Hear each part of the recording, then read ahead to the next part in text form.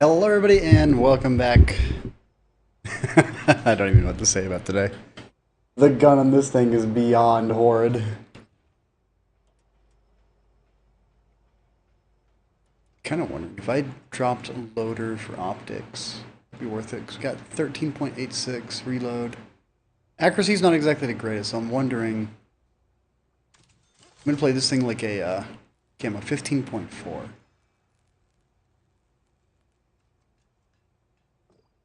I guess we can give it a try.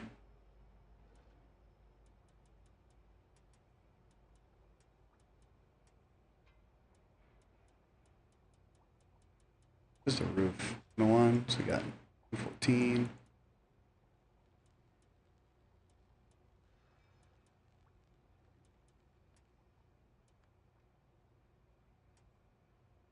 $50.38. Yeah, using max gun depression is going to make you really hard to take down. 442, an extra 41 meters of view range. I don't know if that's going to be worth it. Worth a shot.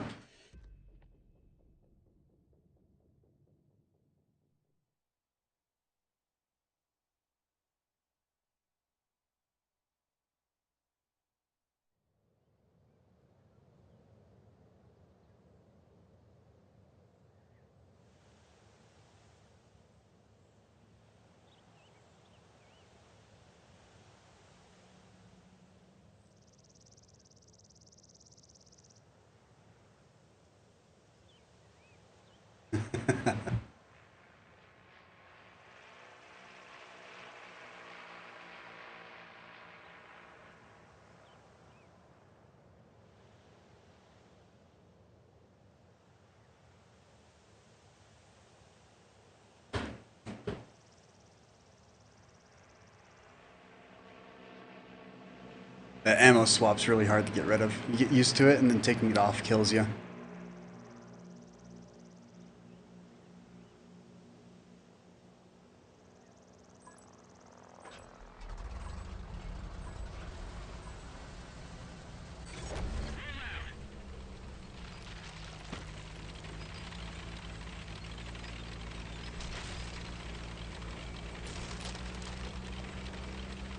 You know, 15-second reload for, what was it, 15.8?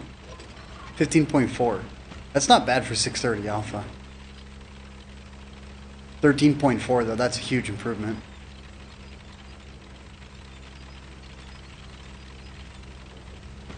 I don't know where I want to go sit.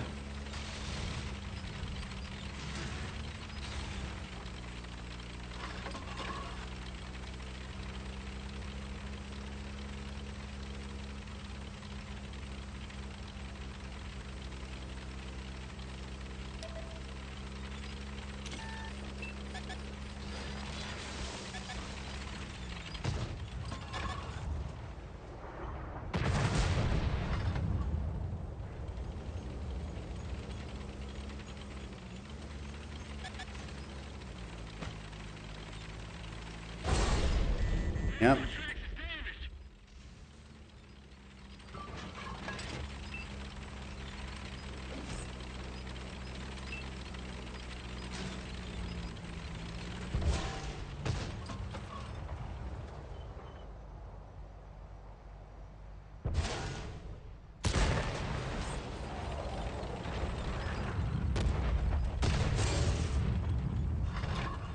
Ooh, right here is actually a really good peak spot.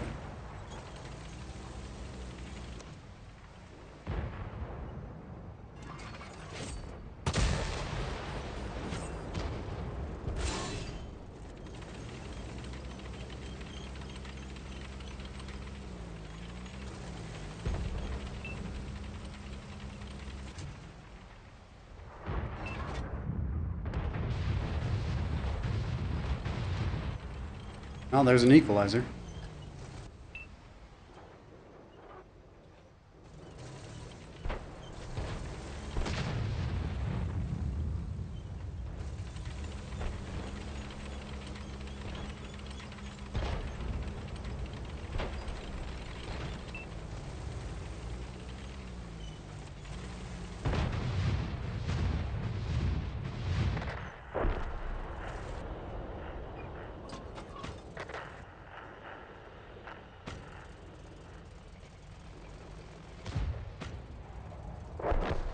I would make an aggressive play up top, but they got a Yaguru and a V5 up there.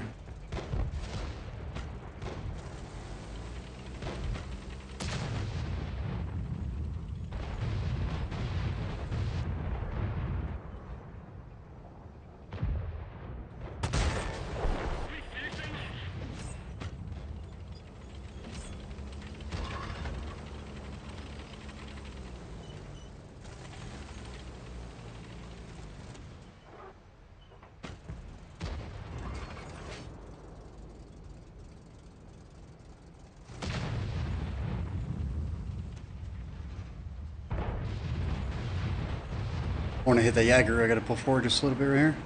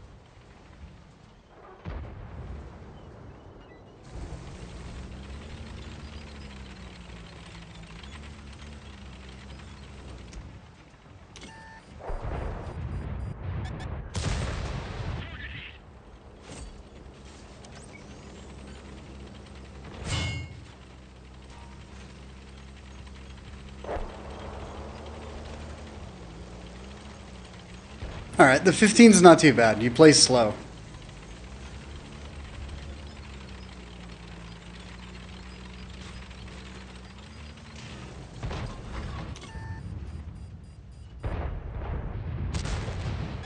I don't know where that shell went, but alright.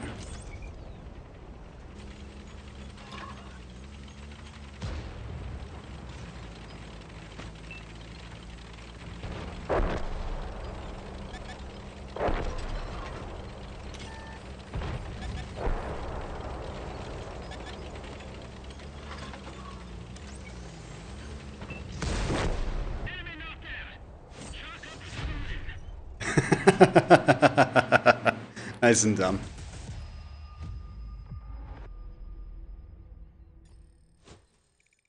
Still confused about how that's an MVP, but alright.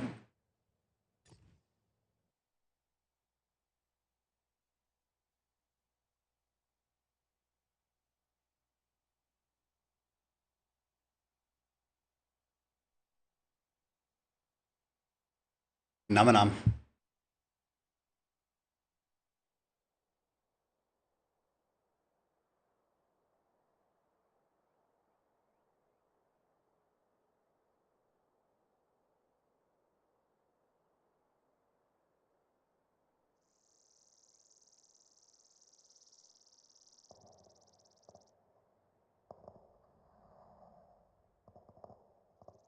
Gonna grind this thing out a little bit. I do gotta make videos. I've been slacking off. Party Wagon is tier 9.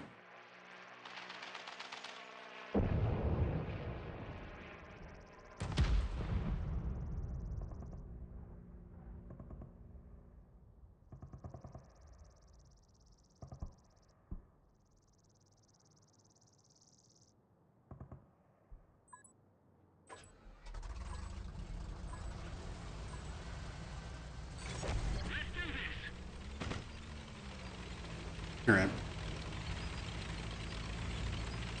All down plays is what we're going to try and go for.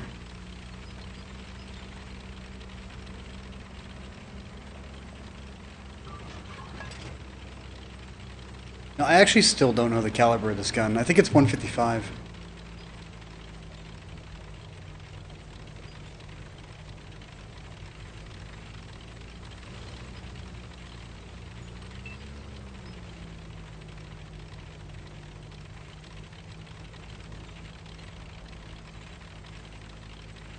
Yep, 155.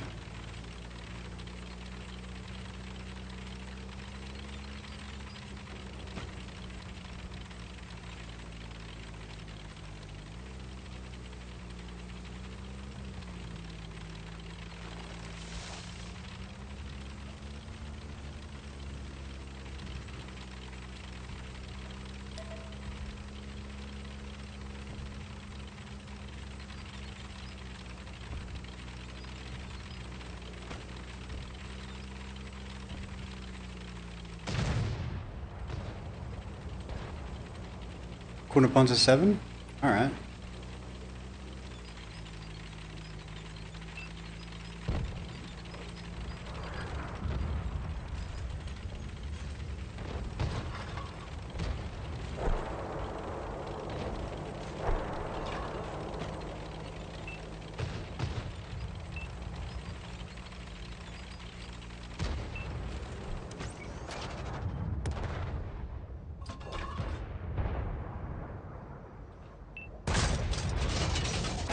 Yeah, even when we take all the time to aim in.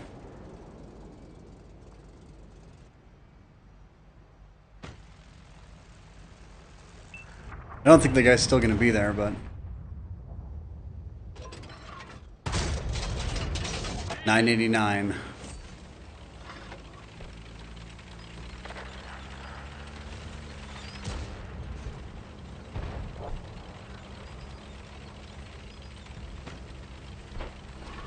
Thing is, that shell went left, so like it nowhere near center.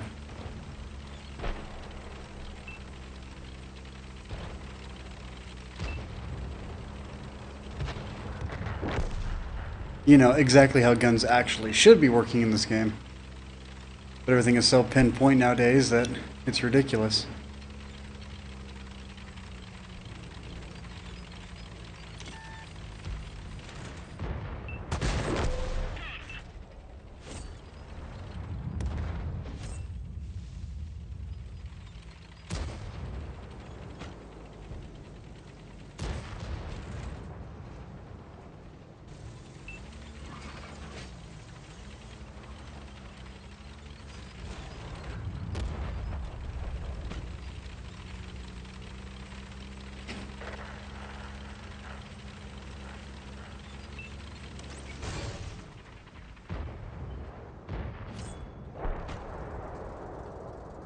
Wonder what the odds are if he's going to come back up the hill.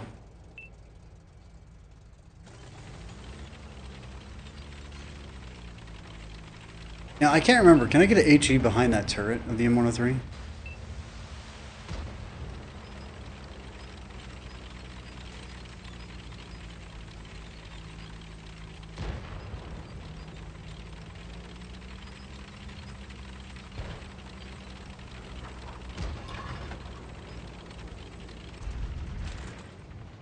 Maybe.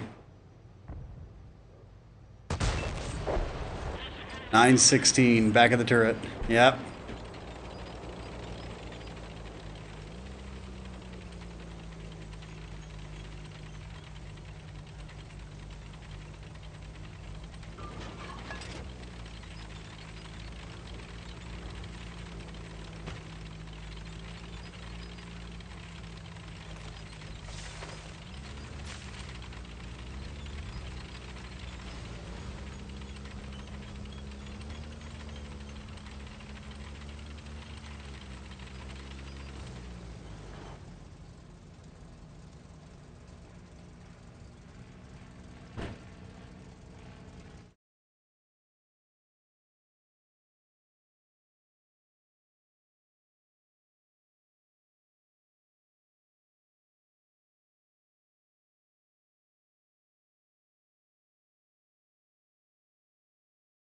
Let's do the 113. Hatch in the back. 152. 233. 224. 247. 231.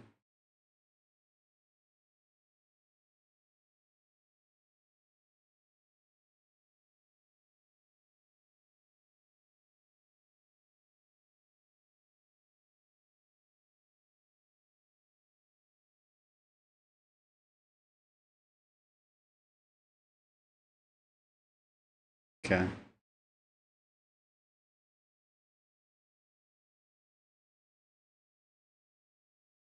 Non-pin around that, should be at least.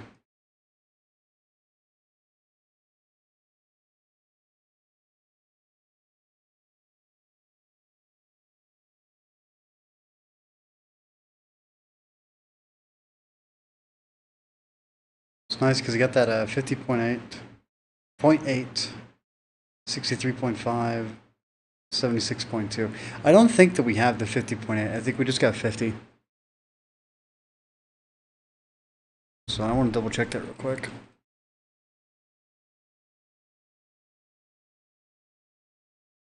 Yeah, we just got 50.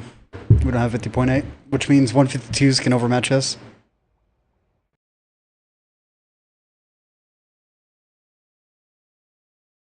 You can maintain some decent auto ricochet angles on this, so you can really overpull a corner and get that butt slightly poked out, and people are going to think it's going to pin.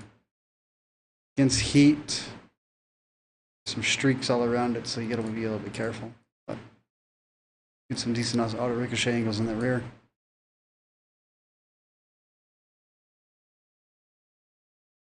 Prep your gun. Reverse side scrape, they ricochet off this, and then you pull out and get your shot. Against heat, though, you'll be safe against tier 8 premium, but not tier 10. Against tier 10, you got to be a deeper angle, and no one's going to fire at that. But against AP users at tier 8, they'll probably feel comfortable firing at this. So you can match with the track. That's a good thing to know. Match it with the track on your reverse. So auto lock somebody, line up there, get the track in the front, and then back up to where they see the butt. I'm going to try that.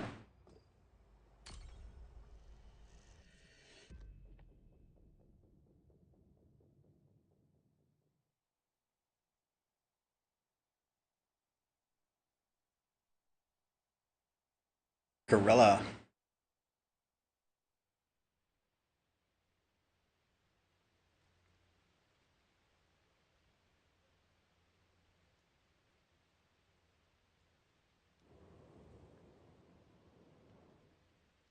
Speaking of which, from the front view, get that lower plate at a decent angle.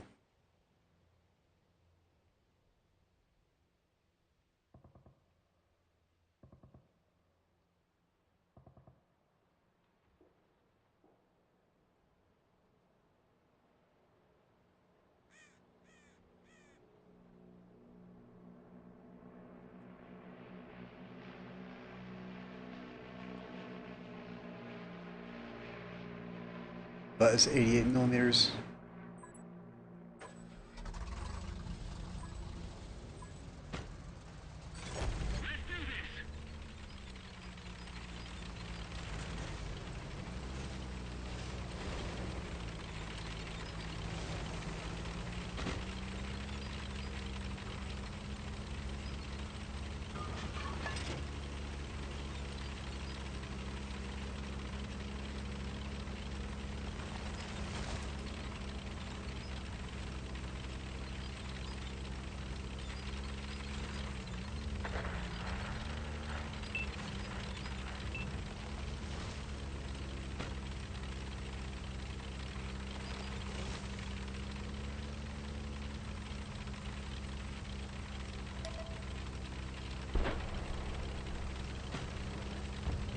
All right.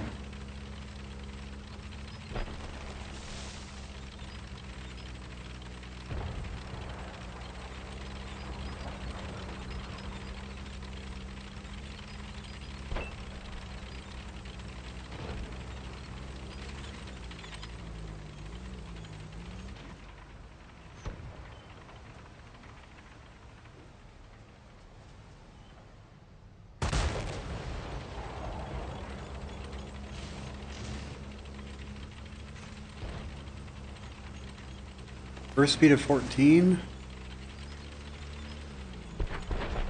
Owie, 800.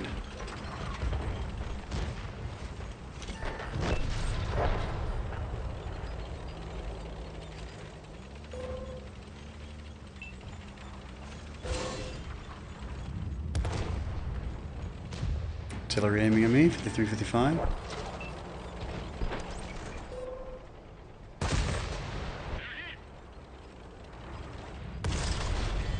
Thank you.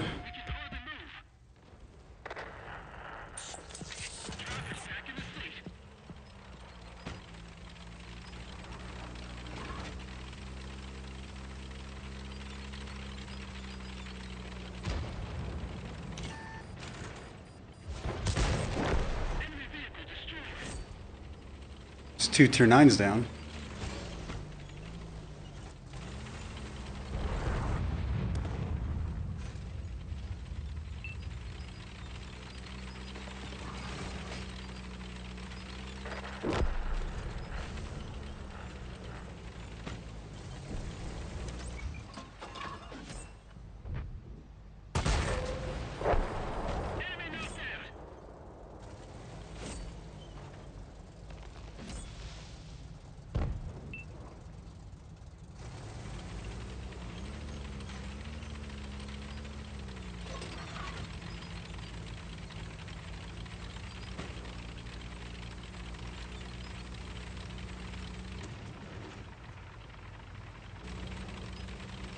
What did 800?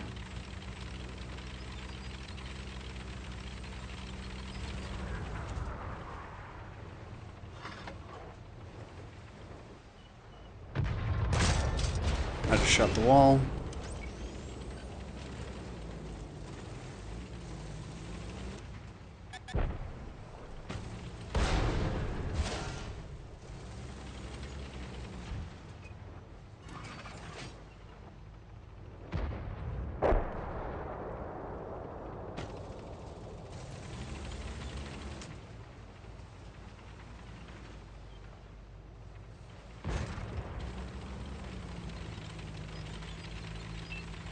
What's up with these matches just being absolute steamrolls right now?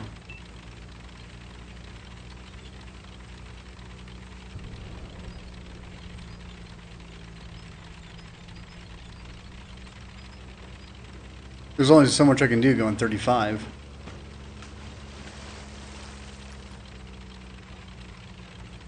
And a slow 35, not a fast 35.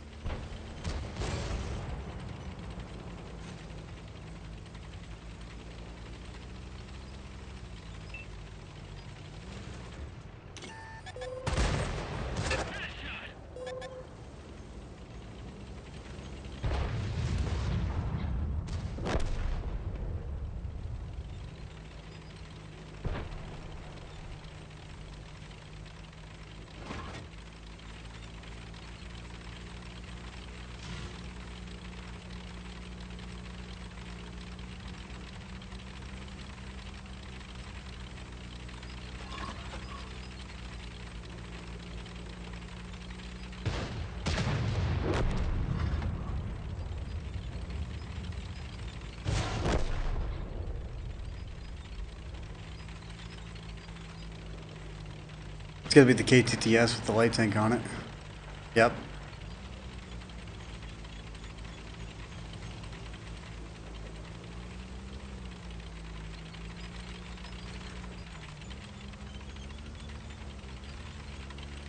Yuppers.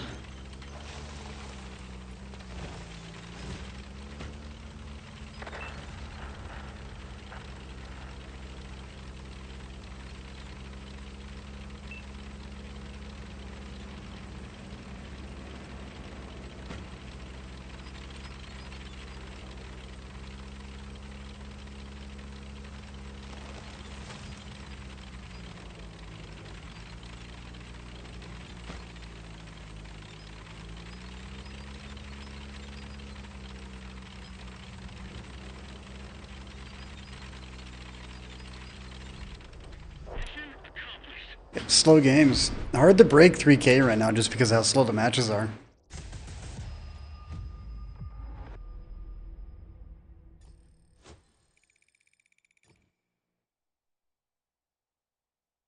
Lakeville. Alright, I hope this is going to be a good one. Alright, we're on the bad spawn. Equalizer artillery.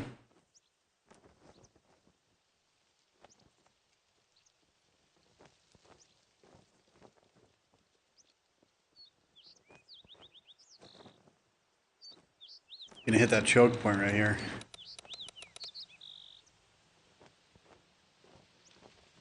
Yeah, everything in the enemy team. There's nothing that I'm scared of. If I'm set up correctly, I should be almost unpinnable. The only thing that will be able to dig me out will be the equalizer.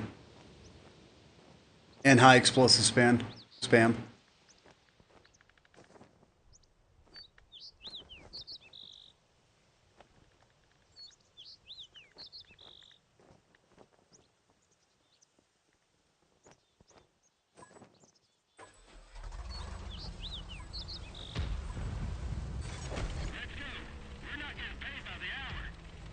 It reminds me, the other day I played the KV1, my first match in it, in 10 years, a whole decade. Didn't feel too bad.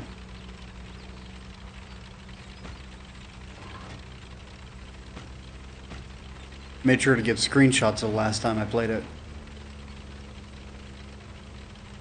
2015.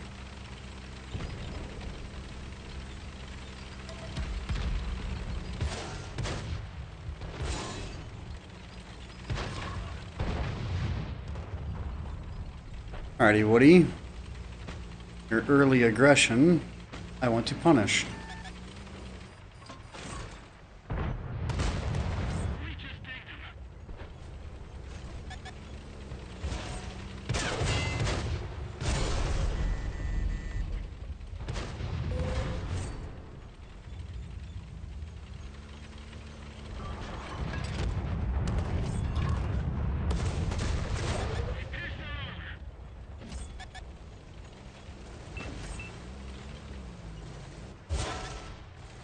Fairly certain I can tear through that fortress without much of a problem with standards.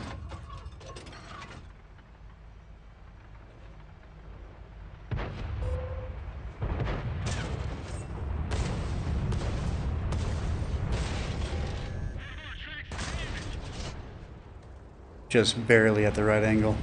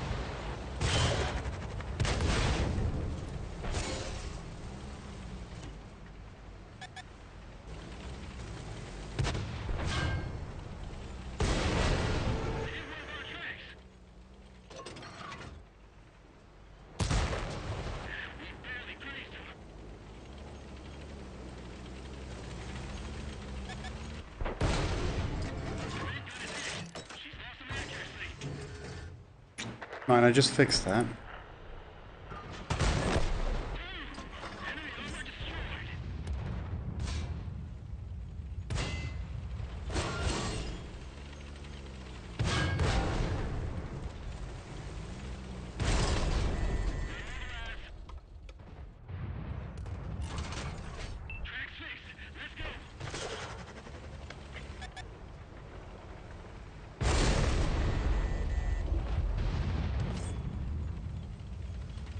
I do gotta double check where that ammo rack is located on this thing.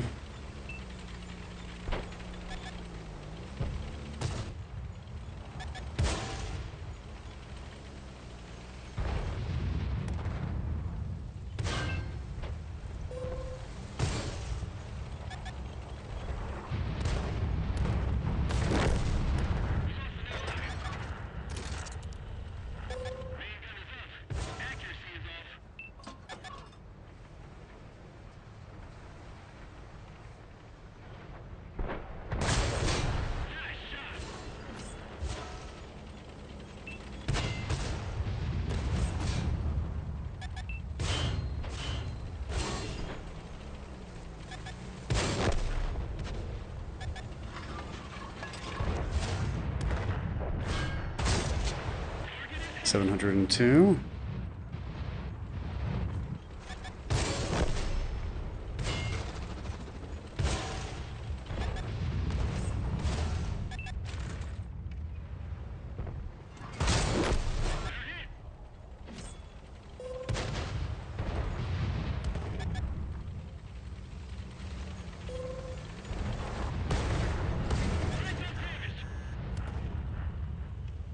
Alright.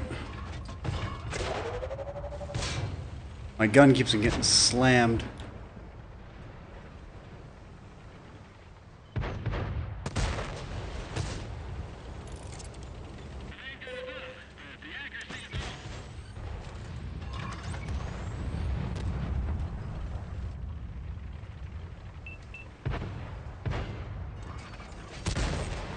That's unfortunate.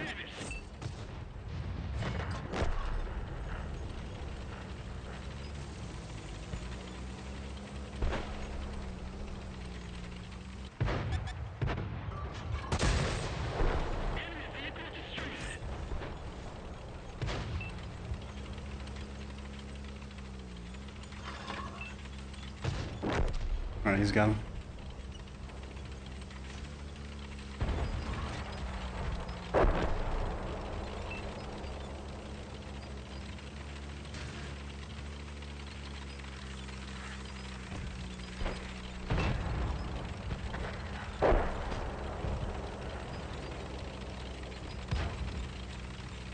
Oh yeah, that 112 doesn't stand a chance. The amount of TDs facing him right now, it's over.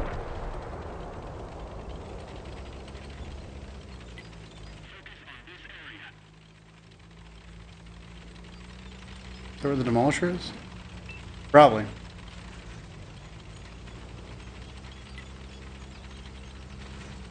I flipped around thinking that they had like 5 tanks over here, 3 tanks over here, and we're gonna push up on the TDs and take them out one by one.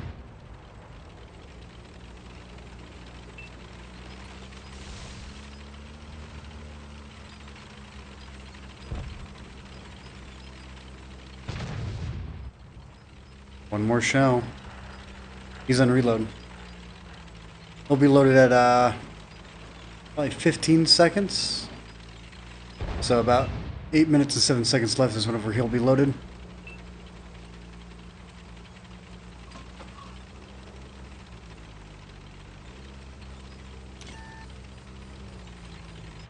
He's loaded right now. Doesn't matter.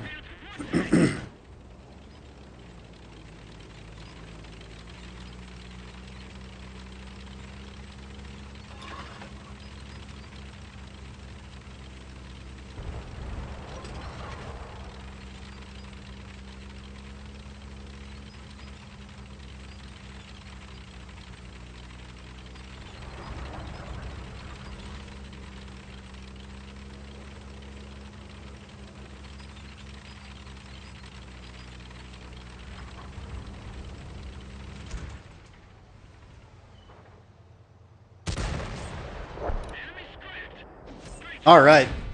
I'm gonna say it, dude. This tank is a struggle. But when it works, it works.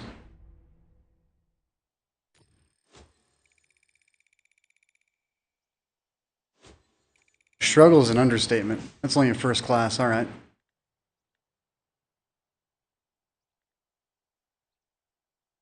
So 2400 is what you need to be able to get a mastery on this.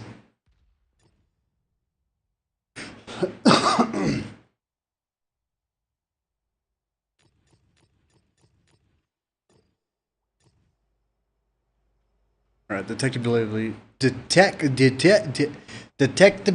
while moving, 268. Alright, so that's in the range of like the steel concealment I find to be comfortable for mediums. Man, this gun is a pain in the butt.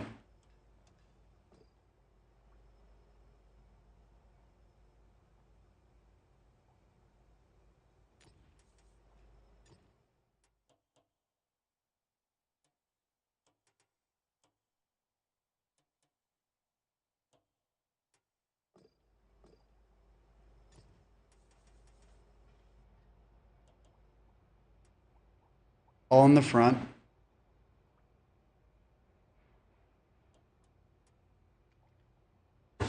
Is it a... What? So there's no crew in the turret. Your commander is slightly gray, you know, like so you can tell commander from everybody else. And you got your driver optics, which one's driver? Driver should be in front of the commander. Then gunner should be on the left and loader on the left. But the thing is, I don't know if this thing has a loader because Ammo's in the way of the gun breech. Like, is it an automatic loader?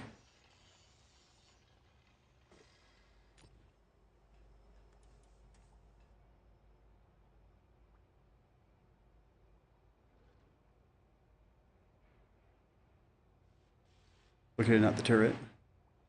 100% at the turret. This could be reduced. Loading was fully automated. Okay.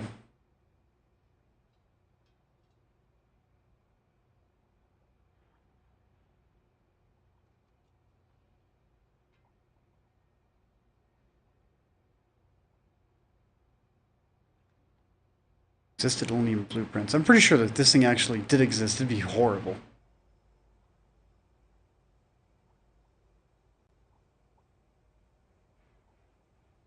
So how big is the engine? What's the horsepower on this thing? 810, 13.5? Alright, that's not too bad. 15 reverse speed.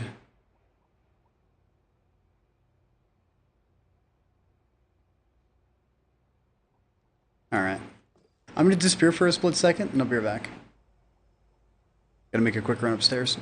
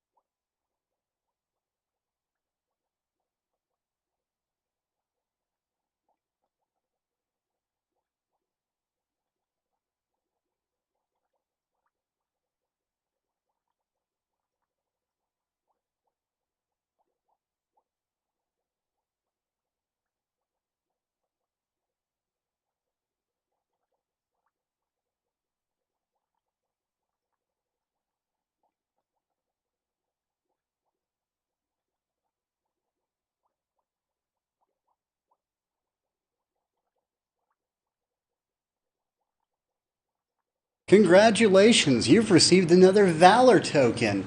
Please go to our third-party application to redeem your crap. I'm sorry, but the fact that that's not in-game, I think is beyond dumb. And I hope I'm not alone on that, because it drives me nuts whenever they do stuff like this.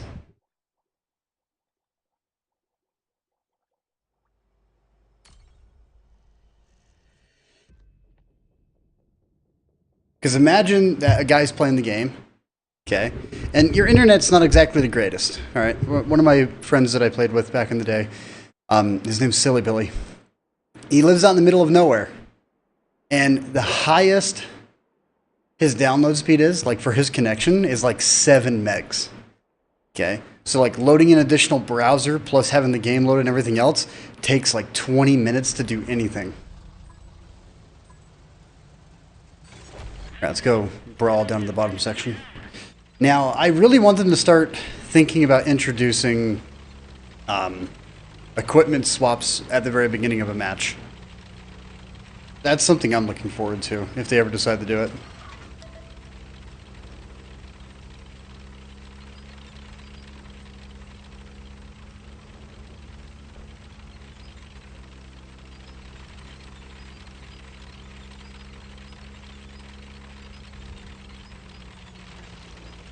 Alright, so I can withstand up to 280 millimeters of heat pin like this. So let's try it.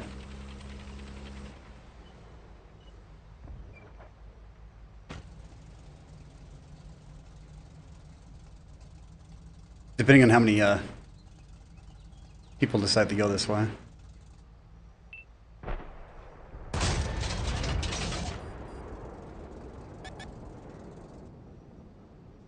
Should have been aiming a little bit lower to overmatch his Under Armour. Hello, artillery.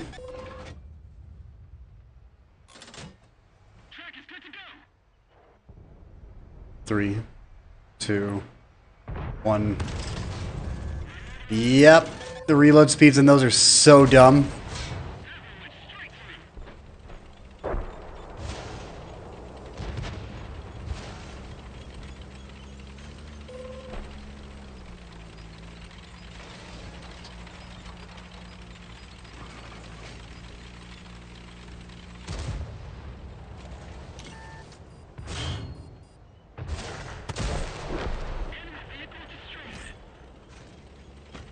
There we go.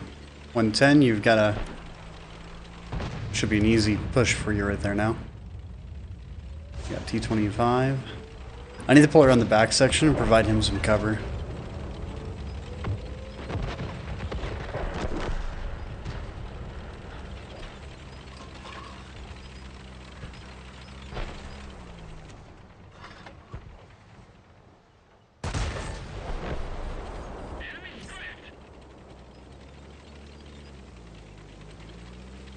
Gotta watch us inside plus this side corner.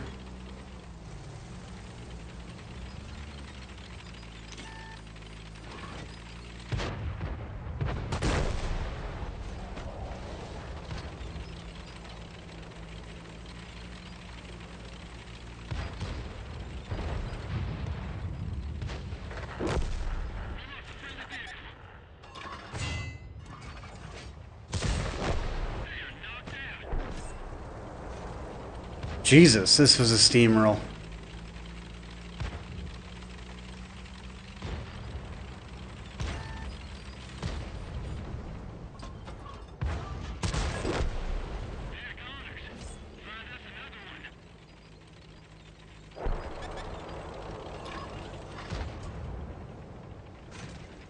Congratulations, your round hit the dirt.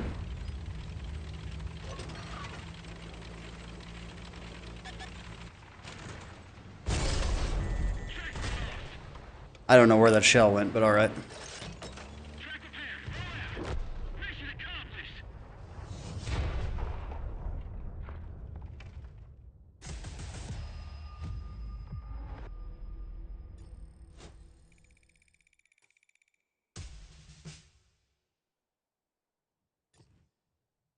This thing's gonna struggle.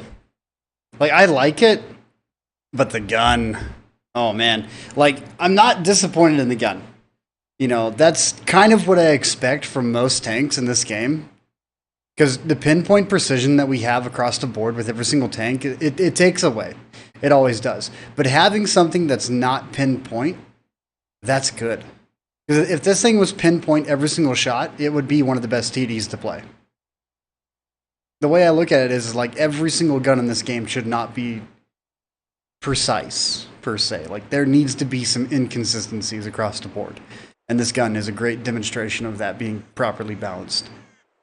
Now, I'm not going to say that I appreciate it, because it means that you're kind of getting a tank that's underhanded in terms of performance, but it's a tank that whenever it does hit, it is scary.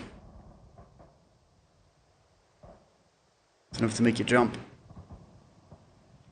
However, the best tank in the game at tier 8, like hands down the absolute best tank in the game, would have to be the Grom. And that's like legitimately best tank in the game.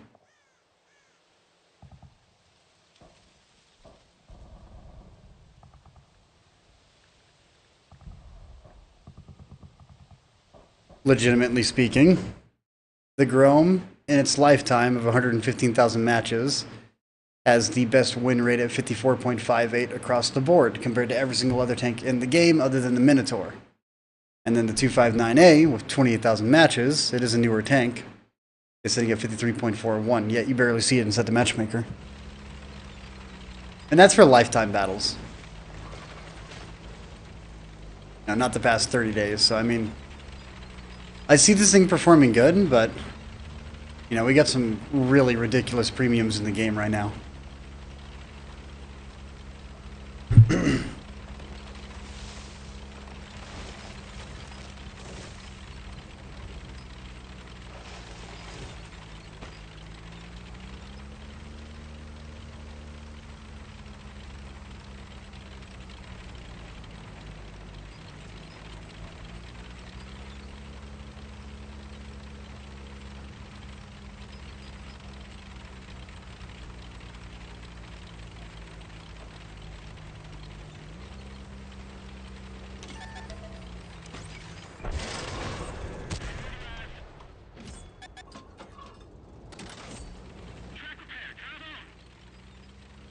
'What's nice is the bottom of this hull is a boat, so you can do some decent angling with it. But the front armor is weak, so you got to be very careful.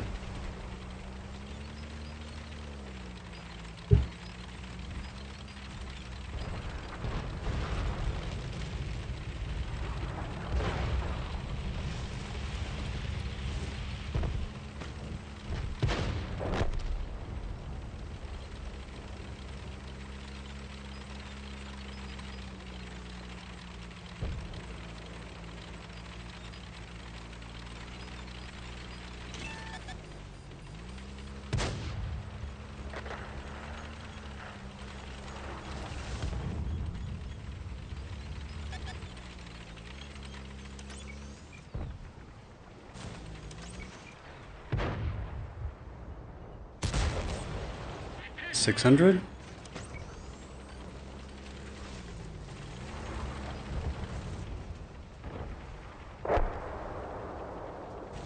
Kind of afraid to pop out right here.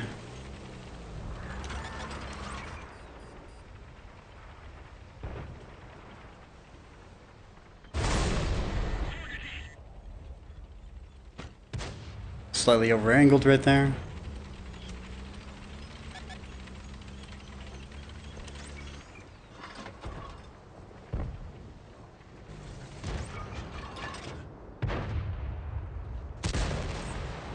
$614.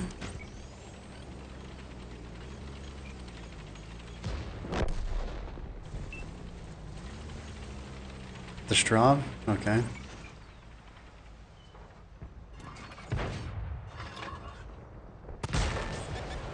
$299. You know, I also want them to fix the HE mechanics in this game, because you play PC and then you switch back to this, and suddenly your HE is not going through spaced armor or debris. Yeah, you get so used to something and then you come back and you're sitting there like, why is it so inferior?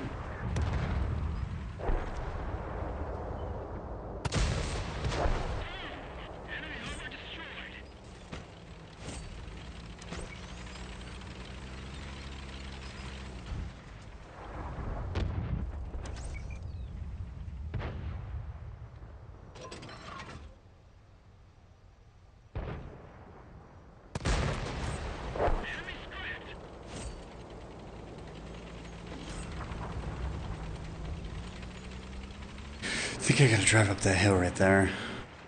Maybe I get some good shots around the map. Ooh, CC Mark II. I can tear through that with standards in the turret.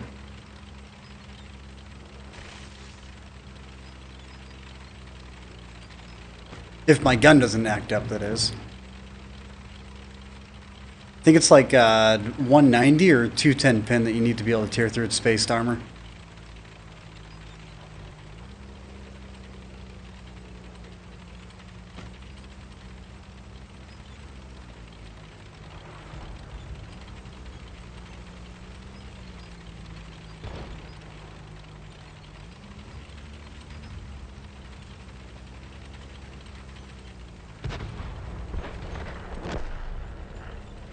Ow.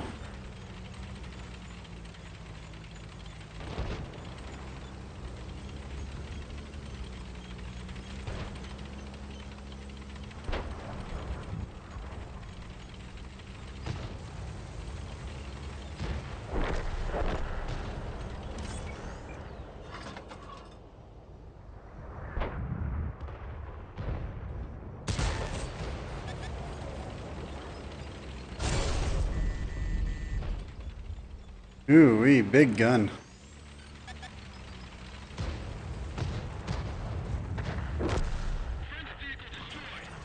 Elevation's not the greatest, but I'm gonna pull up, try and get a shot on him.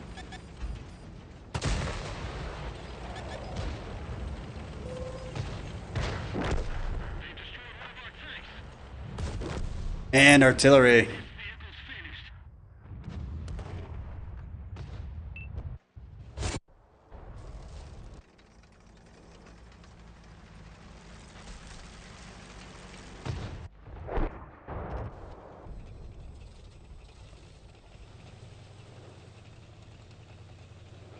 All right, 8 versus 6. I'm gonna go ahead and back out of this, and then disappear for a moment, wait for that to get back. I'm kind of wondering if I want to set up the Grum too, because in terms of like the xm57, I don't recommend. Is it Italian? No. What was the Grum again? Was it Poland? It's Polish. That's right. So we're gonna go America and Poland. Specifically TDs across the board. The Vipera, that's a good tank. But Grom hands down is like one that you just can't compete against. This thing just shreds everything in the game.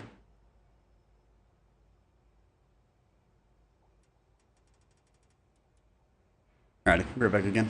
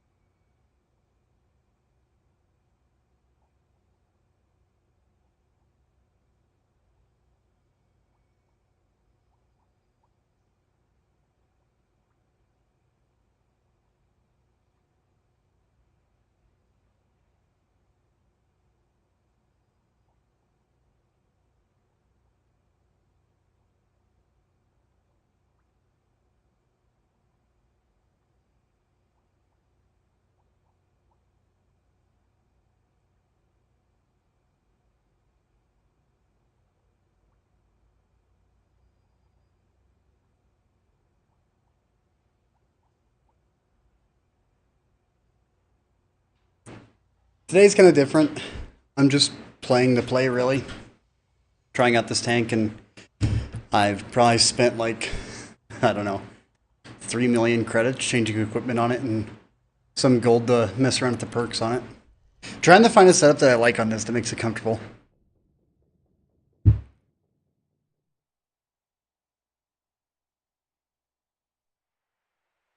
El Haloof. Tier 10. What's up, machine? A new beast? I would say a very situational beast. So I won't stop and say that this thing is not worth it or it's out of place inside the matchmaking. It's got its spot.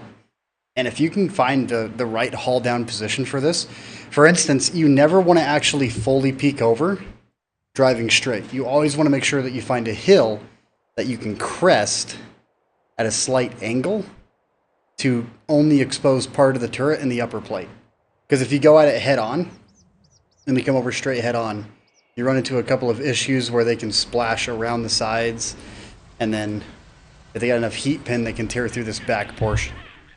So you got to be careful with all that. Sorry, I wasn't even showing you. I was showing myself, no one else.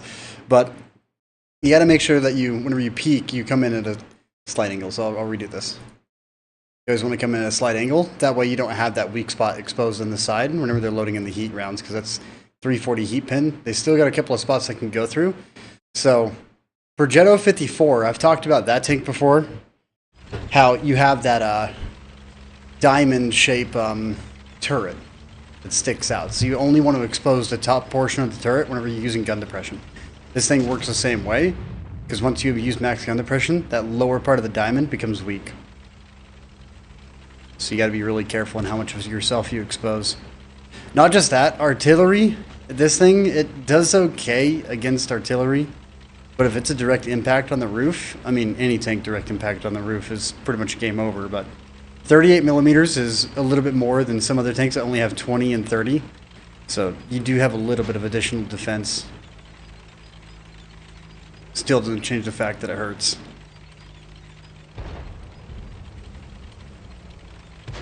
But against tier 10 and tier 9, I don't feel like I'm at a disadvantage inside this tank. I feel like I gotta play it a little bit different against, you know, top tier and high tier.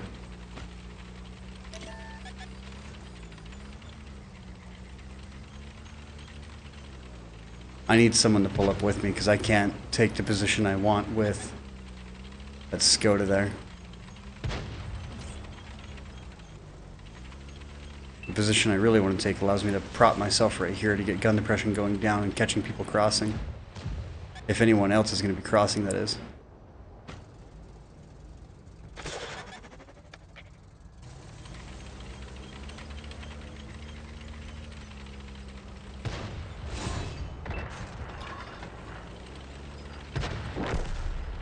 I should be able to high explosive him through his turret.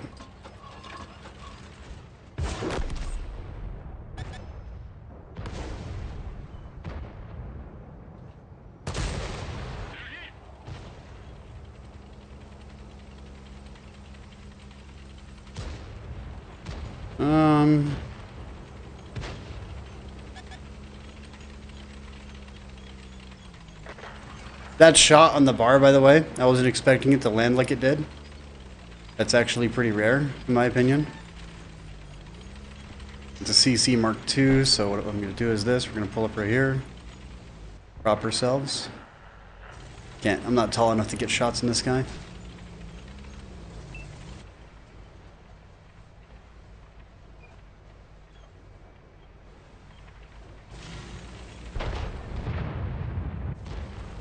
You just fire? You did.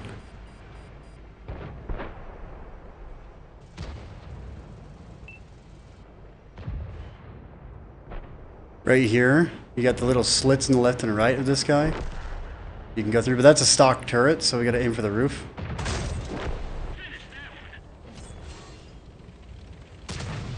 Well, on a fully upgraded turret, the CC, the tier 9,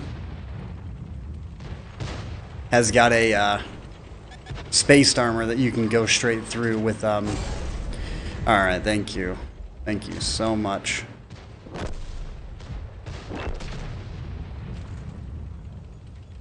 Felt like a 750 alpha gun that did a low roll.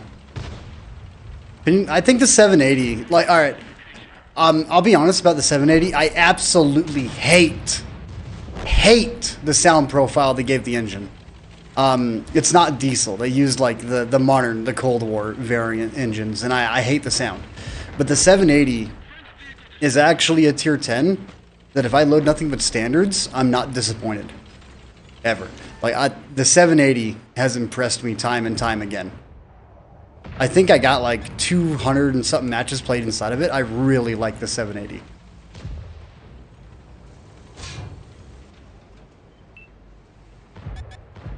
Where would that be at right back here? So we got 489, 493, 437.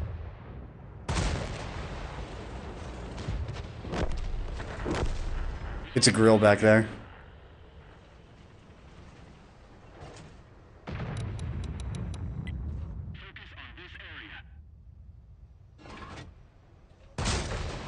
I wouldn't say necessarily a medium, but there is a couple of things you got to watch out with the 780. I'll show you after this match. And it's something that if it happens, and it's rare. But once you know it, you can't forget it. You can ricochet off the lower part of the gun mantle and penetrate the top hull that has potential of setting people on fire.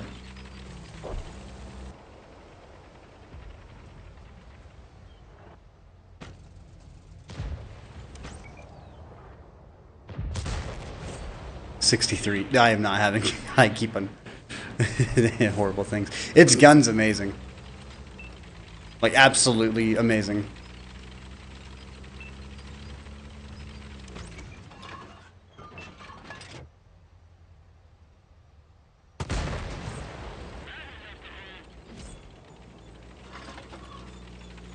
Yep, there's the grilly.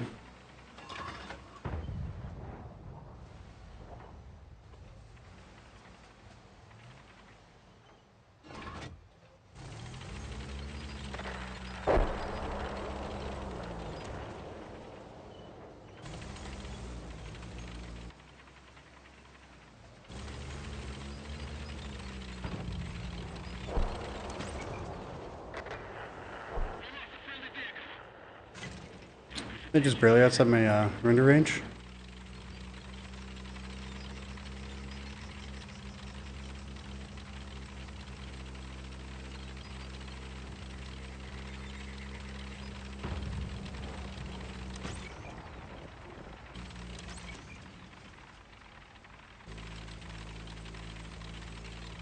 You know, it's like a 530 alpha. It's got really good alpha.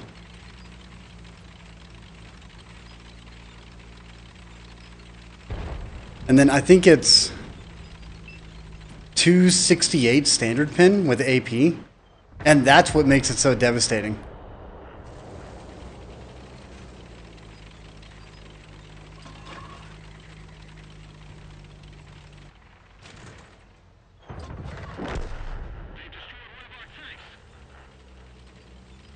Tear apart the E4. E3 on 88 hit points.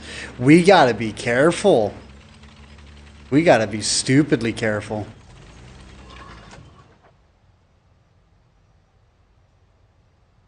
To be honest, I really don't want to hit him with APCR. That armor is...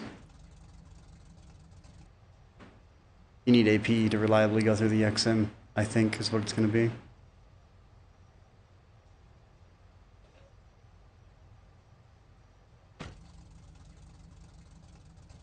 He's watching my rear. That's good.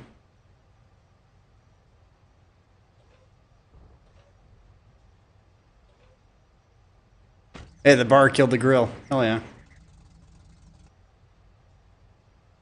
Highlander, I'll be honest, I haven't been a fan of the Highlander since its addition to the game.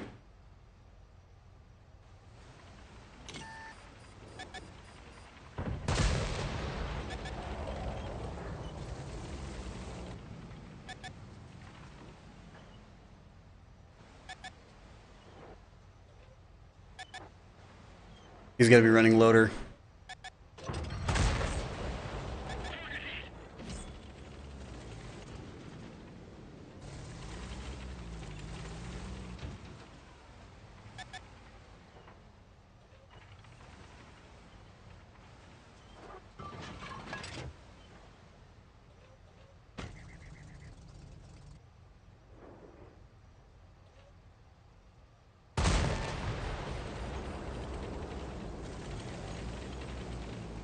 Yeah, for 3 shells, it's not worth it. In my eyes. Like, it's a great lockdown tank that if you get it in a good position, it's hard to dig you out. But once you're on reload, it's just one of those tanks that if its reload is faster, like its base actual reload is faster, it'd be worthwhile. But because it's not, I don't find any actual usability for it. See, we're kind of in a... We're stuck right now.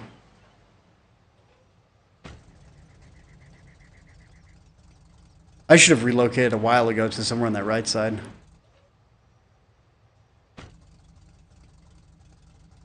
I can't remember if there's bushes around this corner to the left or not.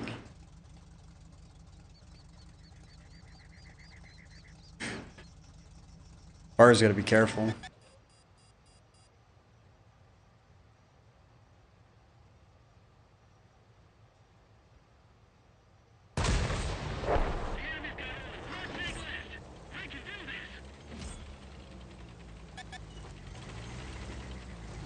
I don't know where the ship vac is, but somewhere in front of me.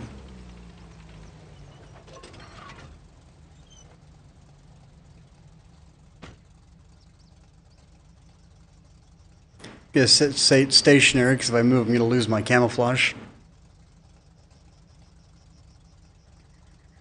If I get spotted prior, I'm gonna prep my gun here for a blind shot.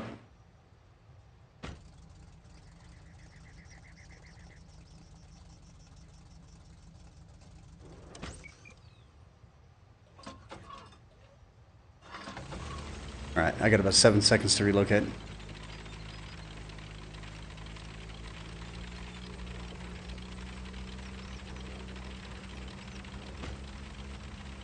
I don't know how good that SVAC is for his view range. But I'm going to get behind this bush, and that should be enough to stop him from spotting me if he comes around the corner.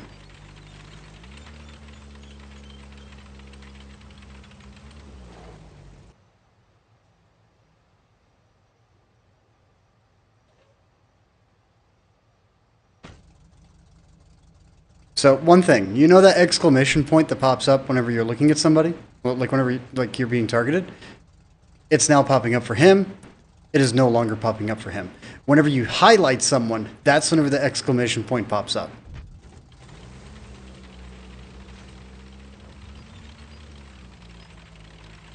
Bar made a mistake. Nope, he didn't. He's fat and he's heavy. Alright, so let's go real quick.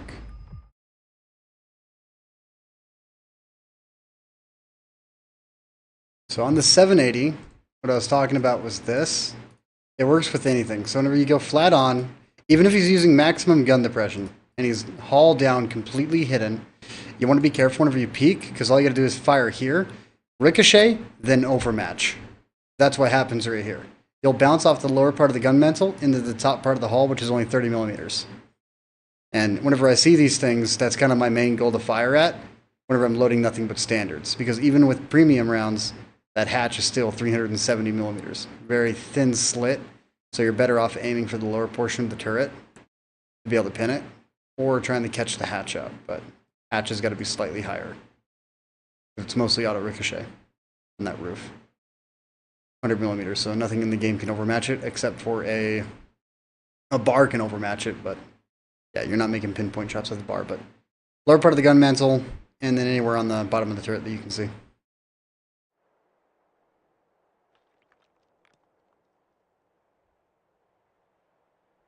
YOLO without fear. How did I get MVP, dude? I am so lost. What?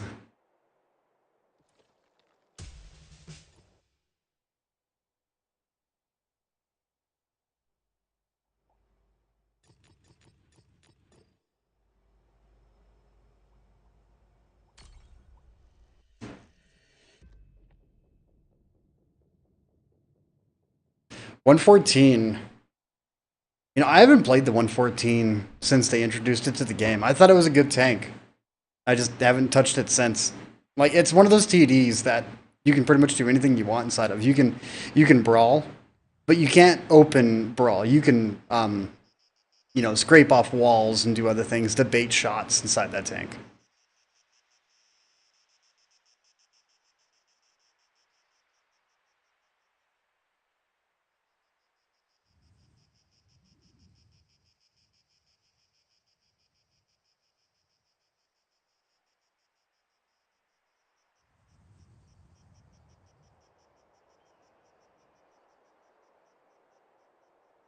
Now, 114's got thicker armor.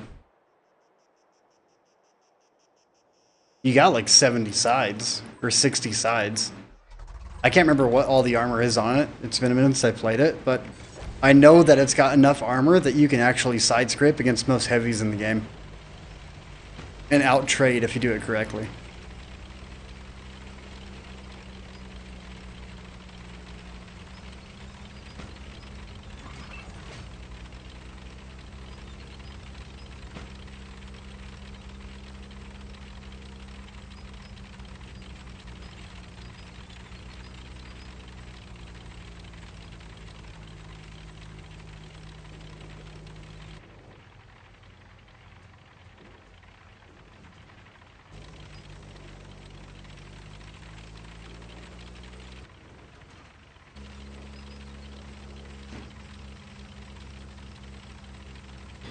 The dispersion on this gun, even with all the accuracy bonuses that I put on this thing, it feels like post 6.0, 0.44.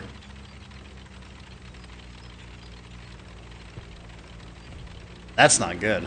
Like that's a janky accuracy. Now, if you had 1400 shell velocity, that'd make a difference. You know, it'd be like 0.37 comparison, but 900, yeah, that's like 0.44.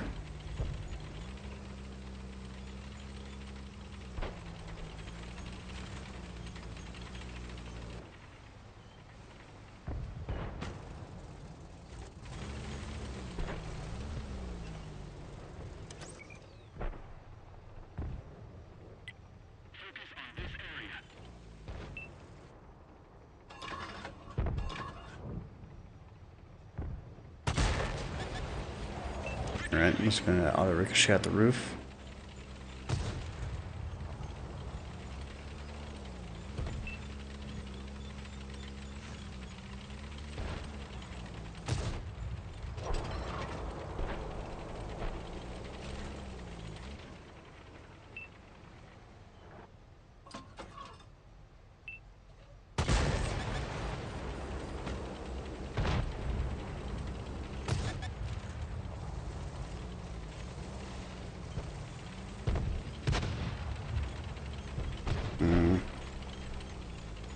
Diamondback.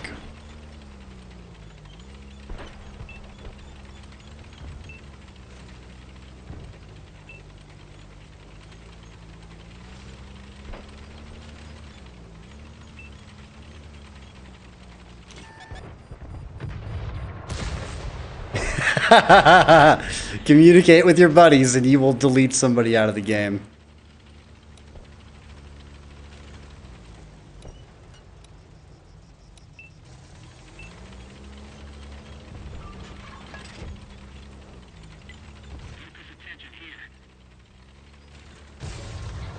Oh, you were on fire.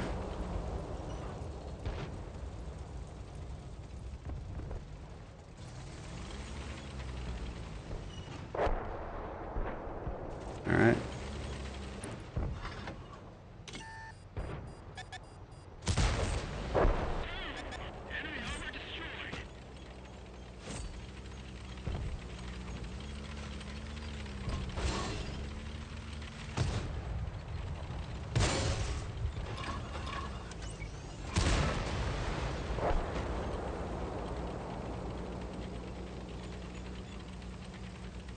MGY's not popping out a whole lot.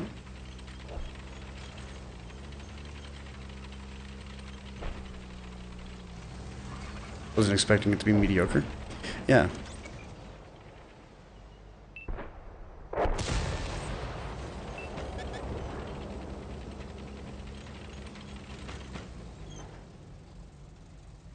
Dude, this is ridiculous, man.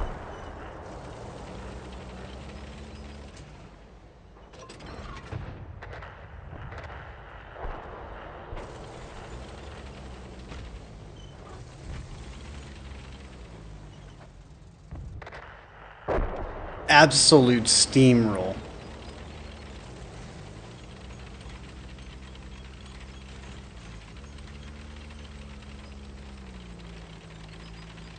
We just lost 4 guys in like 30 seconds.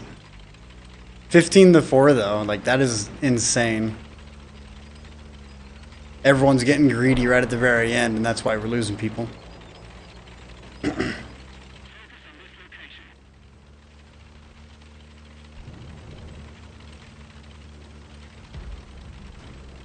Unfortunately, the SVAC, that's like, in my eyes, I think the SVAC is the superior tank destroyer, this update. With all the new tanks that were introduced. I think that the SVAC, hands down, is superior.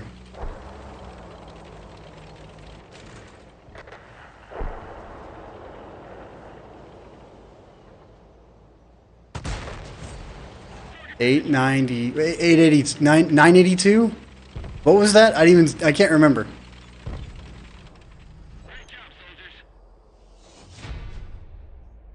Cold War players, right? Machine, right? 6K a battle? Dude, heck yeah.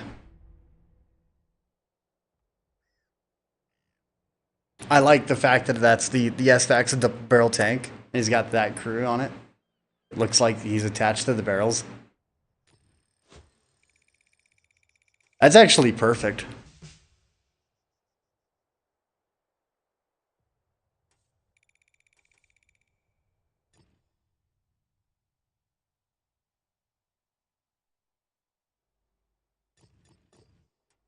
Alright, let's throw a match into the SVAC.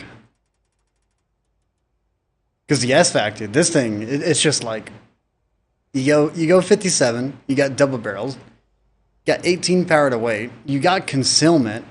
Sure, you got 200 less hit points, but that doesn't matter. Like, you have concealment and speed.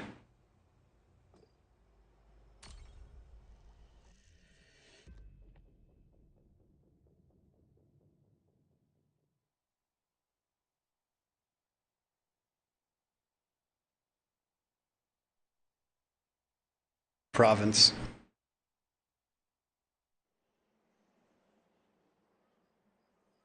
And top tier.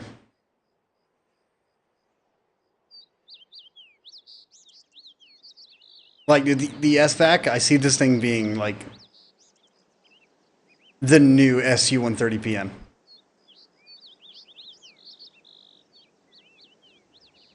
Like, this tank is going to be played as much as the SU-130PM. That's what I think is going to happen with this tank. Better power to weight.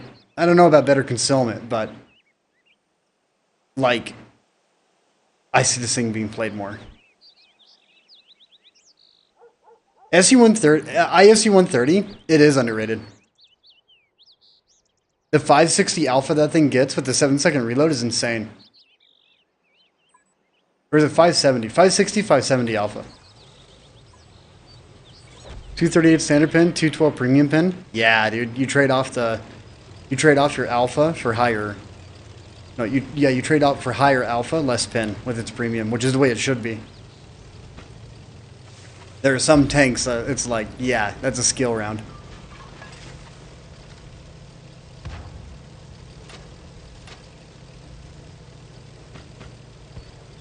But look at this thing go, dude. You got all the speed in the world to relocate wherever you want. SU-130, you know, right next to me. But as he turns, he loses all of his speed. And look at this. I'm just outpacing him the entire way.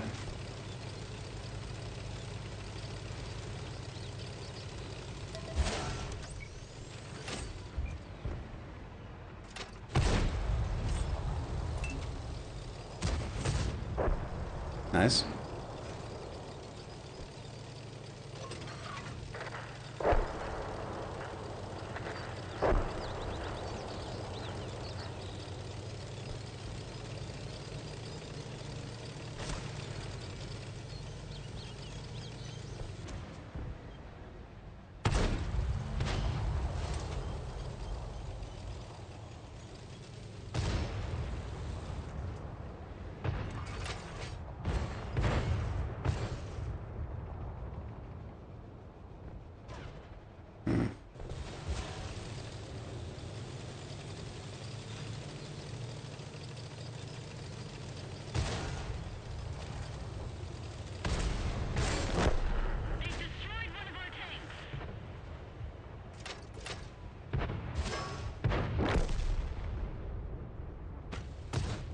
I'm gonna chill up for a sec and see if that T-77 wants to pull forward again.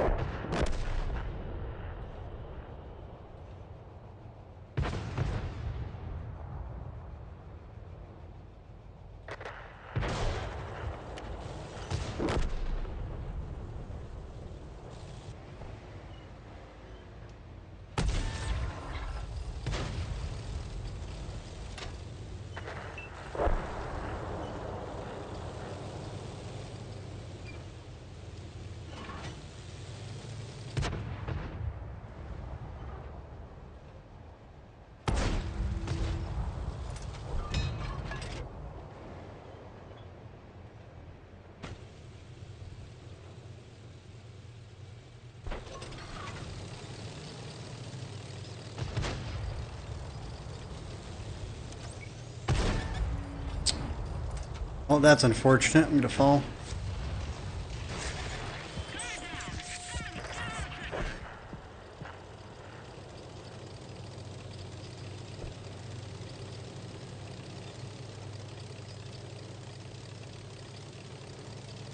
The Aviary is a tank that shouldn't even exist in this game.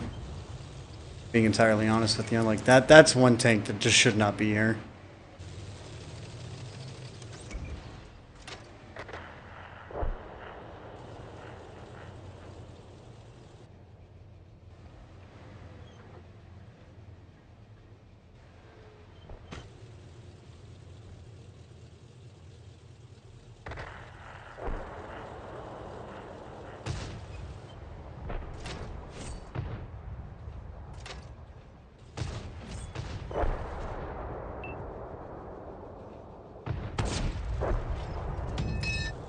Relocate a little bit forward.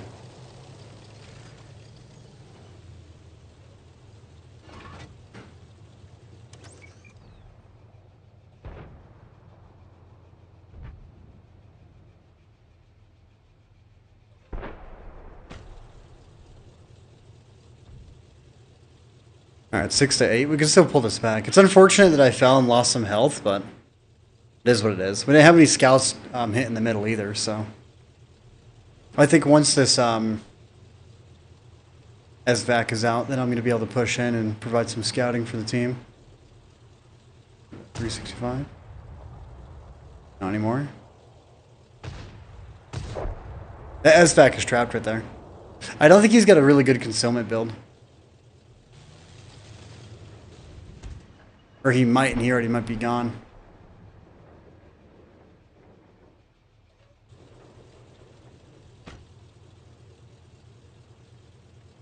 Is there anywhere I can drop down? I don't think there is. You're kind of forced to stay up here.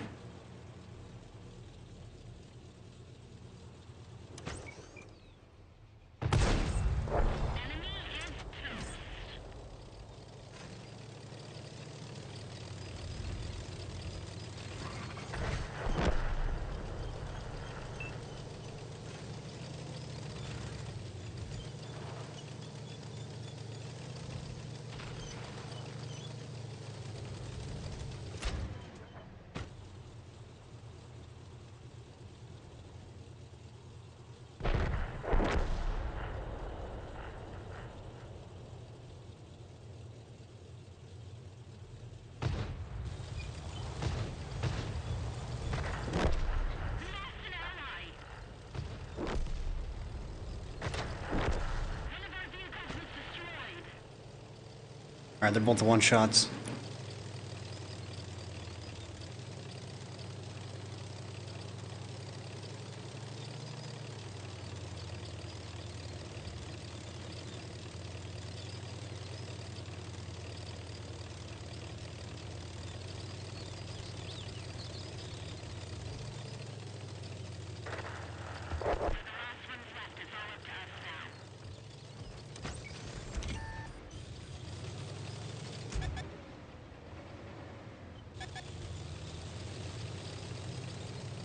Oh, that isn't good.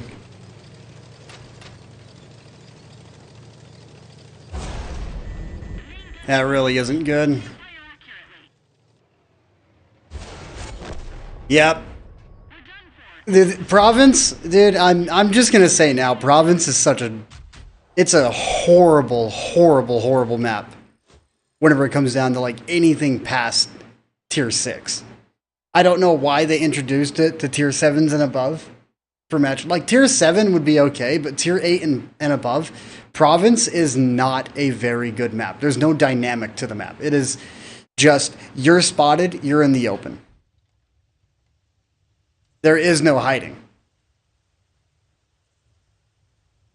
Now, if they kind of brought up a lot more stuff around the map to give it a little bit more of an edge, it'd be worthwhile, but they didn't. So in my eyes, it's a horrible, horrible map.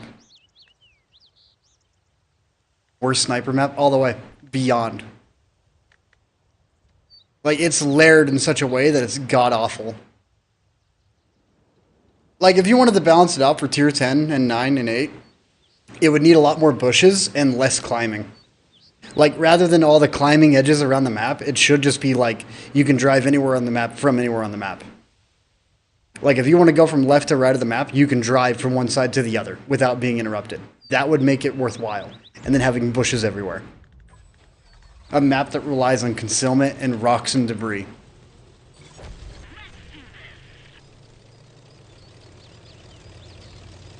I don't want to waste my time in that back section just yet. I'll rotate back if they are getting overwhelmed, but there's no point to do it at the very beginning.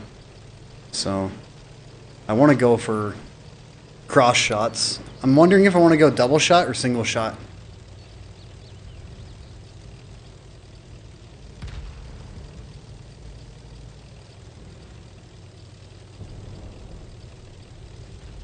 Because I'll be providing the scouting.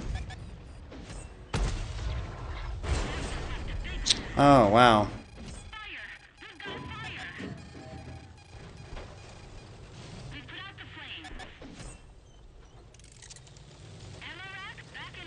Yep, welcome to the world of tanks with the YOLO light tanks. Well, I'm in a pickle. A very uncomfortable pickle.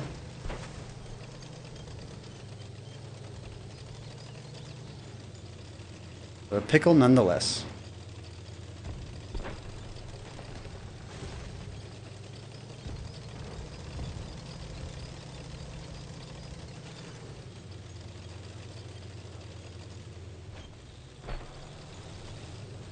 Yeah, it's literally like who can scout first, who can get first shot, who can get first blood. That's all Province is.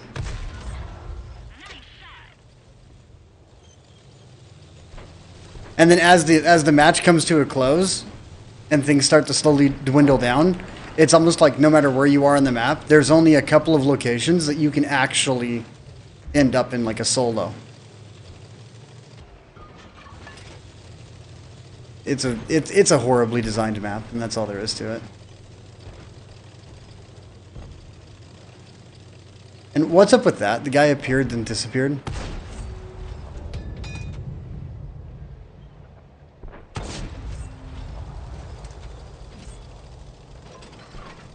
Have you guys noticed people appearing and disappearing? The game's all like, well, technically he wasn't supposed to be spotted, but we were confused.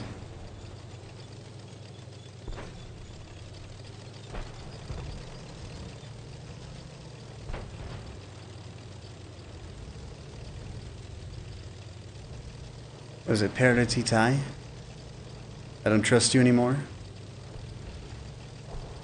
No, it's like it's Tango para Titai. I can't remember how it's pronounced. It's a Spanish saying.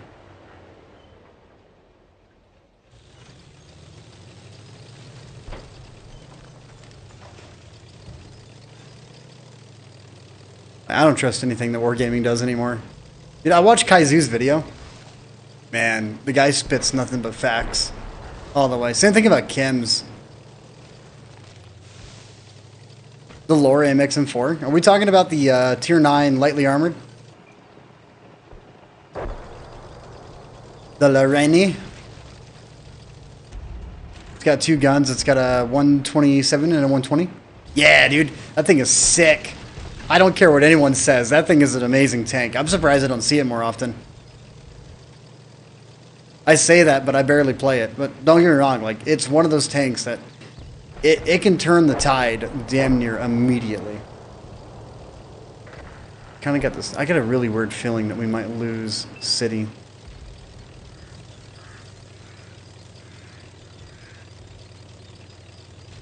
No respecto. That's what it was. No respecto para ti.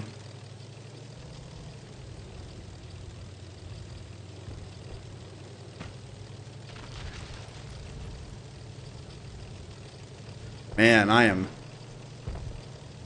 just cruising.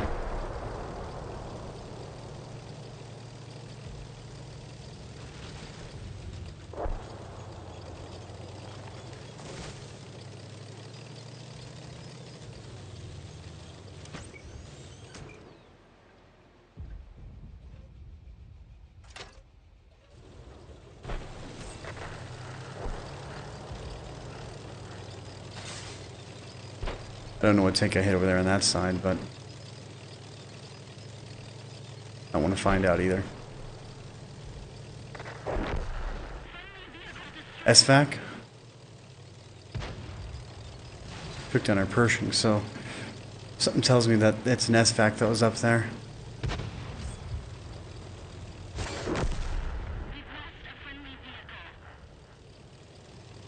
If it is an SVAC, he should be one shot. If I hit him twice with blind shots, he should be one shot now.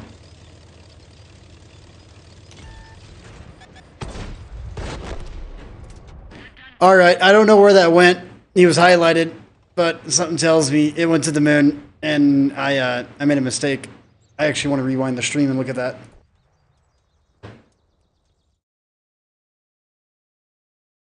Is it this blurry for you guys, or is this just me?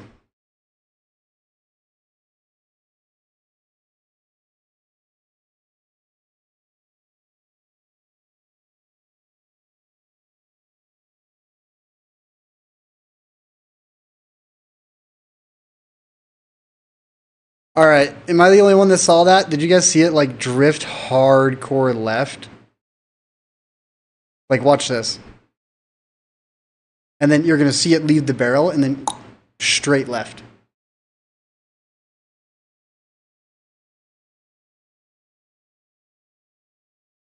Don't get me wrong, like, that was a dumb shot on my end anyways. Like, that wasn't going to hit crap. But I saw it just fly off. What?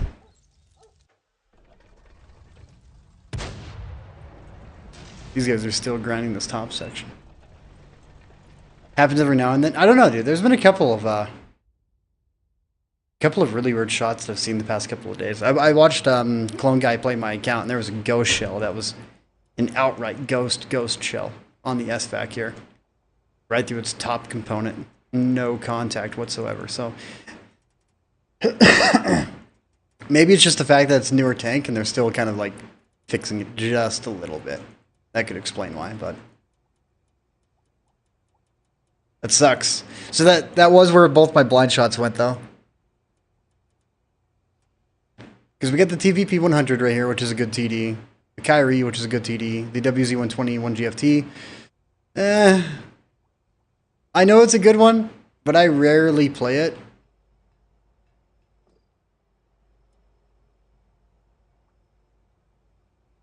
Tanks to Basante.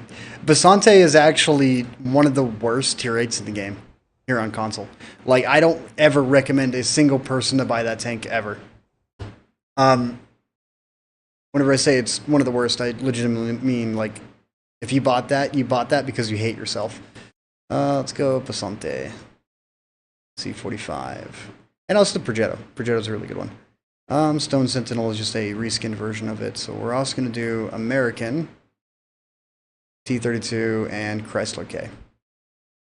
So Basante C45, sure, haul down, it's good. Max gun depression. Biggest problem this thing has is this. Let's load the heat rounds, and suddenly 280. 280. Underneath here, 256, but it's with heat, so it's not going to be really reliable. And you can also kind of catch out every once in a while, really weird spots. You'll get pinned here and around the bottom sections here. But primarily, it's this top. If you're top tier, it holds up good, but that 13-second reload is what breaks you. Now, Progetto 54 Mod 1, this thing's got a 9-second reload, but I actually think this thing is a superior haul-down tank because that top 280 against AP, and then up against let's say 112 heat. But the heat, we're gonna max out that gun depression. And keep in mind, just because it's from the 112 250, you still can read the millimeter pin 312. So this is superior armor on the tech tree version of the tank rather than the premium right here. The only difference is that the C45's got an additional 20 millimeters of space protection, but 185, while the CC here has got 180 at a deeper slanted angle on the inside.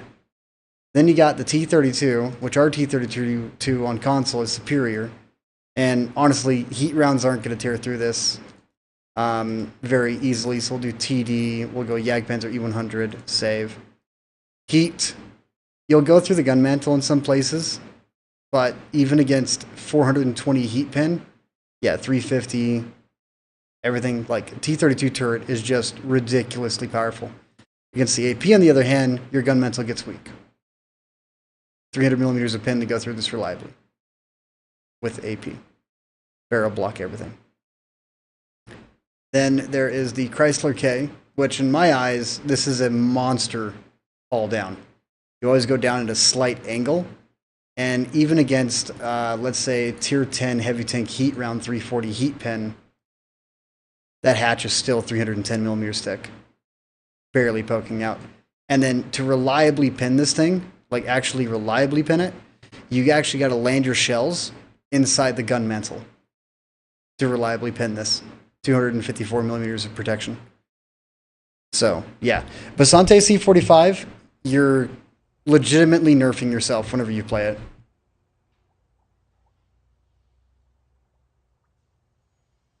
Got like a 4.1 KD. Well, yeah, it's an autoloader. Of course, you got a higher kill-death ratio inside of it.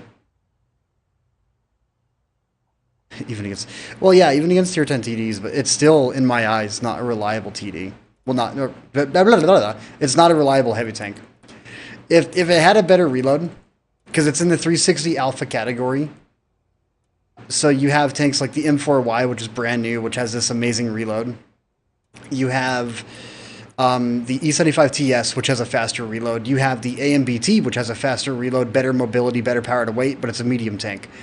That is an absolute monster at tier 8. That AMBT. Like, for instance, I need to enter studio mode and make sure I'm not going to be showing off anything in my voiceover replays that is not meant to be seen. Yeah, I do have one that's not meant to be seen, so I got to change that out real quick.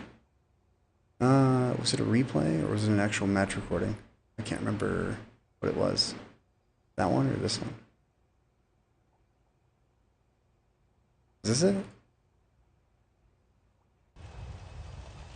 No, it's some M4Y gameplay though. AMBT. Really close to the match though. I think it's the one right behind this one, so right next to it. If I'm not blind, I think it's this one. No, that's with the real shit pack. I know I have a recording. It's very recent. Oh, it's this one right here. You guys can watch this as I disappear at the AMBT.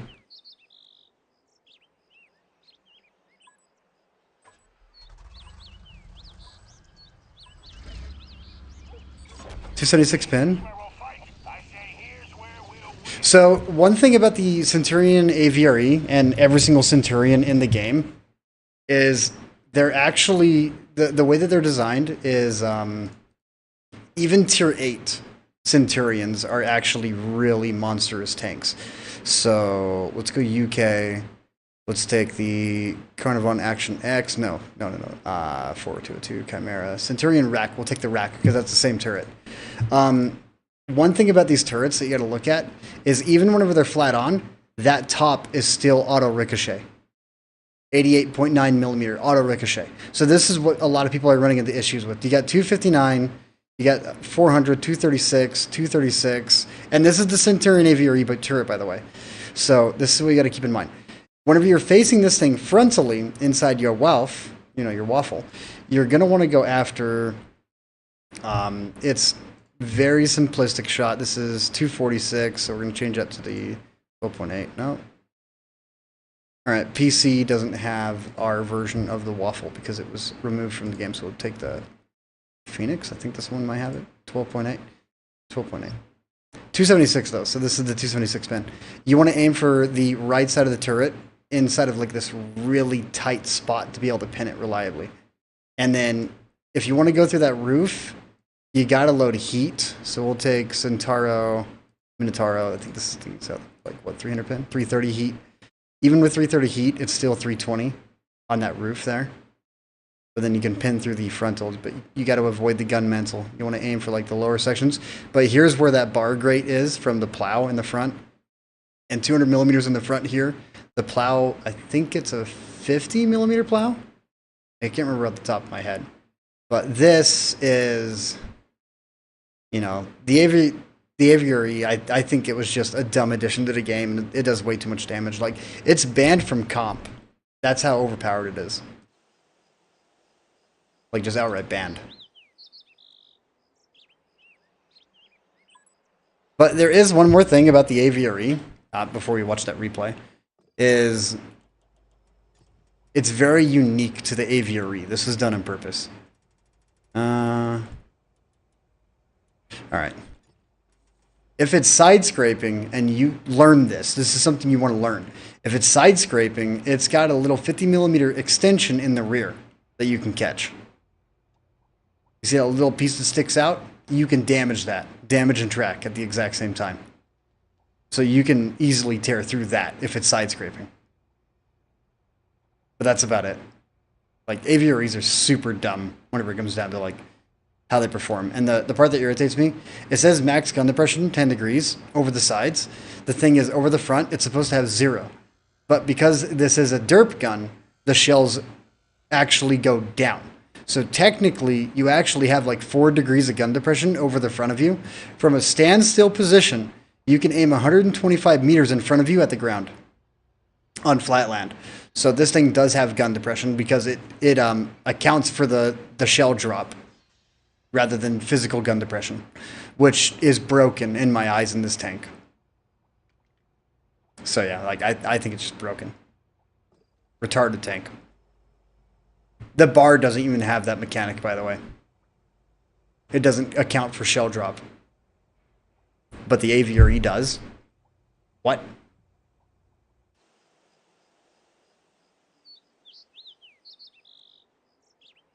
Okay, I'll be right back. Go ahead and enjoy this replay. Lava Maker, this is the AMBT. I think that this thing's an absolutely amazing tank, and I would prefer this thing any day over the Basante. You have no idea why? Well, it's because the bar has been buffed how many times? Like 5? They can't make up their mind. I mean, you have problems whenever you introduce a tank that has no gun depression, you know? The Strum Tiger has gun depression, you just gotta play it right.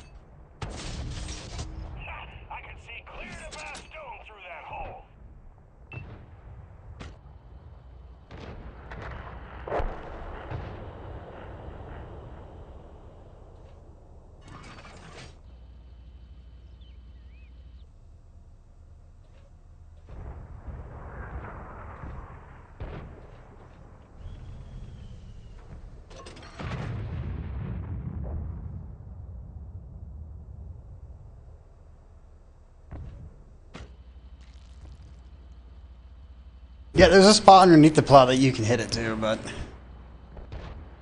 reliably pinning it is kind of a pain in the butt because you got the bars in the bottom that stick out. You got to aim dead center, far left or far right. And then you still got to deal with the tank itself and shells drifting off.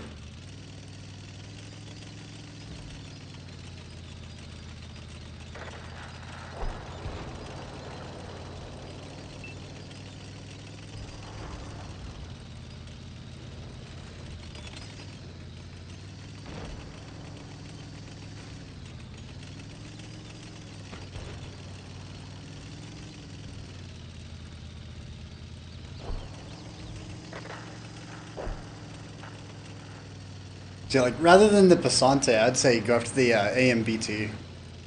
It's got a better reload and better gun handling. Don't get me wrong, I'm not a big fan of heat rounds. And since this is an autoloader, I load nothing but premium inside of it, which is becoming a thing as of recent. What's up, Comet?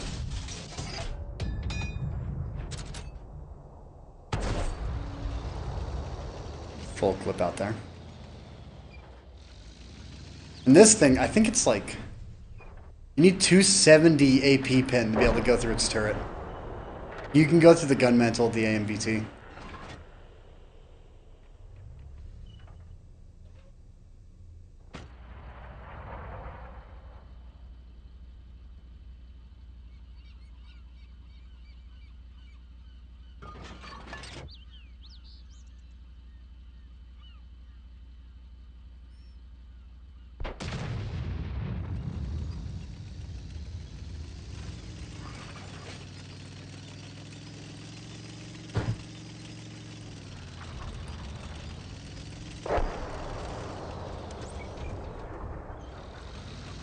Trash war.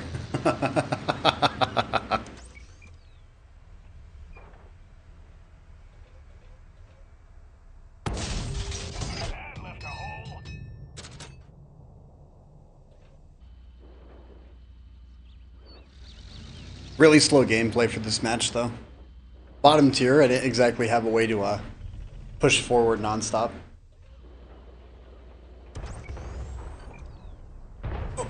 4005 or roofless? It depends.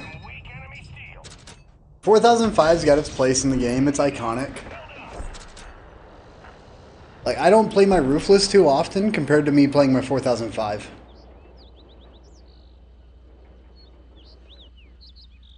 And I would actually rather play the 4005 just because it's got power to weight out ass. The thing is mobile.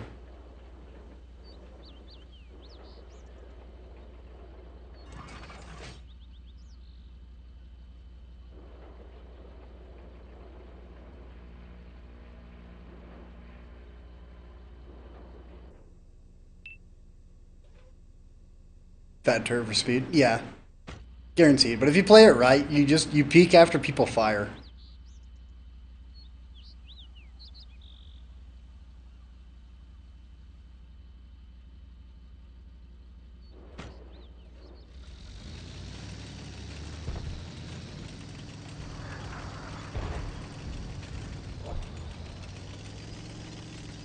This match was pretty slow, so I'm going to go ahead and fast forward a little bit.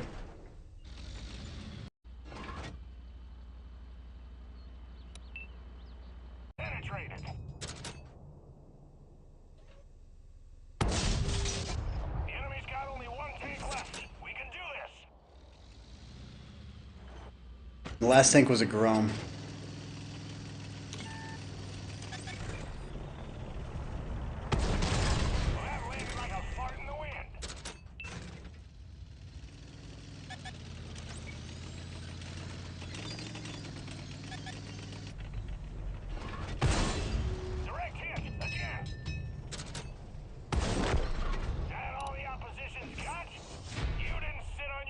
Now I'm just grinding out right now, checking out a couple of the other tanks. The two new ones.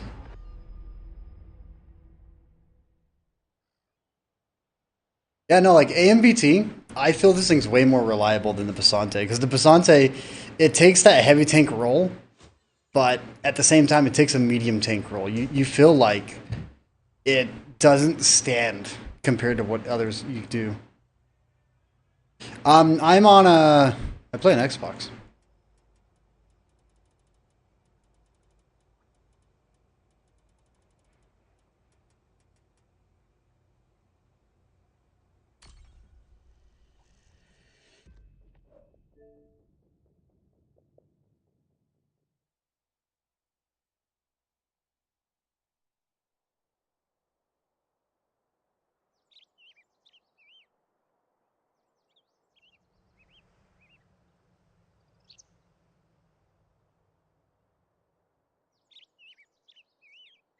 Speaking of which, I think I might pull up Clone Guy's video.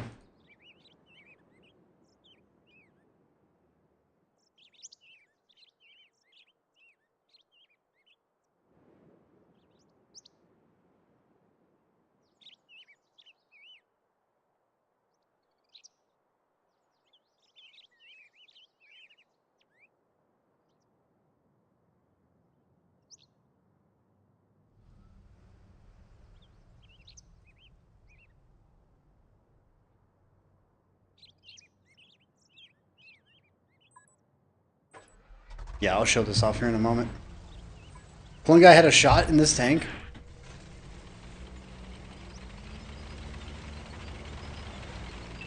Go for Bravo.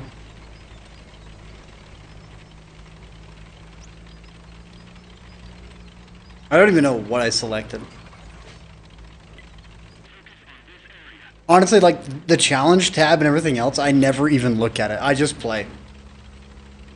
This is one of those games that I don't give a crap about the challenges in the game. And then they always introduce stuff in the challenges board. Like, for instance, the new board that they added to the game. Like, I haven't touched it since the first time I logged on. A few days ago. Like, I keep forgetting that it exists. You know, there's no reminder in the menu that tells you, hey, don't forget that there's a challenge board that you can, you know, put your tokens wherever you want. You know, because you don't remember. It's not something that happens all the time, and it doesn't remind you.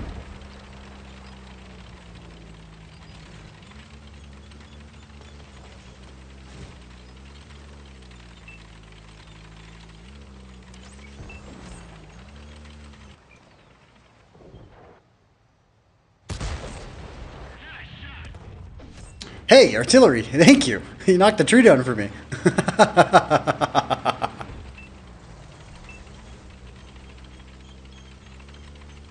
It's in the wrong spot though, but hey, you know, not gonna complain.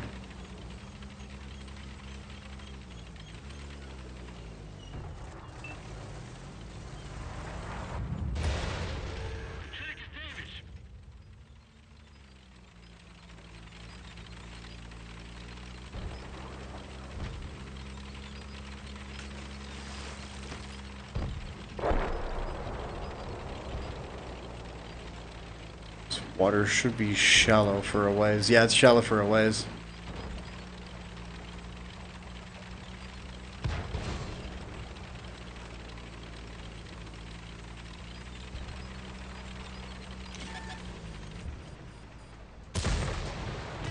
We're matched at 50mm side.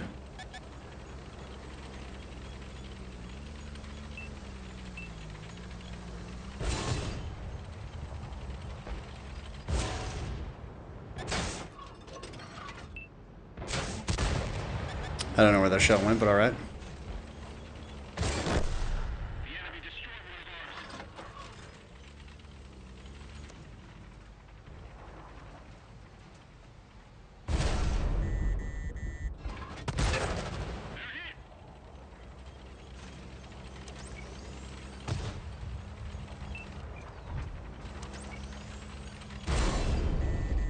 Got them made me jump. Dude, where'd the IS-2 go? Oh, he just full on dipped.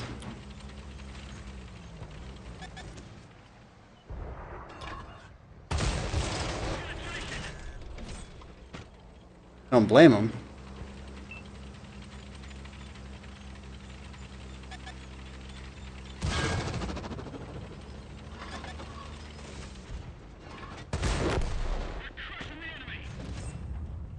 I don't know what's behind me.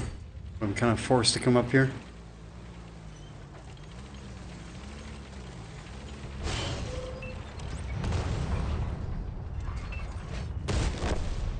Yeah. I love artillery, dude.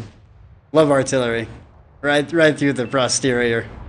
That was not a check I wanted to go through. Artillery in general is the most broken thing in this game. 1k alpha damage at tier 7? Yeah, that's wrong.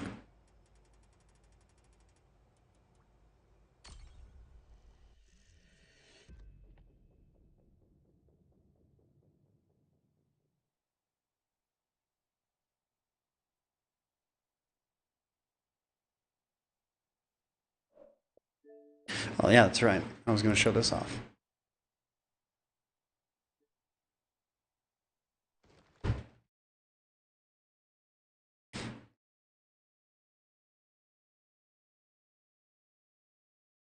I think it's within the next couple of seconds. Yeah, right here. So this right here, clone guy, that's not what I wanted, but alright. Playback quality. Speed. Am I blind? Oh, playback speed. There we go. Watch this.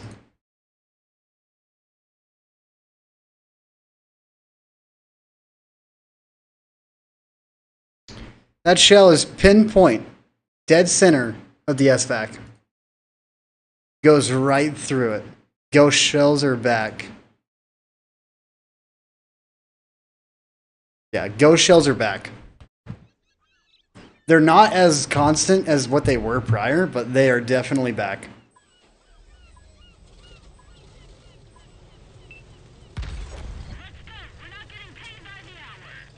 Great shot. Yeah, it's constant.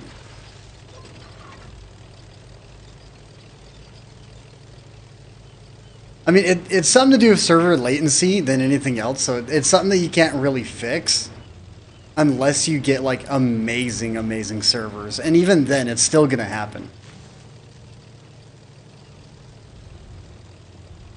Wow, the tracks are going through the, Alright, you guys see that? They're going through the hall.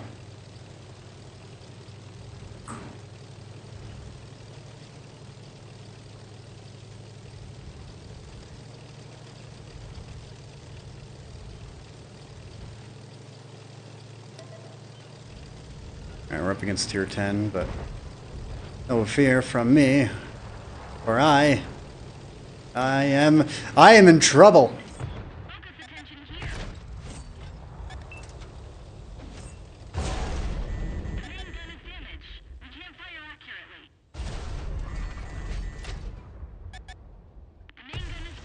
Are you kidding me? Well, I'm out.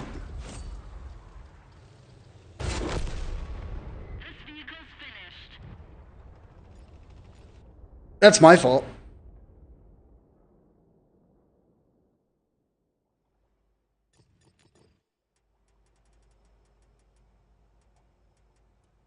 All right, Grom time.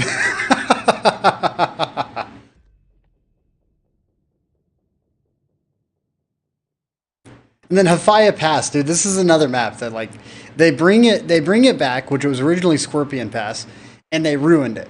This is not a good map either. This is a very horrible map. Like, it's either you fight on this half of the map, which is like its own whole fighting sequence that you have to go through, or you take up here, because you need to own the middle section. If you don't own the middle section, it's a loss. But this is Team Destruction. So in Team Destruction, your entire team can take this entire back section, and there's nothing the other people can do.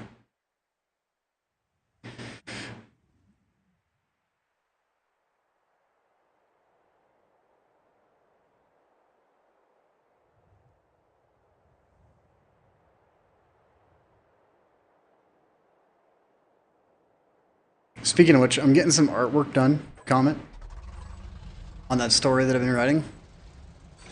I'm getting a cover made, because I'm going to post it on Web Novel, and then post it for free. And if people like it enough, then I'll save up and hire a voice actor to do a voiceover on it, and then post it on Spotify. Yeah, I've been working on a book. I've been working on one for like the past 8 months.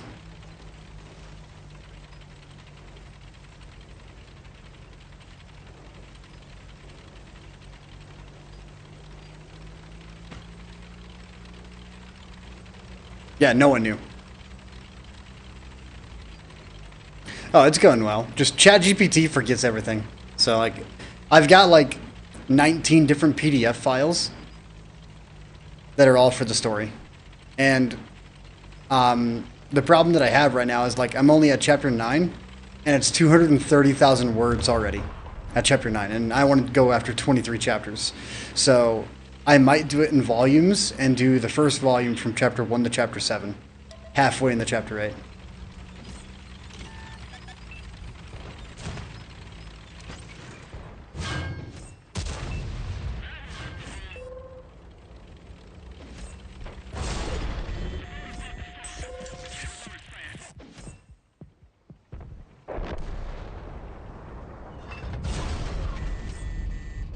Is that a bot? I'm dead.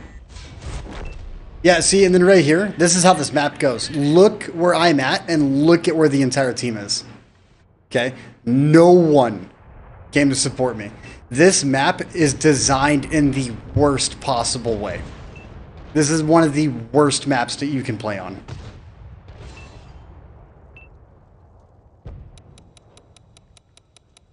Yeah, there's a lot of bots in this game, in this match too.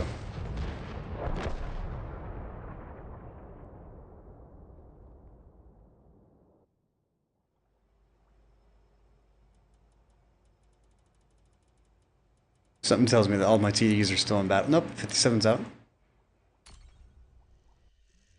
I'm getting frustrated. Whenever I get frustrated, I play bad.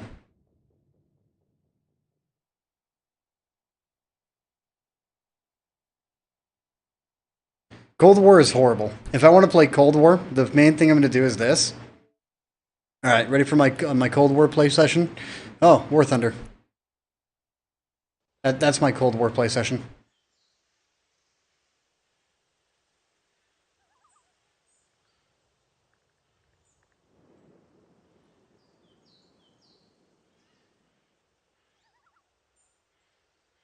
Speaking of which, whenever I'm done streaming today, I'm going to go live on Twitch because I got Black Myth Wukong. I'm going to play Black Myth Wukong on PC. But it can be funny. Yeah, dude, I just don't like Cold War. It's not World of Tanks. I got Black Myth Wukong and Detroit Become Human.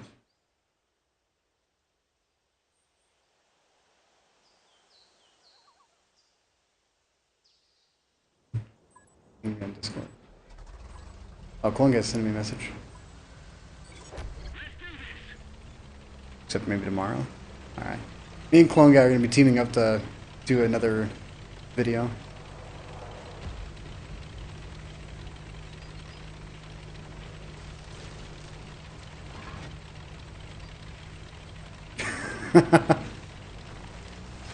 You full on just yeeted yourself down on top of that guy.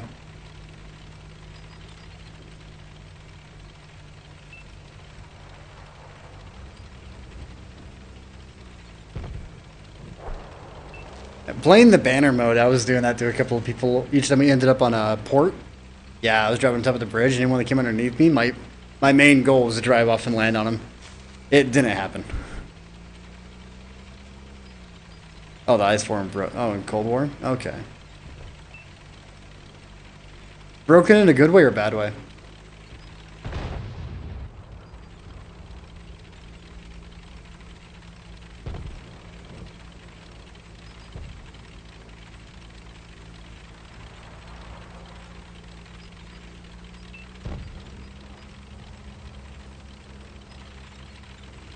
Is it 2J kind of armor? Can't really be pinned? Yeah, that seems nice. So, let me think, what was it? I lost it. I had it just a moment ago.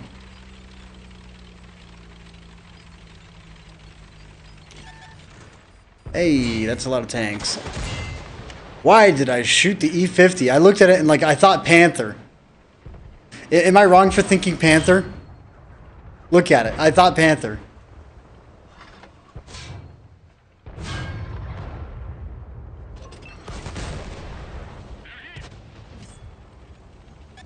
I thought upper front plate Panther. Bye-bye.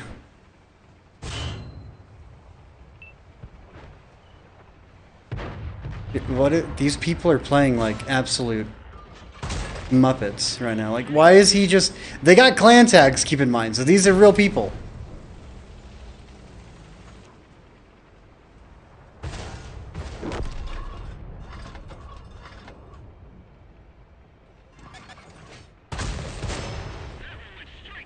Hey, look, I'm finally able to actually play this thing.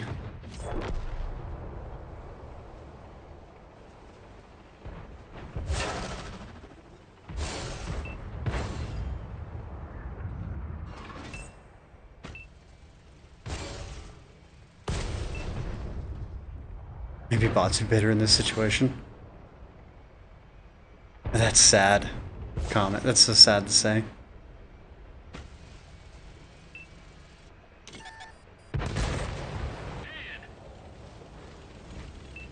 Hey, but I finally get to show off how the armor works in this thing. Just a turret exposed. It should be extremely hard to pin. This guy, if he's running the 127 300 mil AP pin, he'll have a couple of opportunities to go through, but not many.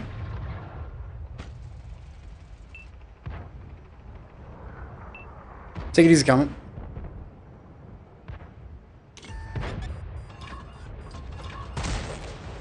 Yeah, you were over-angled there, bub. If you were an Andre the Giant, I would not have fired.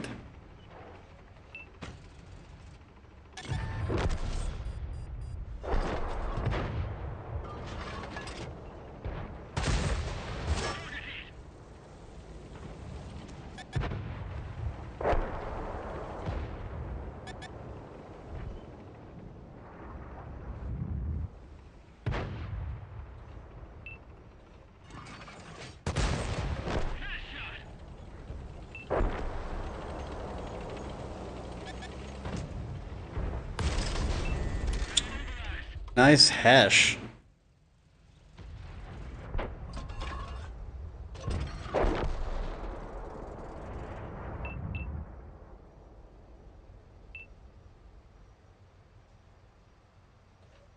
I don't have a reason to move from here. Yep, I'm not going to get any more damage this game, so. Very confused in what those guys are doing.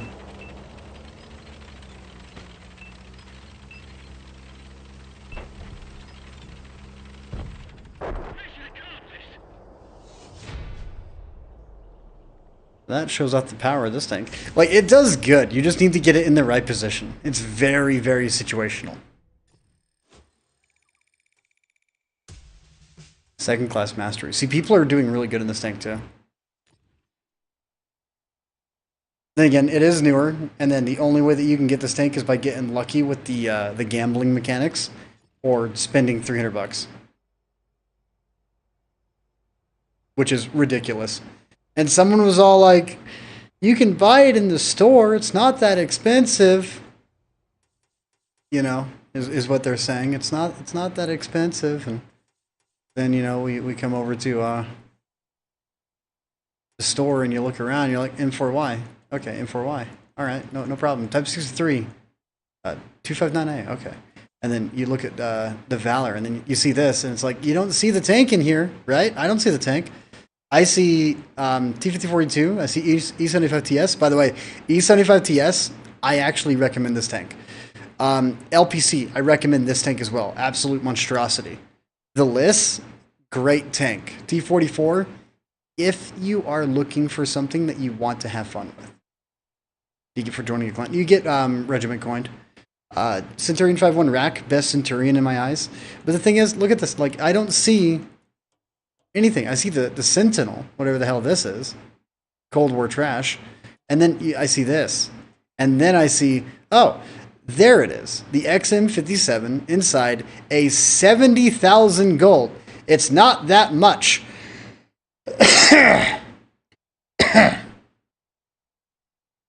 Sorry, what did you say? My brain hurts. And then the only other way to get it is by gambling in a chest. Now, Wargaming says not gambling. Okay? This isn't gambling. Well, here's the thing about it. All right? This is gambling to the fullest. And the main reason why is because you're buying each individual one, and then with that, you got to go for the drop chance, which they don't even. Yeah, click here for full info. Here we go. So now banners, new premium tanks. Okay, a new American. These are the only two that matter to me. And then where's the drop table? All right, so here, Banners of Valor chest. There we go. And then if we come down, yeah, 25 chests for $50. $50 to get, actually $55. If you buy $100, then it's $50. So then your chances of getting premium tank plus vehicle slot is 11%. Super drop, 0.01. The question is, what the hell is a super drop? What is considered super drop? 500,000 free XP, 50,000 gold, 20,000 gold. Okay. Now, tank-wise, premium tanks, I got 4 Defiances and 1 Adler VK. Okay. So I was given the lowest tier in this entire thing 4 times. And then on my 54th box that I opened, I got the XM57. All right. So very happy about that. The thing is like they got Epic, WZQL, Quillen, the Fatherland IS-3A, the Elegant AMXM4 Mile, which the Elegant is like the 4th of July style. Okay, and then they got the Hammer. No one cares about the Hammer. The Adler VK03, it's an alright tank. I won't deny that it's an alright tank. But you got the Koro, which was added into the game, and the Koro is just hands down better because it's a Tiger 2 at the same tier. Yeah, right, 75,000 gold, what the hell? I don't disagree, man. The fact that they're introducing packs that are 300, okay, $300, I think is dumb. They did the same shit with Warhammer 40K and a ton of others. And I'm sitting there all like, dude, just sell each thing individually. If you sell each thing individually, you won't be hearing me bitch. All right? You won't be hearing the community freak out. And then you put it inside of a $300 pack where you got to gamble for it. Obsessive. And the worst part is, you have to spend $300. Someone was trying to argue with me, like, it's not $300, it's $70,000. Yes, but how much are you spending to get that $70,000 exactly? You have to spend $300 to get $70,000. $300.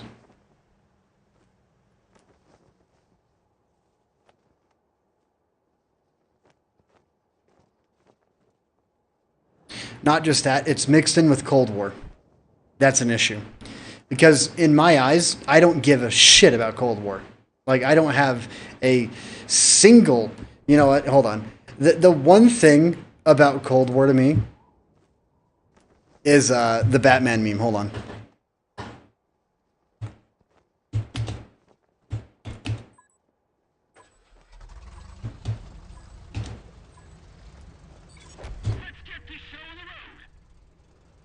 Yeah, it's a minute one. It's a minute long. I'm going to show that off on stream because it's exactly what I think about it now.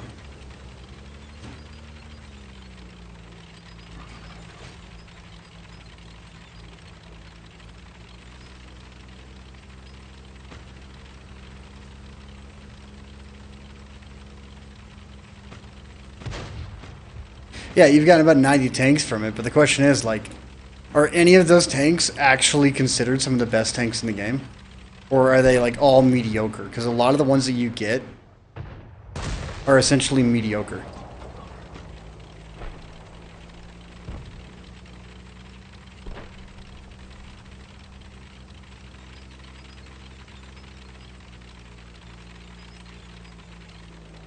So sure, you got 90 tanks, but out of those 90, there's like 2 of them, 3 of them that you actually find yourself playing on a daily basis.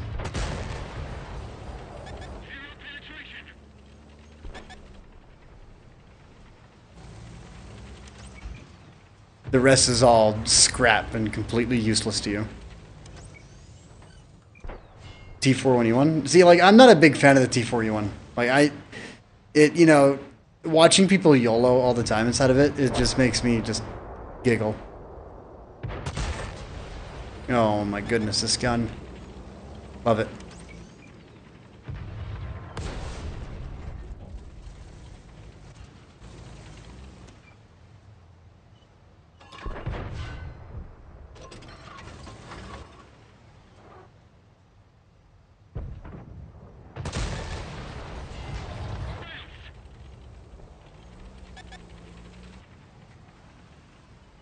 I'm gonna tear through that orthis like it's paper.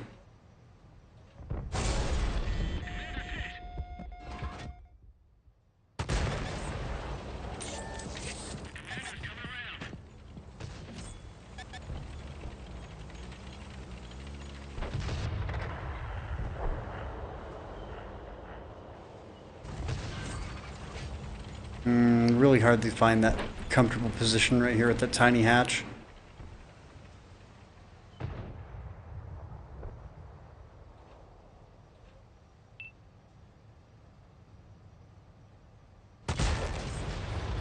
$6.97. That's a high roll.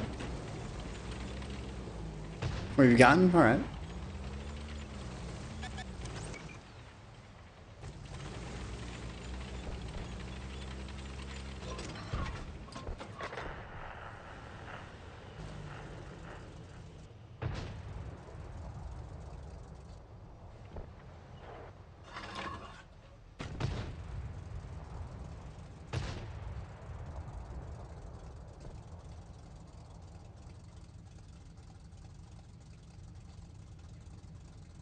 I wasn't paying attention to the map. I wonder if that light tank down there spotted anything. M42.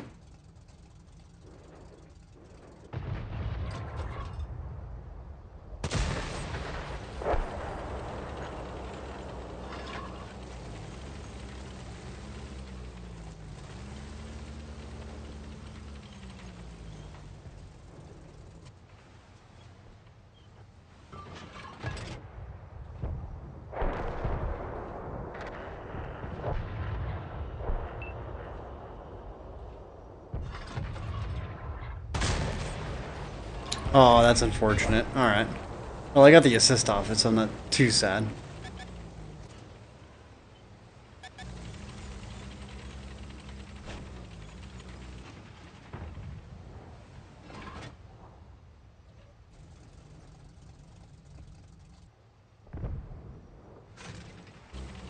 Eleven to 8. I think it's my time to start moving in a little bit.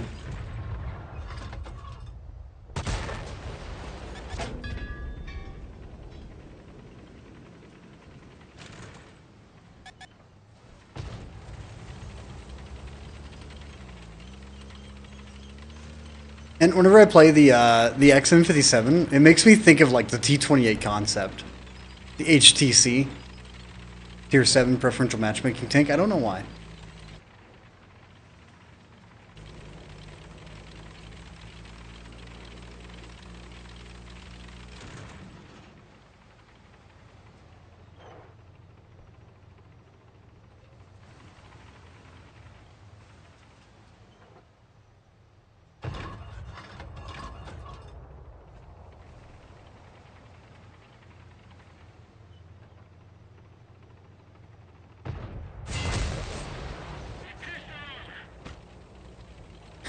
Bro, use me as cover.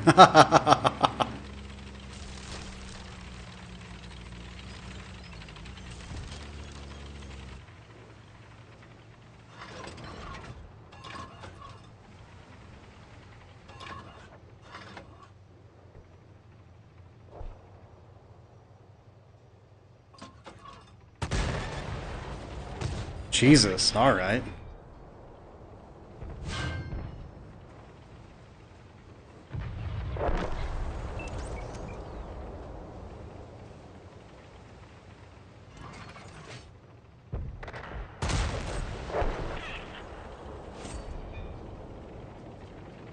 M2Y's got a super trolley turret. I like it.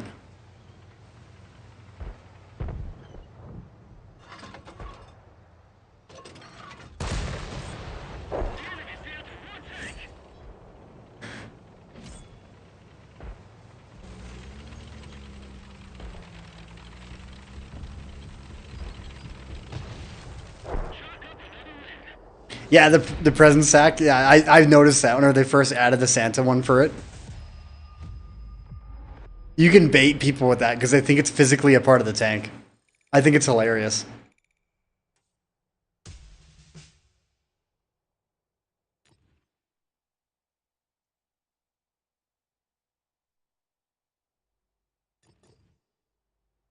So yeah, dude, XM57.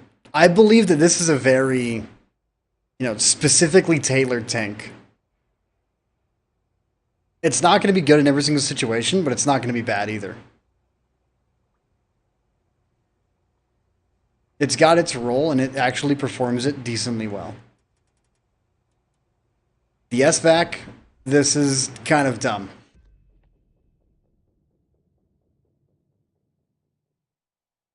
This thing needs a mode swap out, like timer. There needs to be a timer on this tank for whenever you're prepping a double shot. Because all this thing is like 90% gun, 10% tank. That's what this thing is.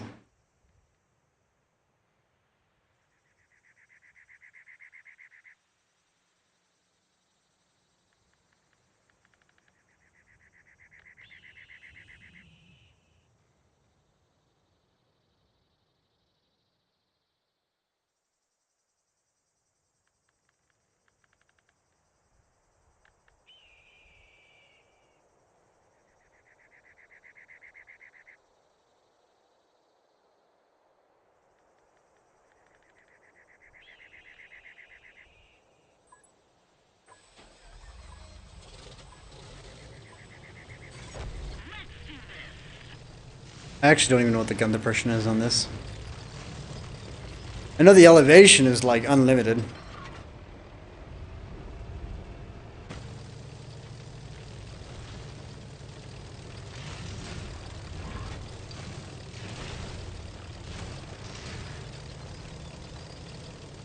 Gun elevation. If you ever end up sideways in this tank, waiting for the timer to go off, just know that you are in like the greatest position to fire at anything.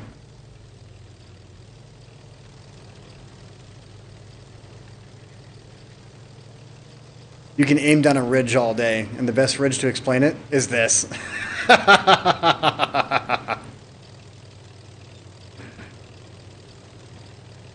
Just tilt yourself upside down, you'll be fine.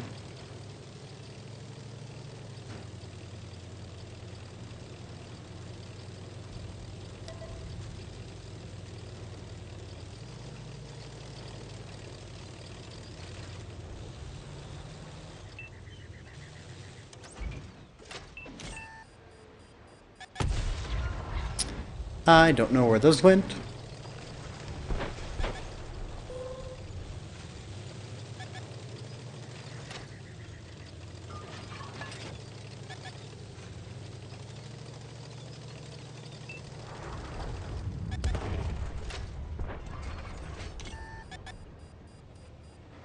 I had an opportunity to fire at him, but I didn't take it.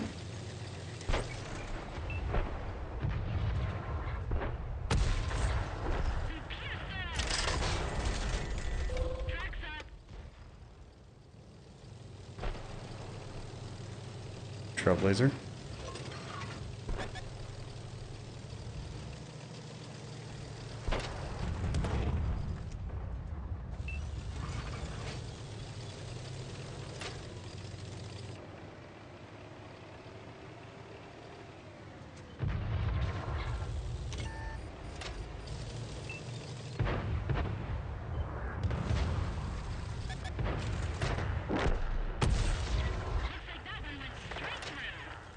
Time for me to back right the hell off.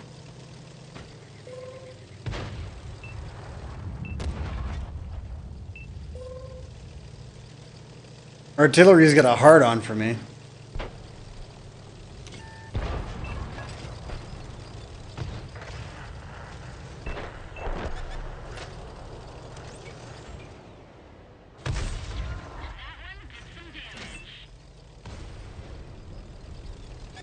Dude, where is everyone?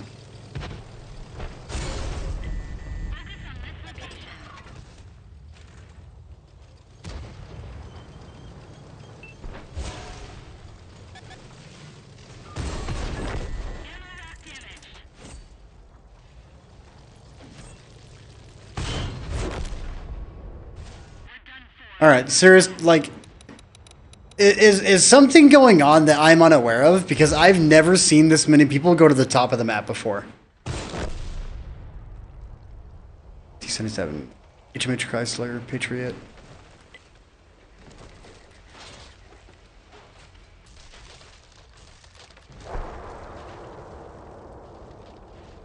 And see, like, the only ones out of that I would consider to be good, the Falcon T-92 is good. The Chrysler is good. The Patriot has fallen off. The M56 Tier 7 Scorpion is alright. The Panzerjäger, that's Tier 8 tank destroyer, right? Huntsman, eh. The Chimera, which is the Tier 8 British 127 millimeter gun. I can't remember. Bellerophon, that's a Halloween tank. That's like the best version. The Paladin, you know, that's a tank that they give away every year, I swear. I haven't done it for a while because everyone complained about it.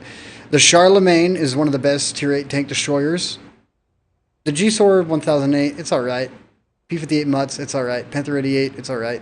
M-58 Rompanzer, that's another tank that, like, everyone has. It's not a bad tank, it's just there's so many of them that it's flooded, but no one plays it.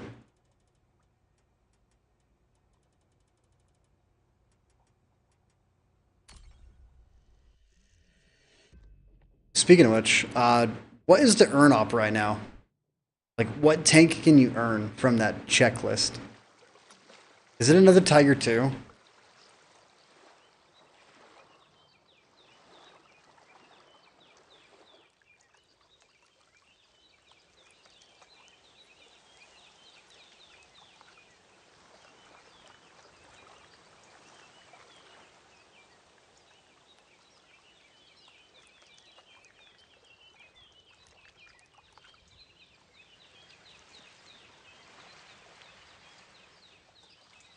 Outbreach is good. Low black. The D-Max, talking about the Tier 6? Tier 6 105. Javelin, Kunapanzer 105. Kunapanzer 105 is good. 1357 Tier 7. Vanguard Tier 8. HMH 58 Tier 8. Vanguard's camo from hell. HMH 58, if you play it right, it's really good. HMH 51 is just a tank you play whenever you want to push yourself to the limits. The Borask, that's good. The Tier 9 AMX. Alright. K91 version 2. Is that the Tier 8? Krivets is good. The ISU 130 is good. M41D, as I said, like, I'm kind of just a meh about it. All T34-3 variants. 112. Earthshaker, Emil, Passante, and Absolution. Like, I'm not a fan of the Earthshaker. I never have been. I feel like its chassis has been overused in so many ways.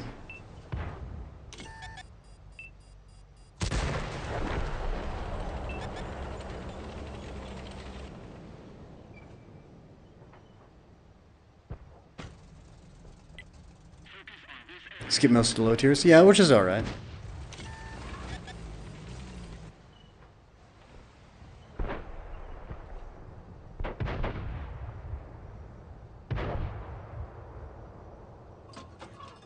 If you want to play a game of peekaboo, I will load premium. Because I'll need that shell velocity to catch you out. I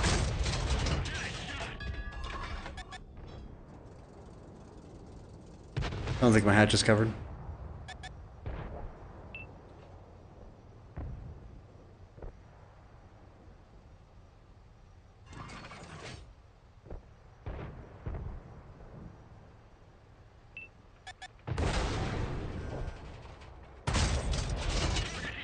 Bro. You see what's in front of you, right? Goodbye, Leo. You coming back?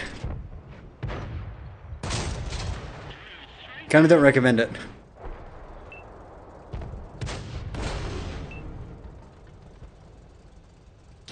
Oh, your stock.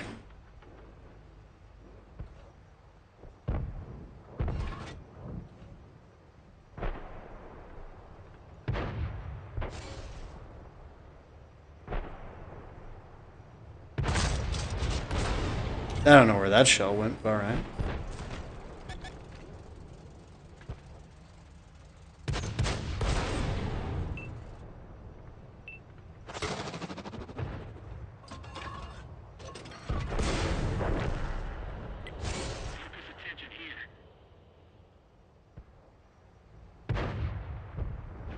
So it's like a dancing fest back there of like really dumb movement.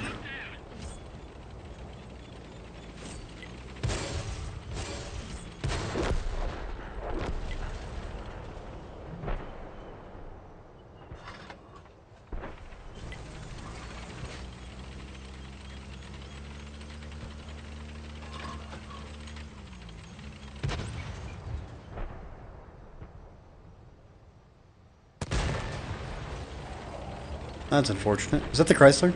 It is.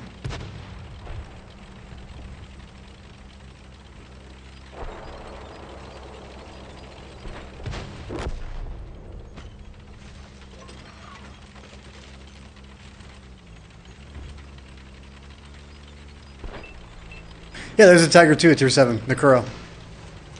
That was in addition to the game like a month and a half ago? Something like that. Ice 2 was driving left a little bit ago, so he should be over here somewhere. Base captured.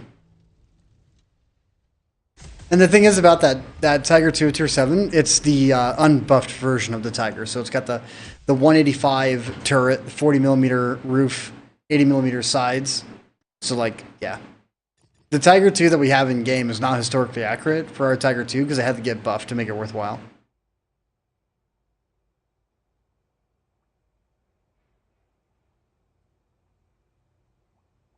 Cancerous taking the games. Iron Rain's not cancerous. Like, if you do good in the Iron Rain, good on you. Because this is not a tank that I say is good at all. Then again, like, what I consider good in this game, like, Iron Rain's alright. Just, you get 3 shots, while I'd rather play the Scorpion G and have my single shot and mobility.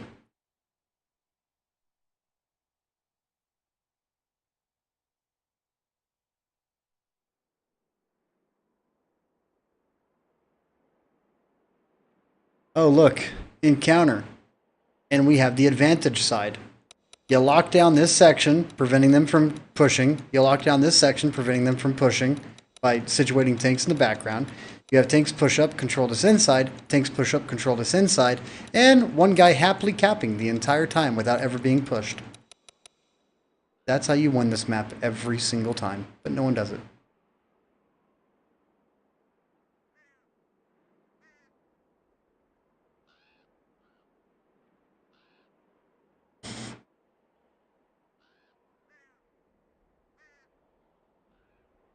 Encounter on this map is absolutely horrible. It should be flipped on the spawns. Like standard battle for encounter.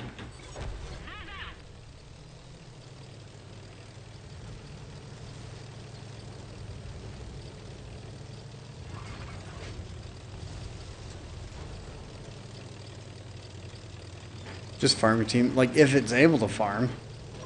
The things are so slow that you, wherever you go, if you get caught out, it's game over. Like, that's why I have no problem with them. Because they're not overpowered in the traditional sense. At all. Like, they're alright.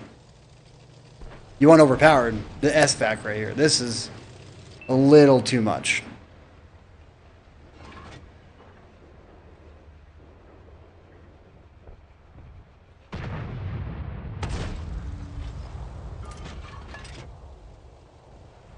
Fourth XM57 just absolutely ruined that guy's day.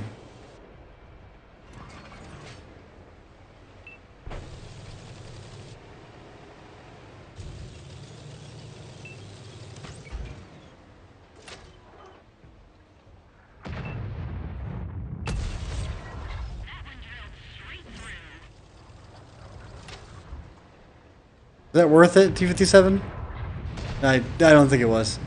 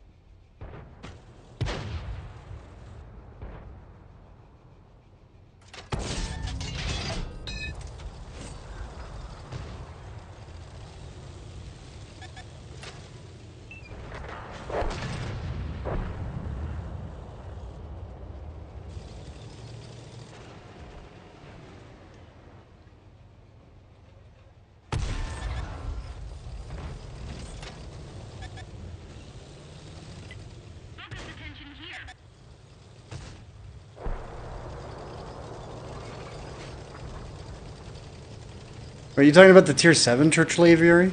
I think that thing's amazing.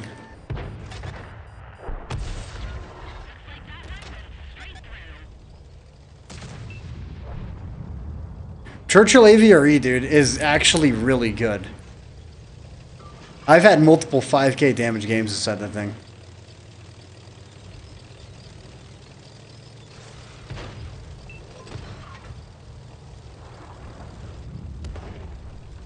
Knock off you. Josh, can you rephrase that a little bit?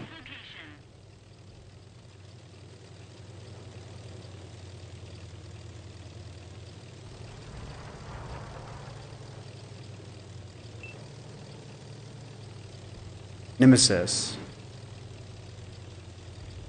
It should be able to.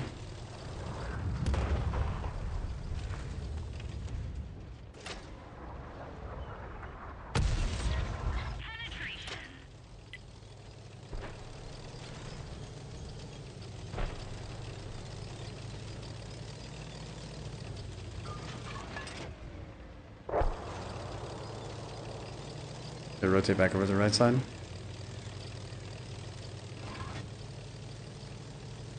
Yeah, against the Nemesis, it should be able to.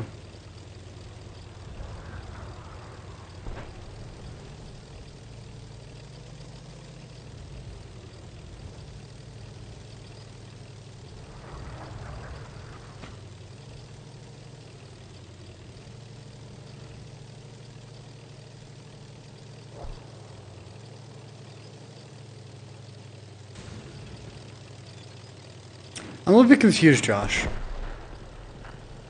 On what you're trying to ask. Like, can this thing compete against tier 10 without a problem, or what? Is that what you're asking?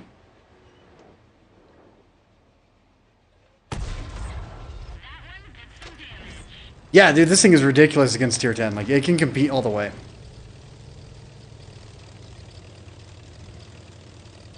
Yeah, overly priced bundle. We were talking about that just a little bit earlier, Koza.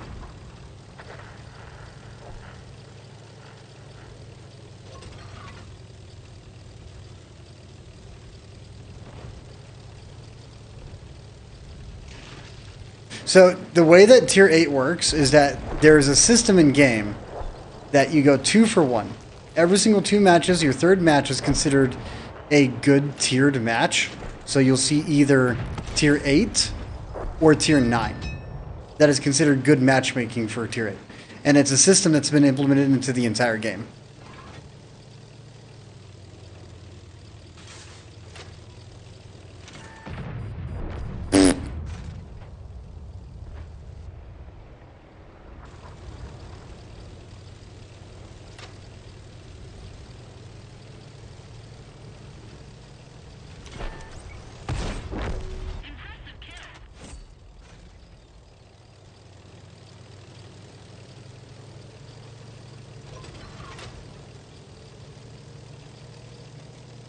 I guarantee that EBR is gone with the wind.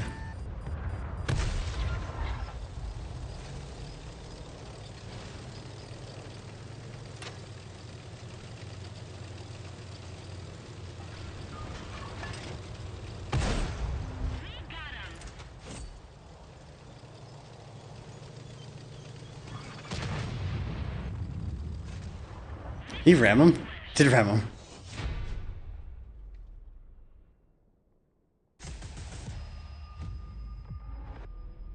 Are you talking about the Centurion? Not the Churchill Aviary. That's what you're talking about, right?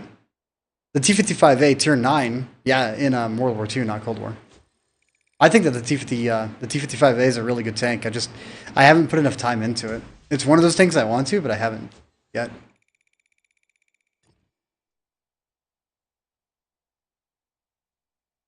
Yeah, the German medium.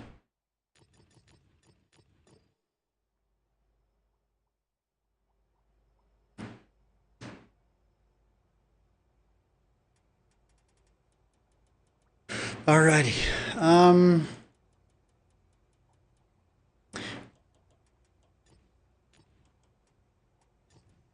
Don't remember holding the cancel on that, but alright.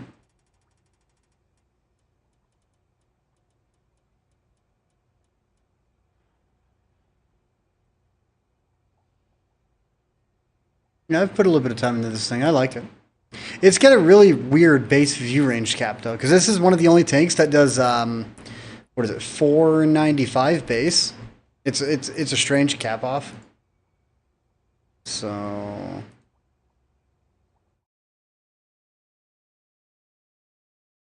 medium T55A. Yeah, see, it's got that weird cap off 395. Like it's a very specific number, and it's one of the only tanks. There's a couple in game that do it, but this is one of the ones that does it. Also, why are these numbers so freaking bulky?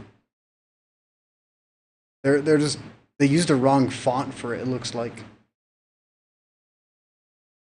all of them look like they used a wrong font. What the heck?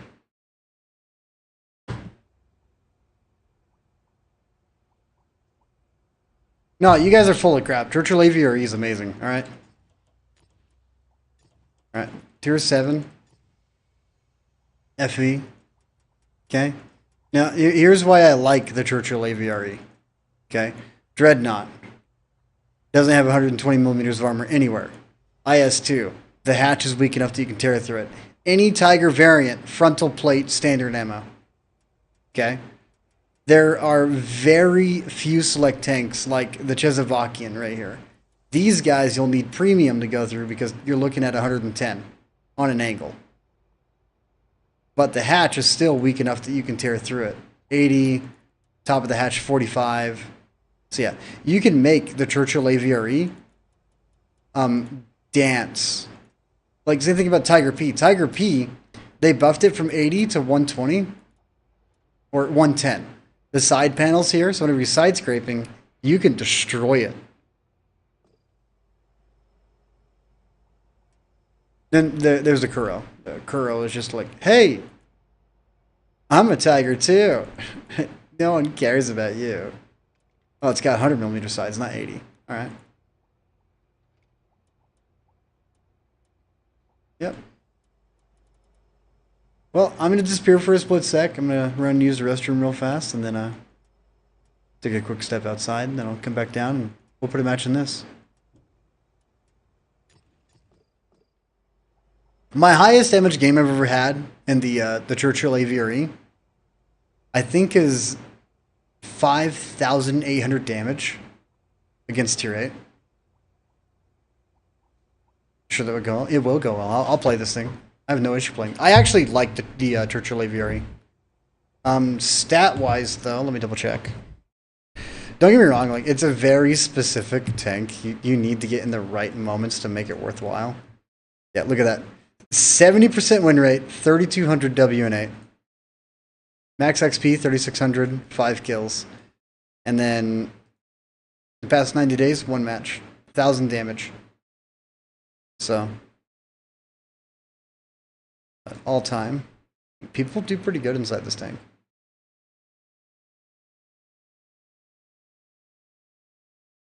that from Decoy? That is from Decoy. Okay. Dude, that match was awesome inside that jumbo. Alright, be right back.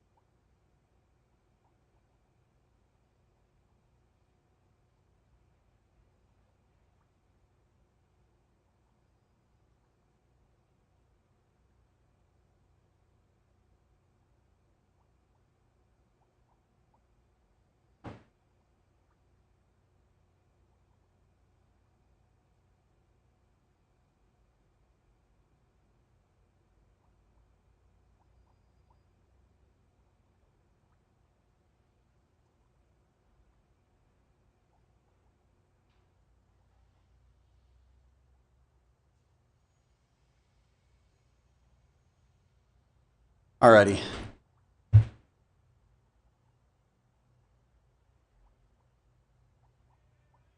Another tier 8 match. Now I can say that like with the Centurion AVRE, not the Churchill AVRE, I'm pretty sure the matchmaker has changed because everyone's grinding out the new M5Y. So you're gonna run into a lot of those super trolley armors.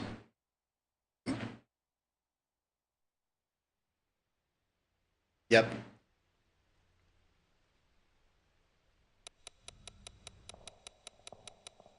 And a lot of bots. 5 bots.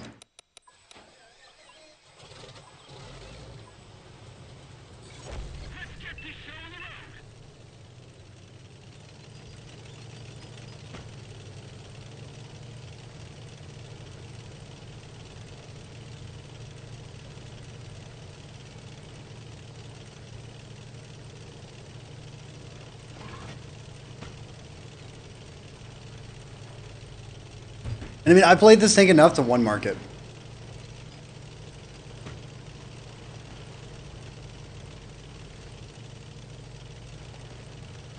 However, it is slow. This is one of those tanks I'd recommend people to buy if they're looking for something to like pass the time and have fun with.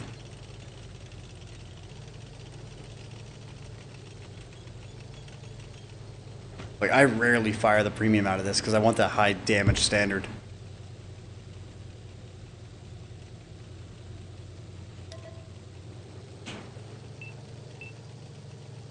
How's the tank? Alright.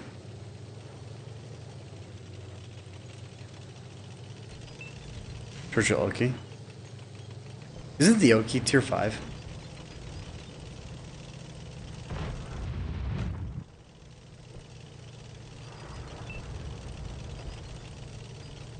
Yeah. See, it kind of sucks. Like, whenever I look at a bot, I think to myself, ooh, a lot of damage.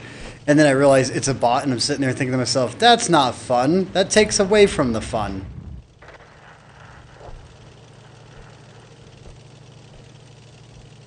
I am driving into a bad spot. I will say that. 5K for both? See, that's not a bad deal.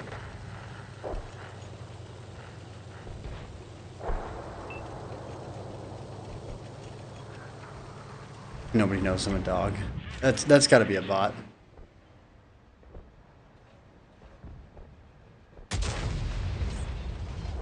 $57 because my shell landed late. Oh.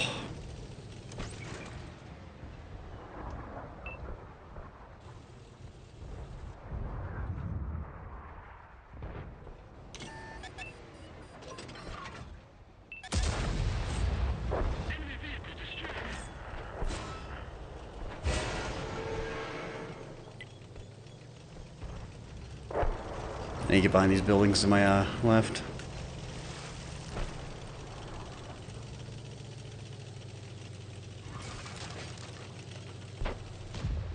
Driving up in this side's a death trap. I have to go left right here and pull in through there. M2Y. I don't know how thick the hatch is in the M2Y.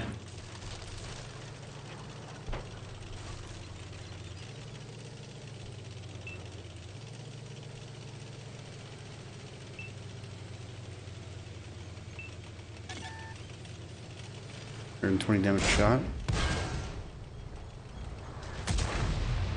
That was delayed. I don't know why that was so delayed.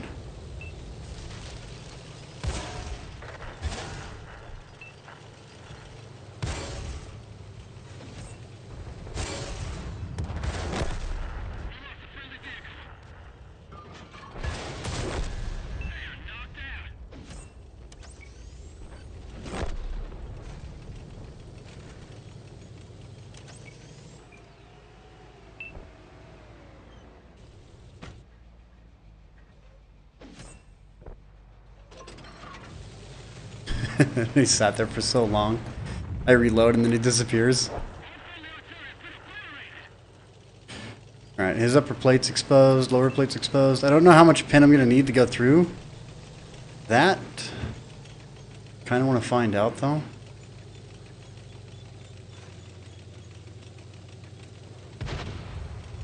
BZ still back here.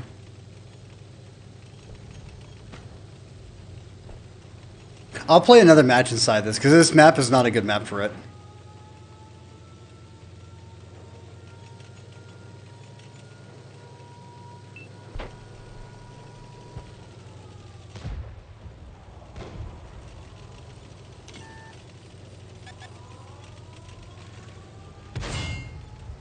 Yep. Then off to the left.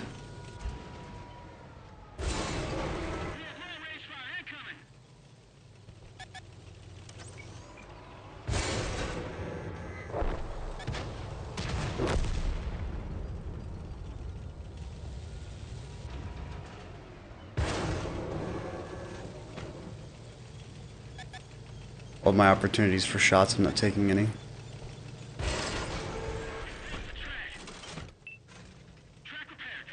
Need to get a little bit defended.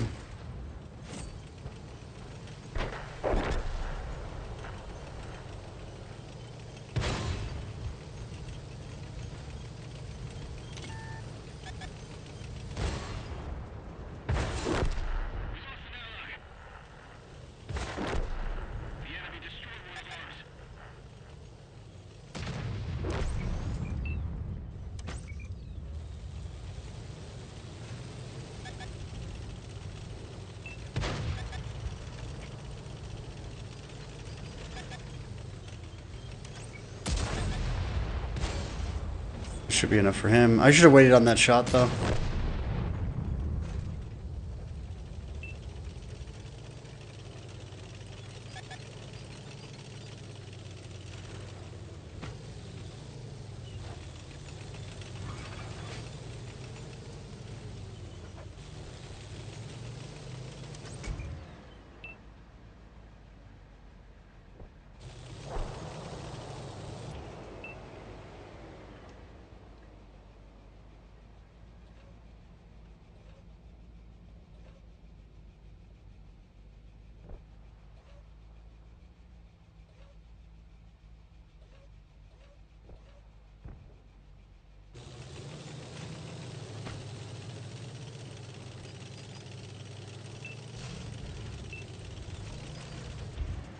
There we go.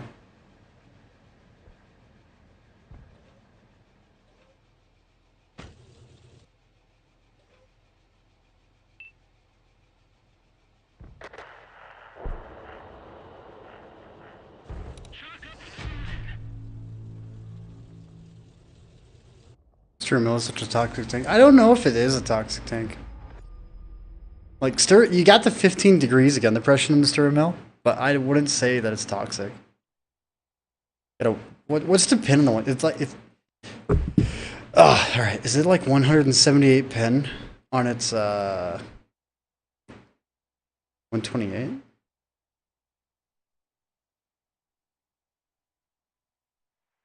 Sturmill. It's 231. So you get two shell types. 65 high explosive and then 231 standard pin. 900 HP. It's not exactly the most concealed tank. And it's got 15 degrees of gun depression, 10 degrees of elevation. So yeah, I mean, like, it's a good tank. Tier 7, you just gotta play it right.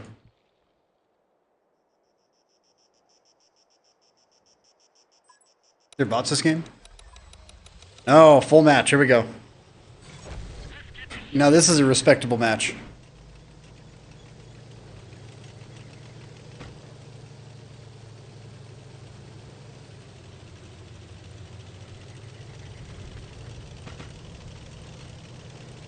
Yeah, two such most tier 6s. However, it has no armor to defend itself.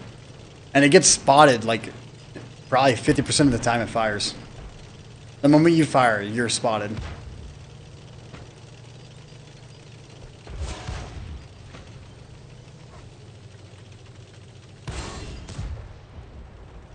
Firefly, respect. T-34 angle.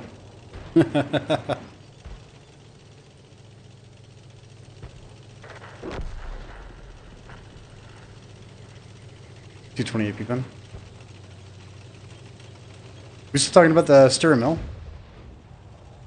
3 marks on it? Yeah, probably. I mean, if you're positioned just right, you could easily get 3 marks with that much of an issue in it.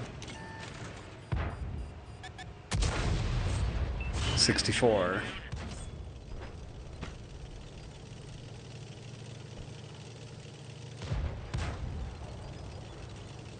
Rigged.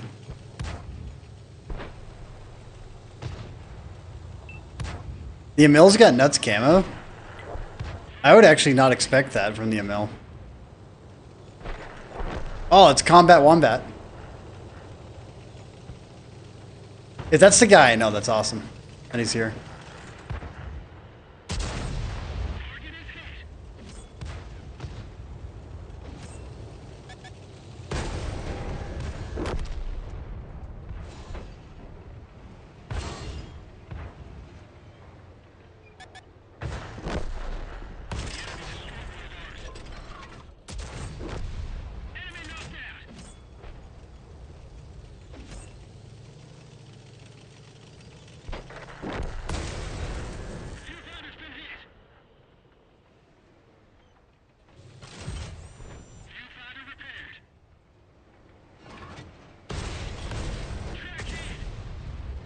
Yeah, 736, dude, like...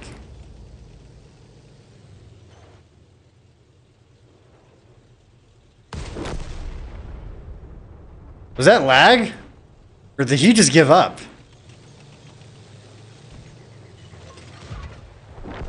I don't think that was lag. Really, what just happened?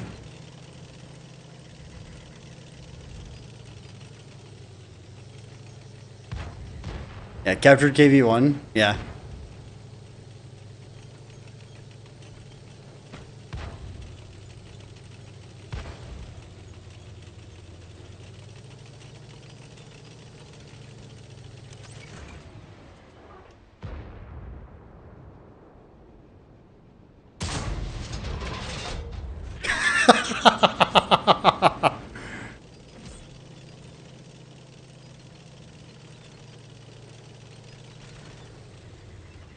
See, and he's angled right now.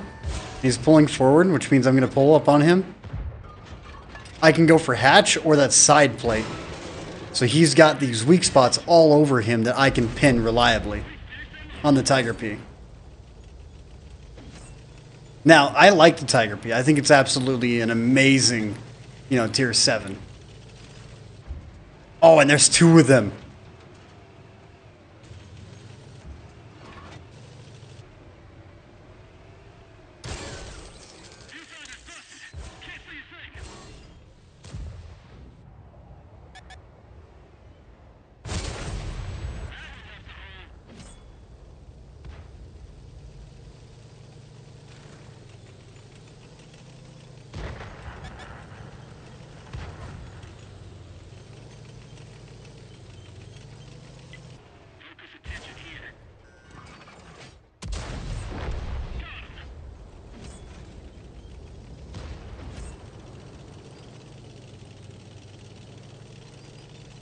I love the Tiger P, man. But the thing with the Churchill AVRE, this thing is really gross. And this is a really good map to show it off on.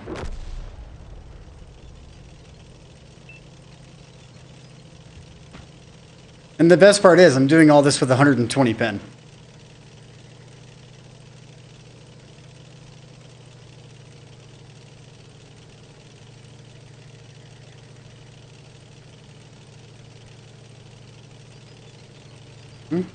Capture QB1.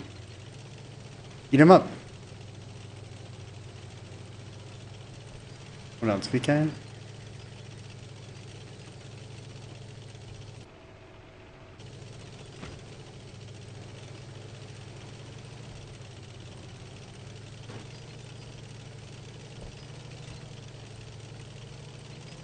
This actually might be a mastery badge. I'll be surprised if it's first class. This one should be a mastery.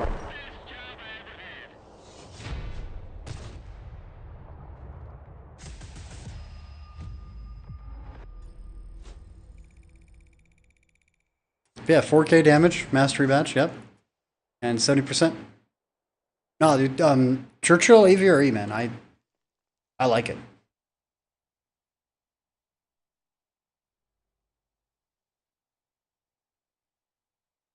Like, even if I'm mid-tier and I'm going up against tier 8s, I still have a lot of fun inside this tank.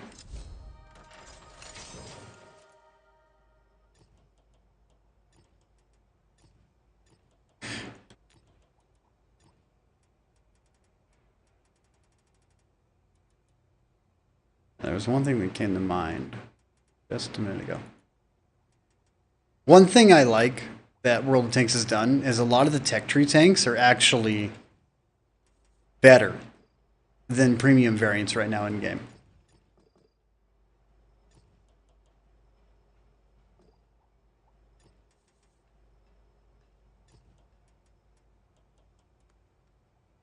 It's too burned up. It's not a clean paint job. I'd rather have a clean paint job. For permanent camo, I need a clean tank for the paint job.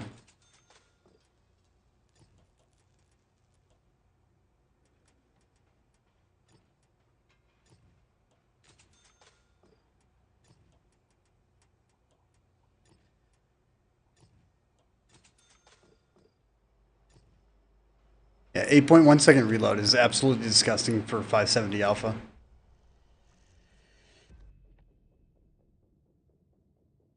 Oh no, I'm talking about the AVRE, even against tier 8. Or the 152K?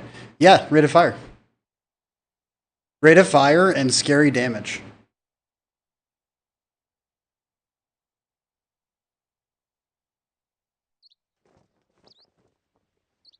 But don't get me wrong, like, the 152K, that big fat slap, yeah. But with this, it's kind of the unexpected one. Every single 8 seconds, you get to throw out 570 alpha. Is kind of scary.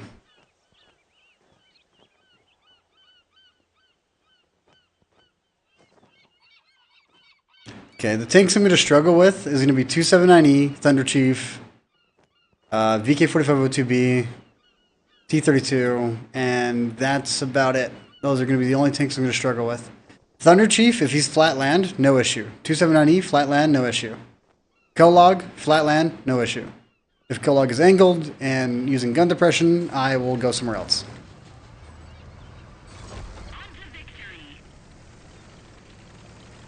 Like 152, I wouldn't really say is fully superior, but it's I don't know, between the two. Like 152, if you want to pin consistently, yes. ISU, if you just want to annoy the absolute crap out of people with high alpha and scary peekaboo shots.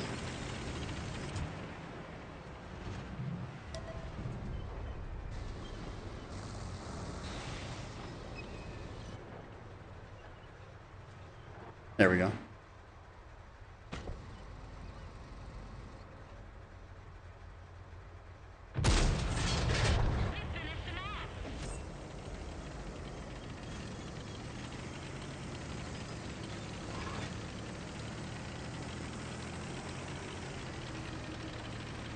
Yeah, it's got more premium, less pen. More damage, less pen. Yeah. So your standards do 490 at 238 pin. Your premium do 570 at 212 pin. It used to be like 186 pin. I can't remember what it was prior, but it was on the lower side. Your standards used to be 212, but they changed it up.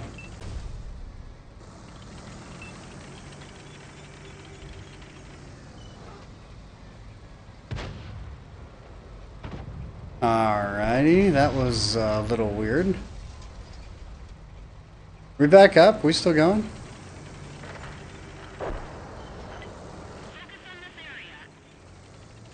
Yeah, good buff all the way. That was some weird lag.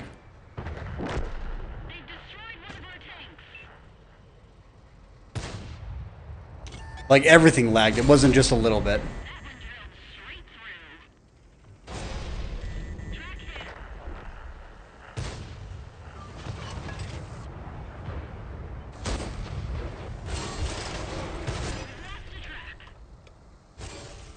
And you see that Char with his autoloader and everything else, like he wasn't expecting to get absolutely pounded by this gun.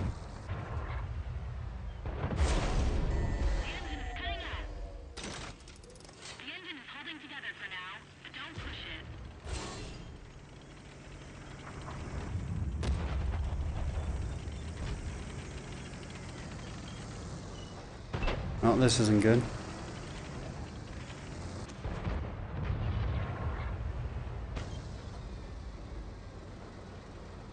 I got hit with a... Yeah, it was lag, dude. It was full on lag. Like, even my PC, my stream died as well. I don't know what... Like, there was probably just a hiccup in the internet. That's what I'm thinking it was. I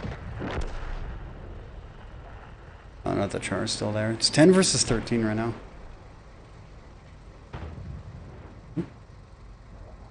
L777.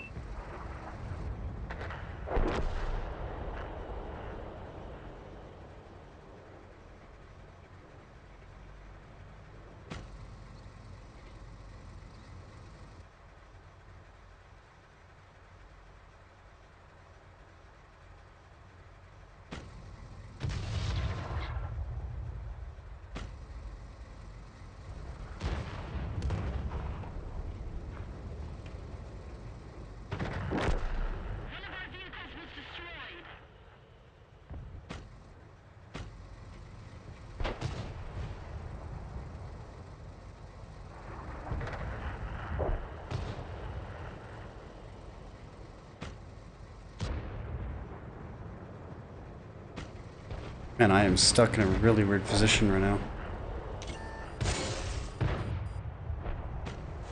The moment I look away is the moment he pulls.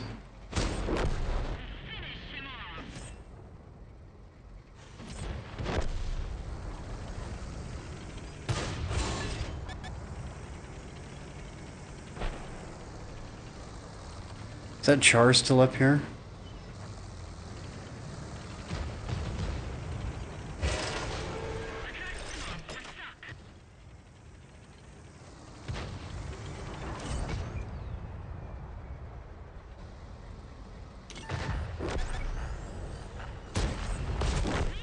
Yep. That's it, we're 86. Okay. Is the machine still... I personally never thought the machine was meta. Like, in my review of the tank, I talked about it being a good tank and a good pickup, because it is. You know, and in competitive, it's used. But whenever it comes down to it, it's one of those tanks that everyone talks about. And everyone mentions, and it takes away from it. It's a very specific tank. You got speed, you got a clip, and you got a strong turret. That's it. You can play hull down, but it's very difficult to actually like influence a flank heavily from being in the front.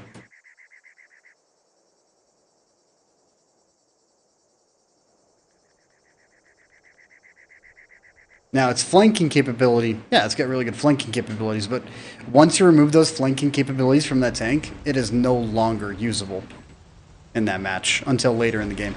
So the machine's a late game player more than it is an early game player in my eyes. Used to support mediums all the way. I don't disagree with that in the slightest. Dude, and Koza, man, this is actually considered the best tank in game. The Grom, statistically wise, it's sitting at like 54.3% global win rate.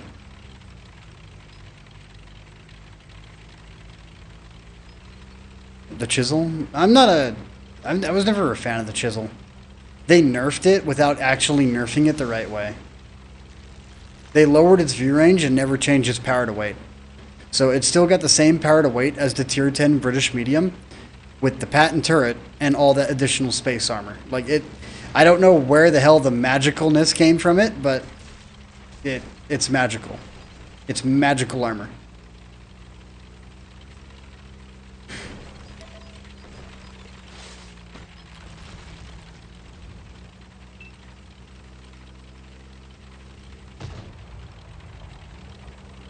Magical. Like the Megamind magical. Yeah, Megamind.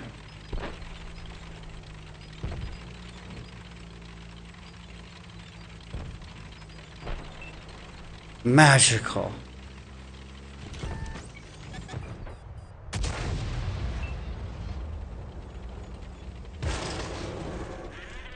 Bro, like, I'm angled against you, and you gotta aim for that lower plate, and even then you can't really see it right now.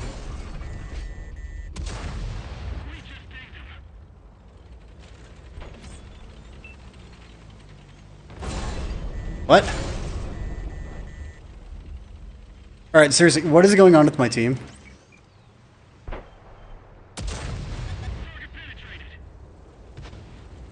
What is going on with all of my teams?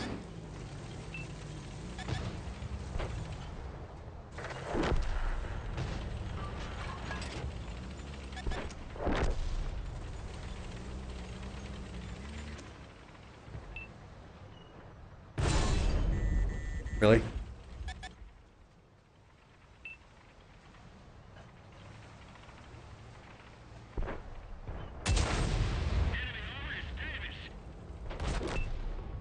Yeah, I don't know what's going on with the teams right now. Like, yeah, again, everyone's over here. And all their team is over here. Alright, I need to... What is going on? Like, I don't mind the UDES. I just don't... I don't like the pneumatic suspension. The UDESs did it correctly, and they screwed up every other tank in the game. Because they made every other tank in the game require you to, you know, it's automatic rather than manual. Like, they messed up every other tank in the game with the pneumatic suspension. Never seen that many people go up there. I go there all the time. Alright, what are you talking about?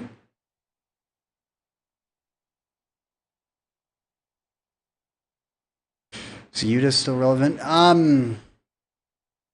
In a competitive setting, yeah, but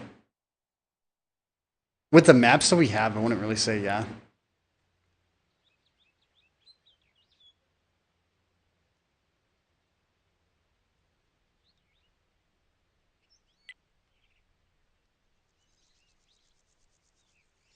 Yeah, half the team, right?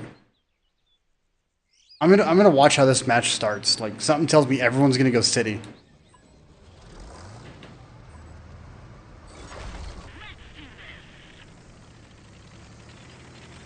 No? Alright, then I'm gonna go sit on top of the hill over here. And while I'm on top of this hill, we're gonna realize that every single enemy went over there. And over there. And they're flanking that entire back left section like a full sin. Oh, you doesn't swamp? Dude, I've actually been able to camp a medium tank right here in G5. A medium tank. A full-on medium tank. And not care. UDES, knock down the frickin' tree. Use the tree.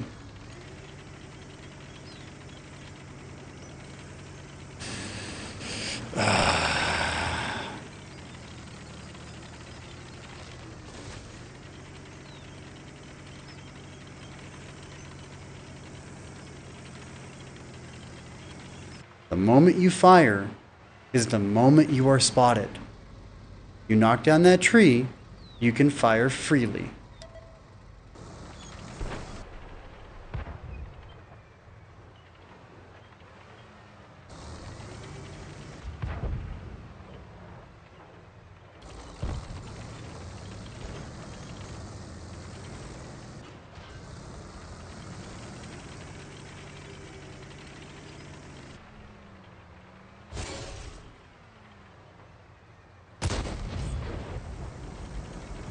Blind shot.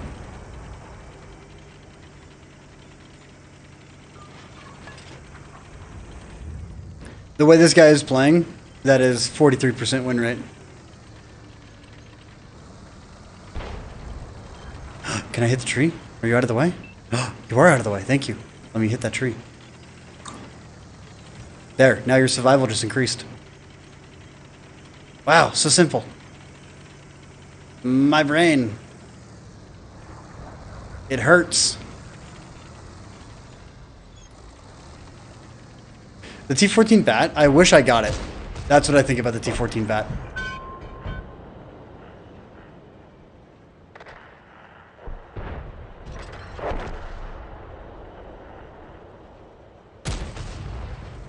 I think I hit the edge of the, yeah, there's a dirt pile right there. I hit the edge of the dirt pile.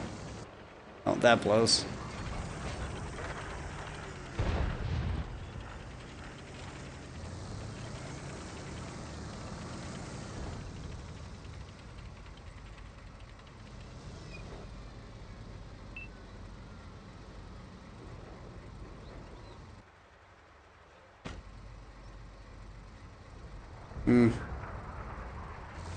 There's no point in me sitting here anymore. Got a little bit of room to advance right now, so I'm going to take it.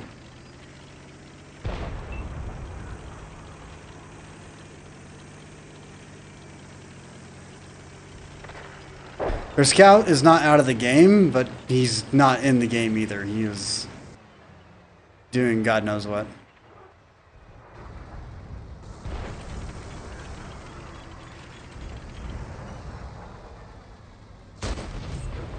Critical hit.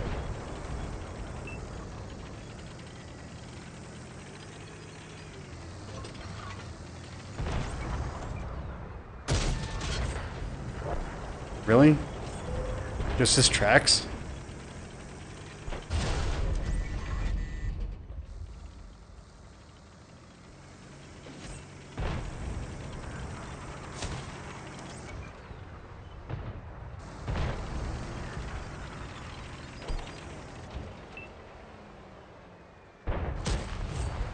Enemy armor is damaged.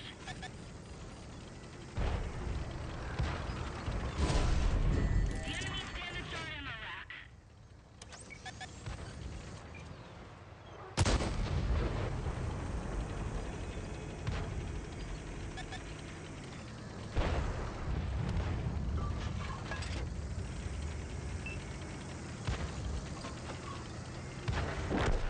We've lost a friendly vehicle.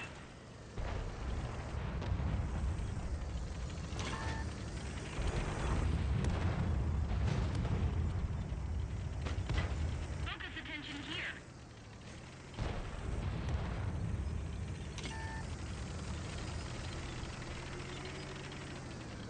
The LTTB, I think, is what's spotting me right now.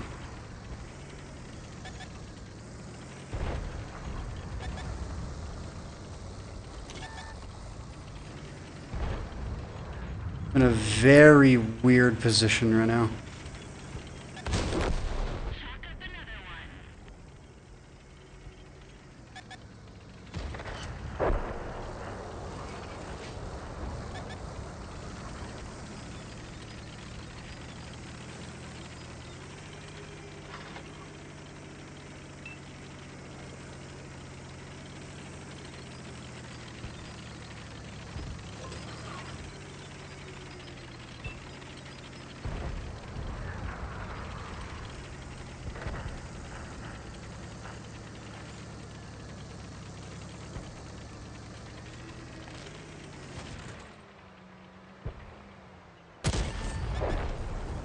Enemy armor is destroyed.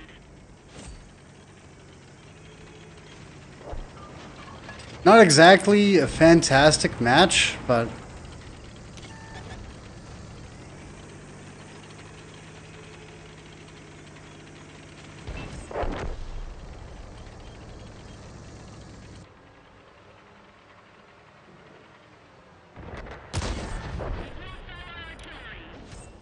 that's how you do it.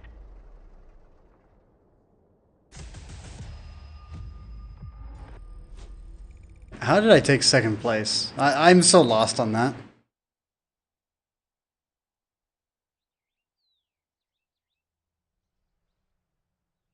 Yeah, dude, the Bellerophon is just a better version because you got all that spaced armor on the roof. Like, all the way.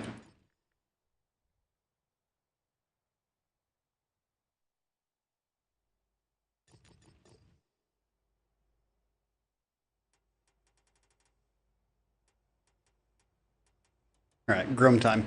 And, dude, like, I'm not surprised that Grom is legitimately, like, the highest performing tier 8 in the game. I want to see, like, a 30-day report, but I can't remember what site to go to get it. It might be linked in the Watt CC, the Discord that we made. The real Watt CC Discord. Content creators.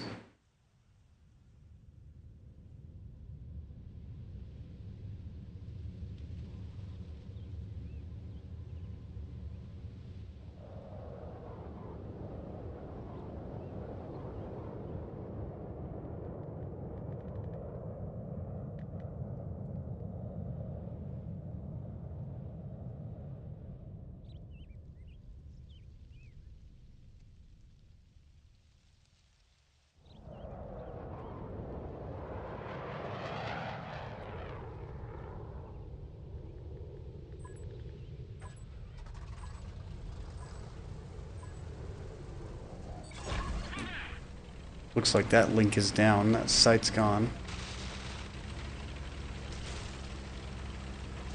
And those sites are down.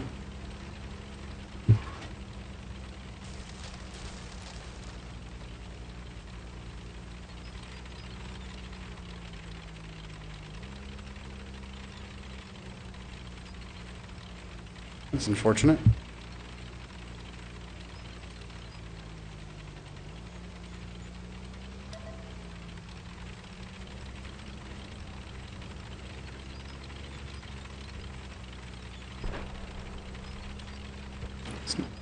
What WatchStars is, they track like the all-time, and that's what they really track. All the way is the all-time. So you have others that they track like the 30-day statistics, and that's what I'm trying to find is the 30-day statistics.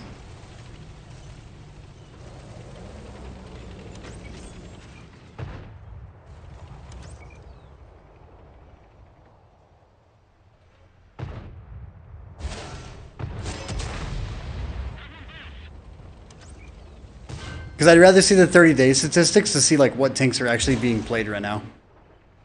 Clone Guy's got a link to it, but I can't remember what site it was. Alright, I'm gonna be honest, like that T-34, that should tear through its gun mantle.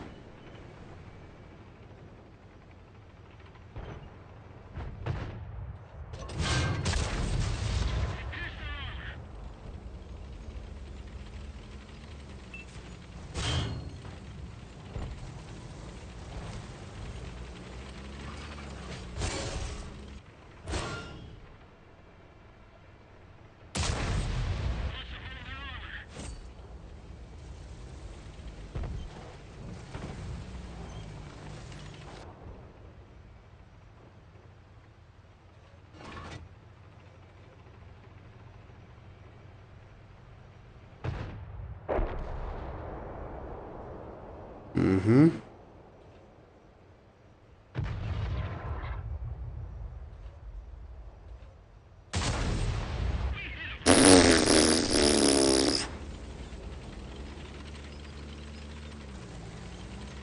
Well, he can't see anything anymore.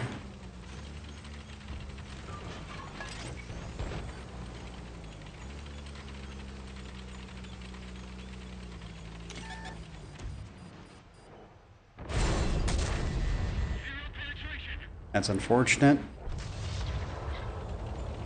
If you want to make the Grom really dance, you got to make sure you're utilizing max gun depression the entire time.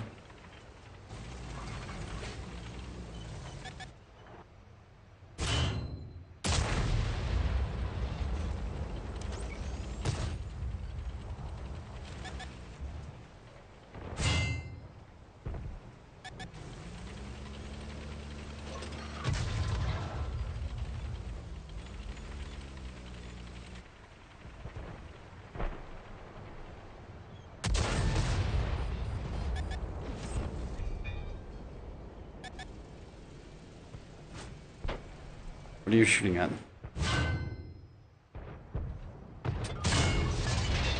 Well, that's unfortunate. The other thing is that you're using a 100mm on this. So, there's a lot of auto ricochet angles that you're going to hit that you just can't do anything to them.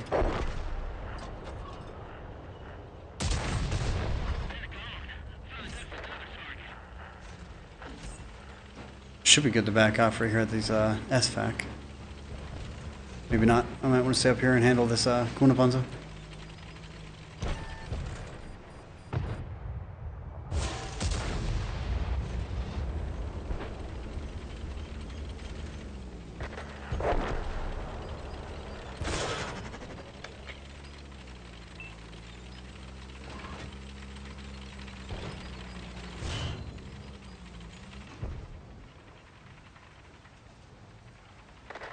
I'm at a bad angle so they can pin me, so I gotta make sure I angle once I'm done firing.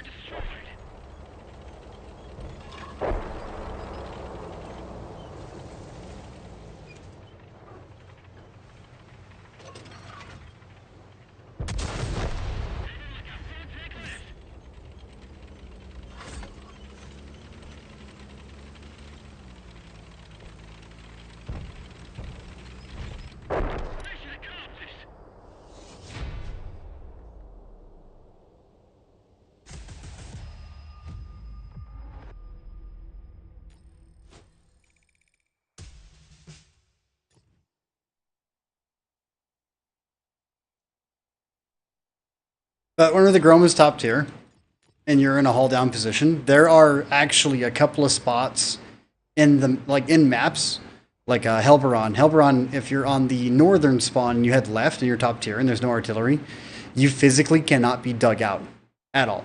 Like you can sit in front of everyone, max gun depression, firing your shells downrange, and never lose a single hit point unless they're hitting you with high explosive.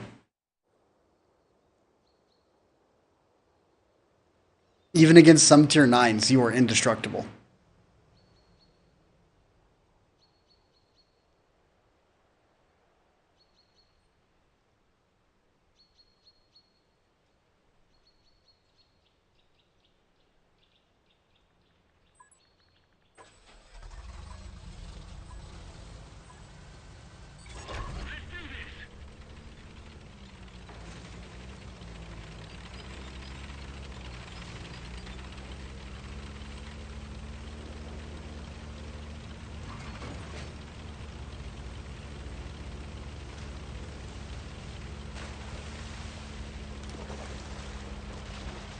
Not just that, this thing cruises at 40. So you got good top speed, good power to weight, frontal armor that is super reliable if hull down, and utilizing any gun depression whatsoever.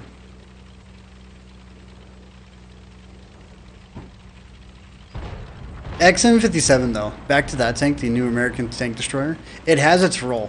It really does. Because this thing has got double APCR, and the other one, you have AP. And the AP makes a huge difference. So like this tank, you get 260 APCR. I'd much rather have 260 AP.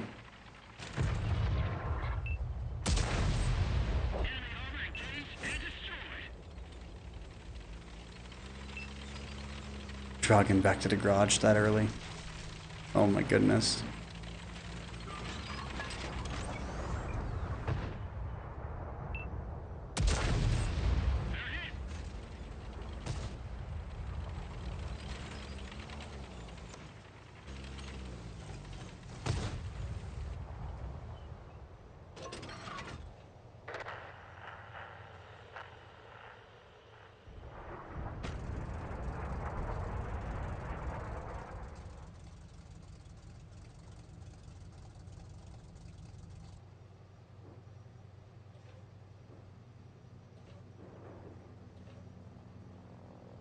I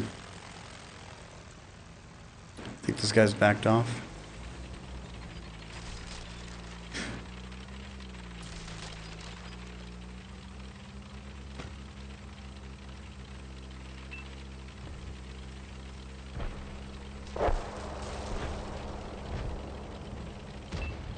I think it's time to make a push up to the middle now. A push through the middle and get into this position at E4.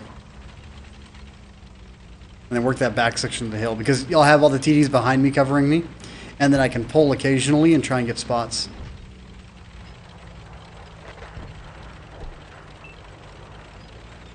And then the only side I really got to worry about would be my right side.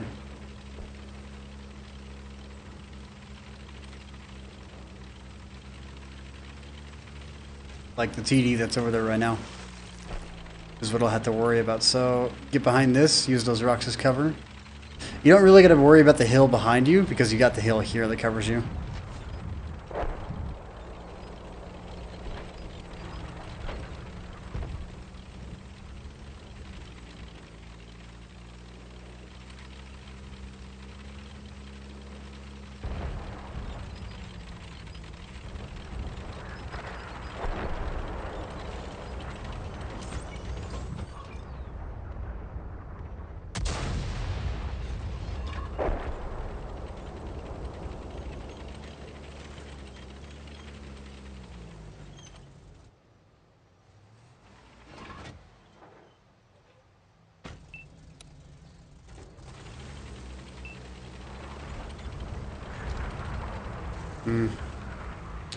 I don't want to pull out too far from right here.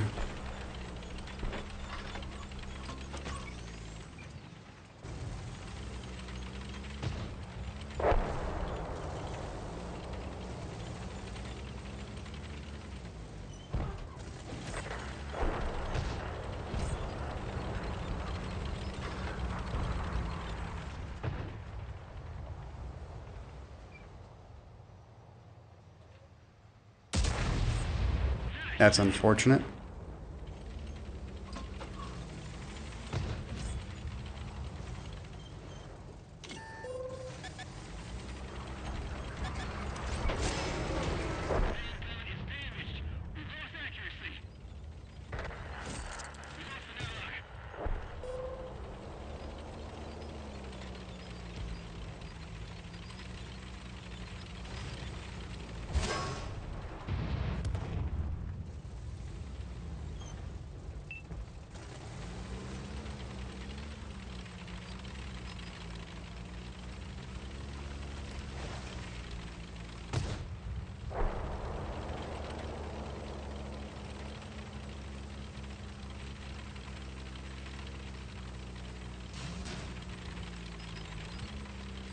I wonder where that MK46 went.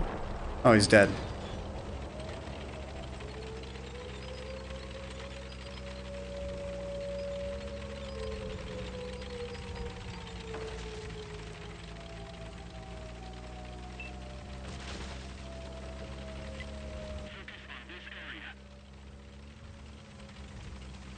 Two on the cap.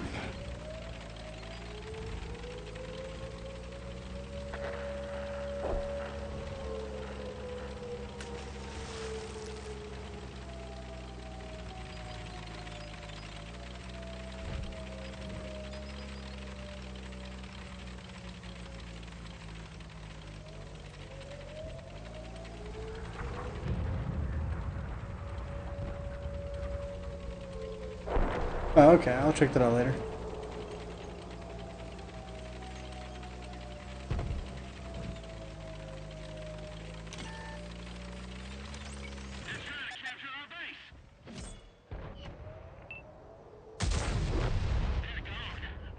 Man, I'm not getting a whole lot of damage these games.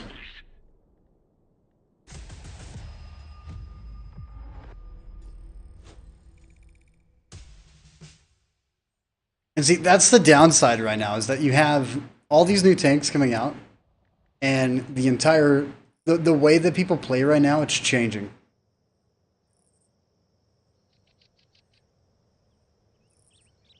All right, this is my reply to Wargaming on their loot boxes. Me.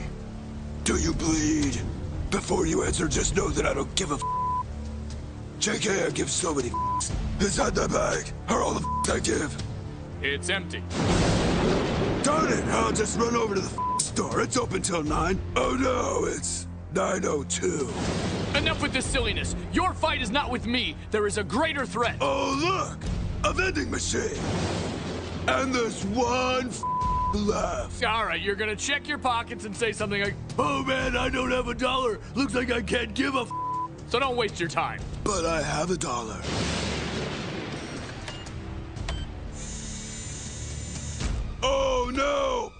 The f got stuck. I cannot believe you went to all that effort just for this bit. I'm out of here. That is my reply to Wargaming anymore.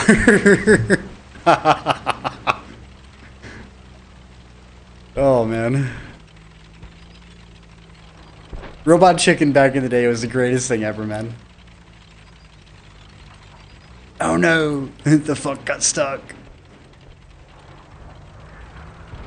Alright, top tier. I'm making a mistake. Like, I am really making a mistake.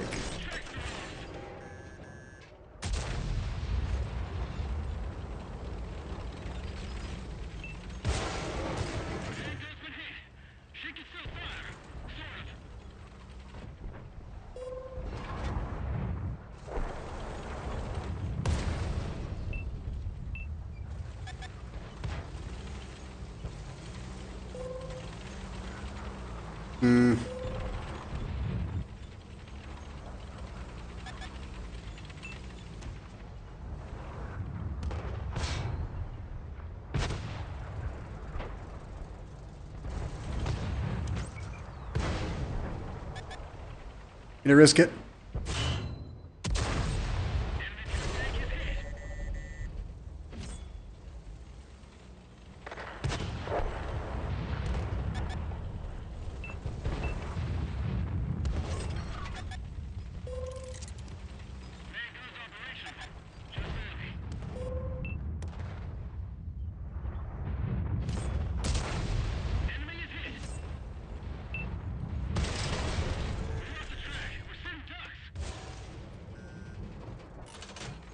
Freaking artillery, dude.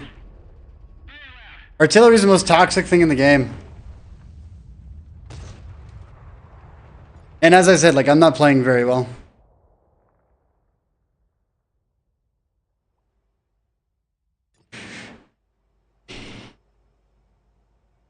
I actually haven't played the Viper a whole lot.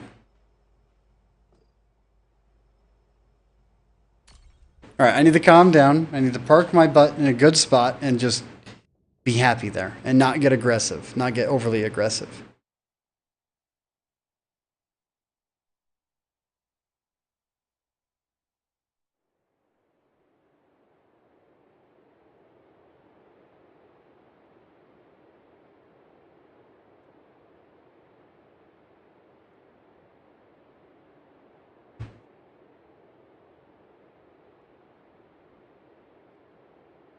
But I actually think that's Wargaming's reply to us. Like, we're the Superman, they're the Batman. They don't give a fuck.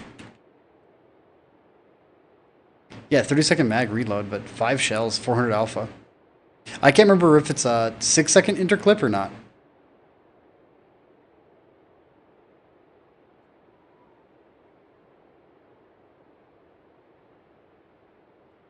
If it's a 6-second interclip, it's absolutely disgusting. If it's an 8-second interclip, eh.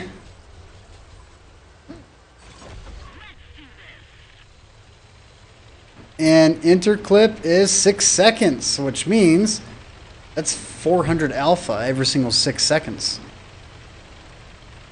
That is scary at tier 8. But this is tier 10. So we're just a conqueror with APCR that has low pen.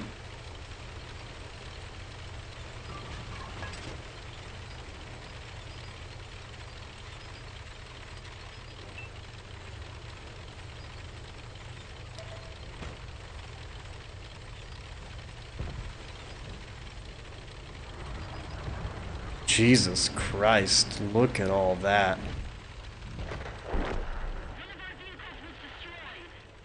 Dude, that is a rush.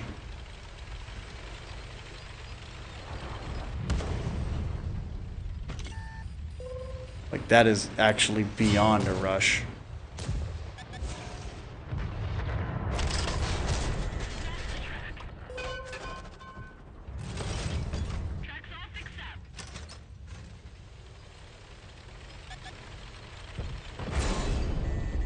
Really? The part that sucks is I can't do a whole lot against him. Hello, artillery. Because 264 and all of his weak spots are... Yeah. This is with premium, by the way. Actually, no, I can tear through that. That's not the type... Okay. Another weak spot. Back to the hatch. Okay, so out of 4 shots towards him, 1 pin. Alright. Waiting for artillery. Or an HE shell to land on me. Either way. One of them are gonna come first. What are you shooting me with? Hello, artillery. The stream one again? I believe it.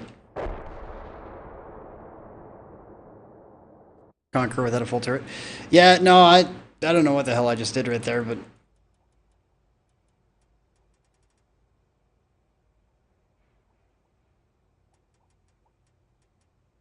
What is the pin on that? 264, yeah.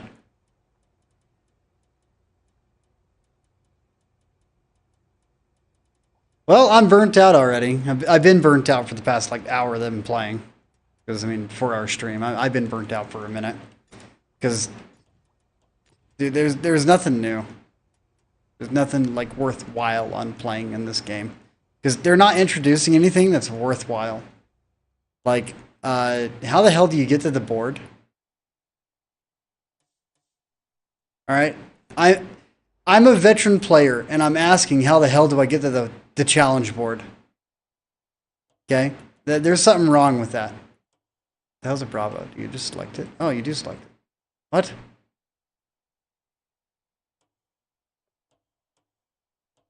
What?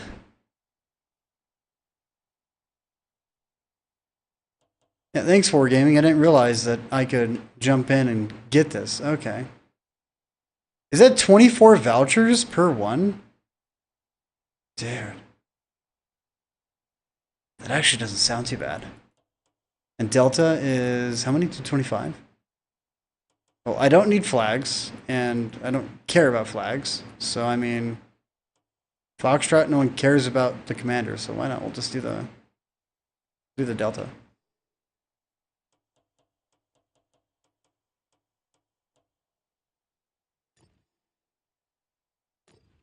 I bought the Delta, right?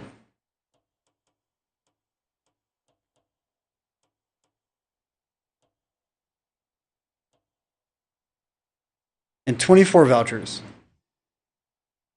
Right? 24?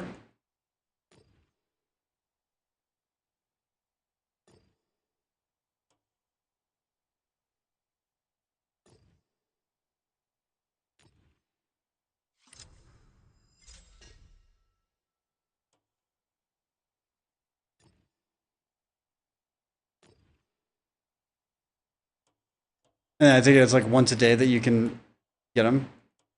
And then for the nation, I like the Japan. Cherry blossoms are awesome. It's 4. It was labeled with 24 though.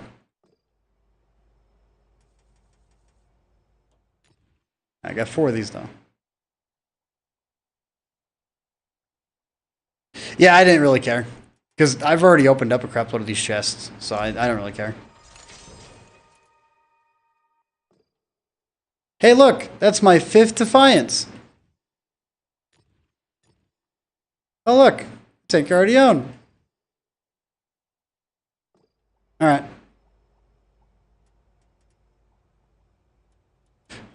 Well, you guys, I don't know how to get to the challenge board, if it's even still here. Oh, there it is, game board. And then I've only got 1 per one.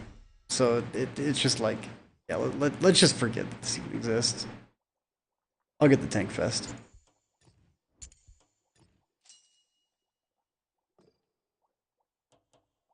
Was one of those yellow? I swear, these are all 3 different colors. Or am I high?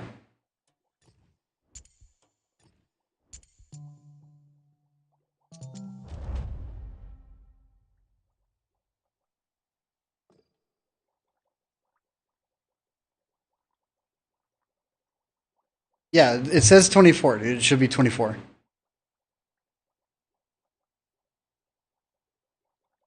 I'm high. I might be. My stream stopped working like 2 hours ago. Oh, now it fixed itself. There we go. I'm gonna rewind it just a little bit.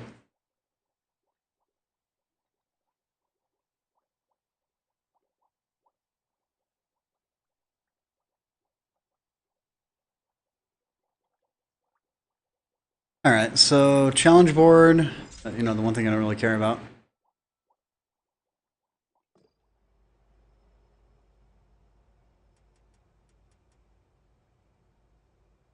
Okay, you guys, thanks for tuning in. This is 4 hours almost. Yeah, I'm gonna call it here. Play Cold War though, I do. You know what? Why not? The XM800T is a tank that I actually like. Okay, so I'm gonna buy it, and I like this tank in War Thunder. So I'm gonna see how it plays here on console, and that'll be it. And then that will probably be the only time you'll find me ever playing Cold War.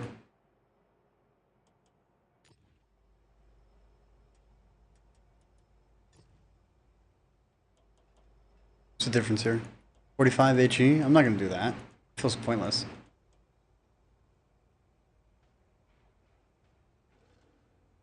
Ten degrees of gun depression, 6 degrees of elevation. Yeah, SPAA. Murder.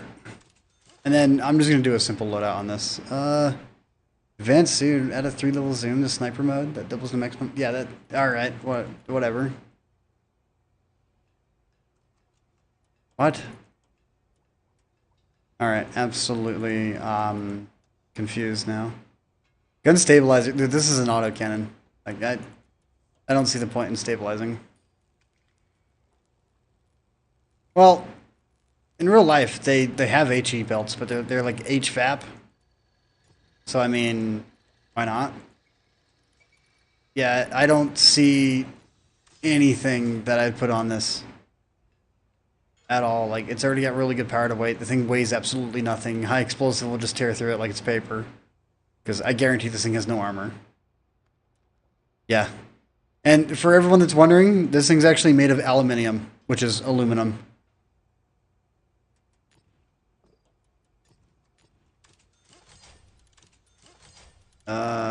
Premium consumable. Then I'll just do this. 2 pieces of equipment and that. I don't see the benefit of doing anything else on it, so.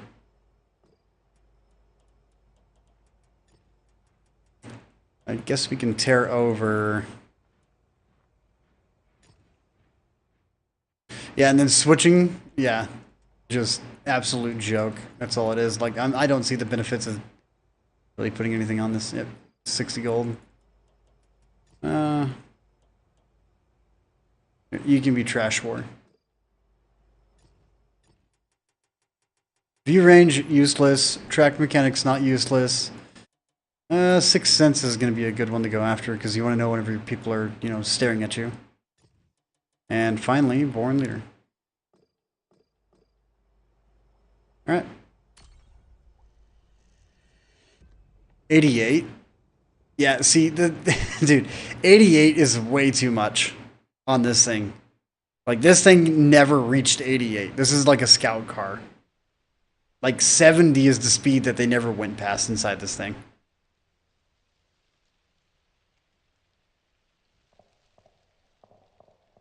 Yeah, I don't even know what I'm looking at right now. Like, what is the Bernie's? I don't even know what that is. T-80, I know what that is. That's a Russian. What is that, like an M60 or a Leopard chassis?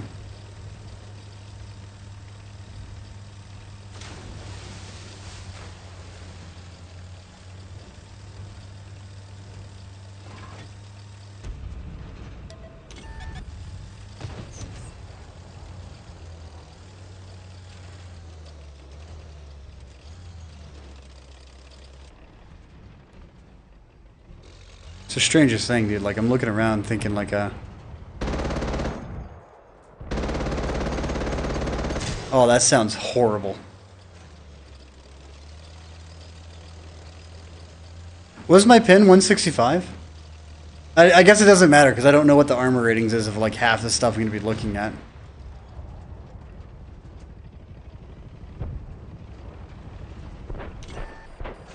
Alright, there's something nearby.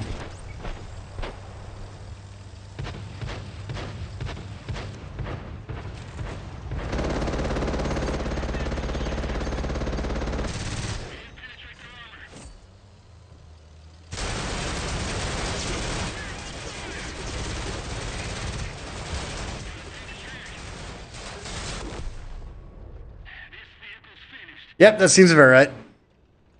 Welcome to Cold War. I want to watch this, dude. Like, how do people have fun with this? Is, like, what I'm wondering.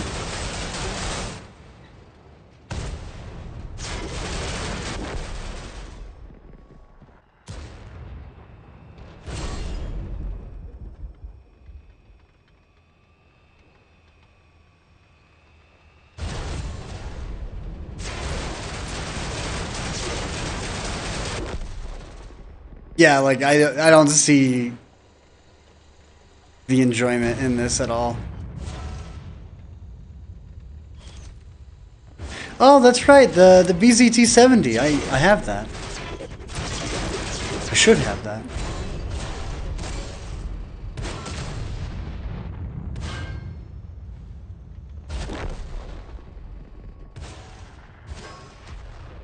MX-30 from World War II on steroids. It looked like it was on steroids.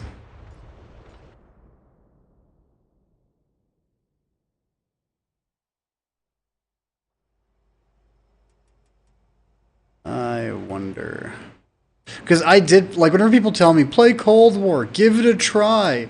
You know, like, you don't know if you like it or not if you haven't tried. And then the only thing I showed them is this. And then I leave Cold War. I did play Cold War.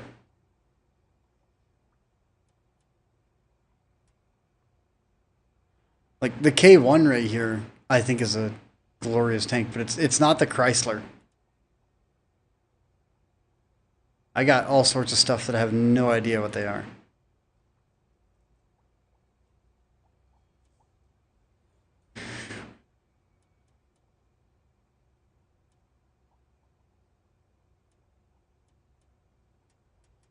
And if I'm being honest, like, I like T-72 variants.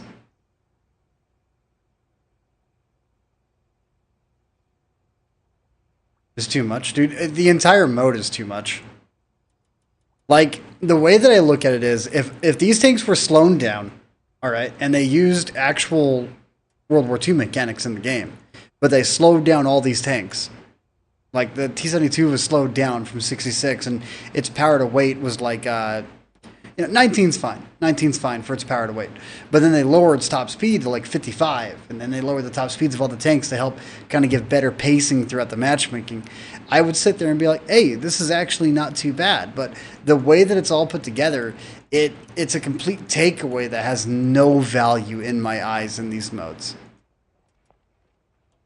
Alright, for whatever reason, I got like 25 duplicates of this dude, so. Again, 6 cents. Track mechanic. Foreign leader. However, I want to play the actual tank that I like because it's iconic, the XM800T.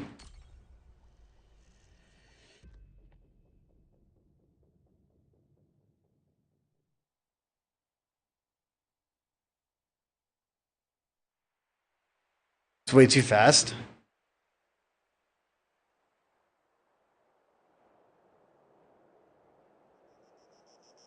So the heavies down. Yeah, dude, like the heavies in general should not be outrunning mediums and light tanks.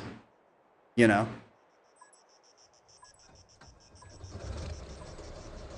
$50 is slow. 50 kilometers in a modern day tank is like the average travel speed.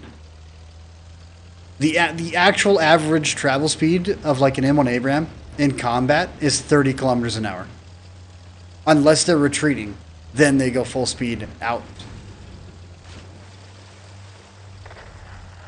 People don't realize that.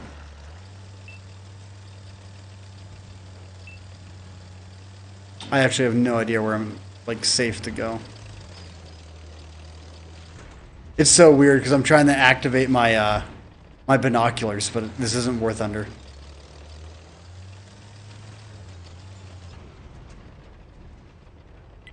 So like no one goes up there because if you go up there, you just get spotted out and you get clapped.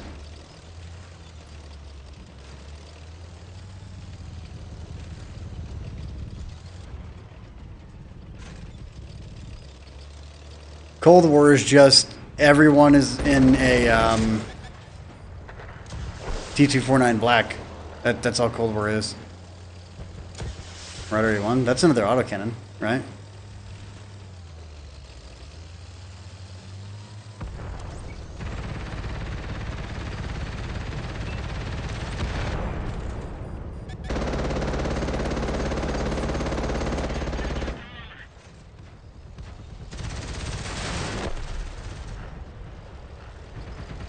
Armadillo. That's a tank that they absolutely nerfed to hell and back, isn't it?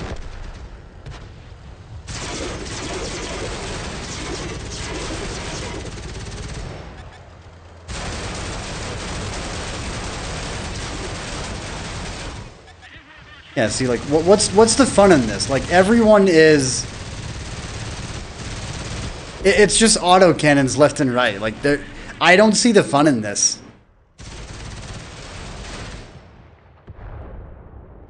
Like, this is like a cheesy pre-made version of, yeah, I don't, there's no fun with it.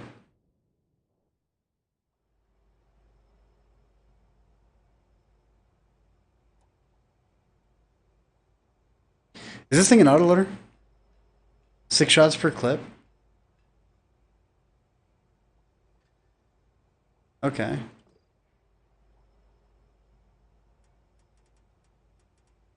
Yeah, but I don't see why people like this.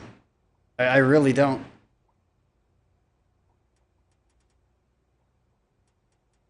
Speaking of which, like, what does the tanks look like? Like, believe me, I put time into this. Okay, like T72B, like, yeah, I put some time into this, all the way up to this, grinding this last one out for Era 3, and then this is around the time that I was going under maps and getting stuck underneath maps in Cold War because you're just too fast and everything else, and then I was finally like, you know what, I'm done. This mode is absolutely horrible. I don't see the value in playing it, so I stopped playing it. But if I was gonna sit down, and I would say like if there's actually a tank that I would want, the Type 80 all the way, because isn't that a 150 on this thing? 105 rifled gun for the T80. That doesn't sound right.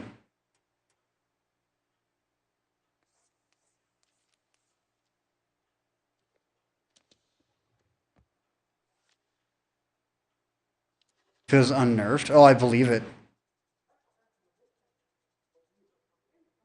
What do I mean stuck underneath maps? I mean quite literally like the new maps that they added for Cold War, like all the really big maps, they were bad.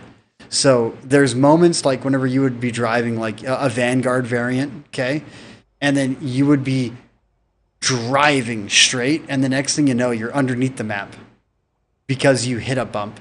Like you hit the curve, and rather than driving over the curve, you went into it underneath it. And the one thing that I'd be able to actually show that off to show it would be jump over to my channel and then go to videos. 8 years ago, 2 years ago. It's been a minute, so default, we're gonna go by clips.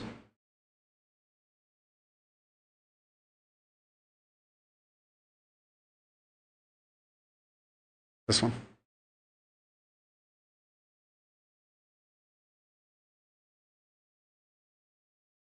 So this is what I'm talking about right here.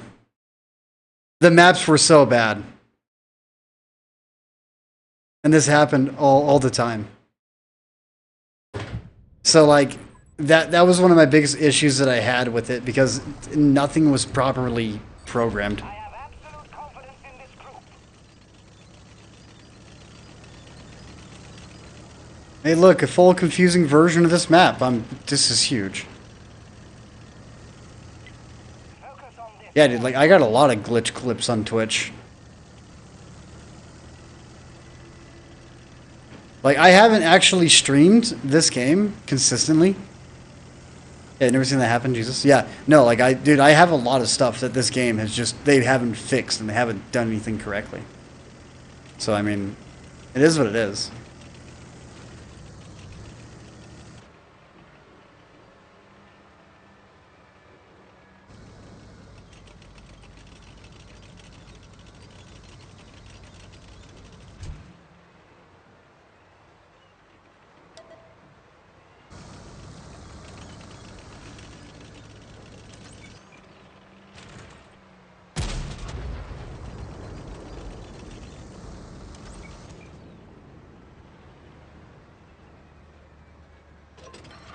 Yeah, see, that's way too far. That is ridiculously far.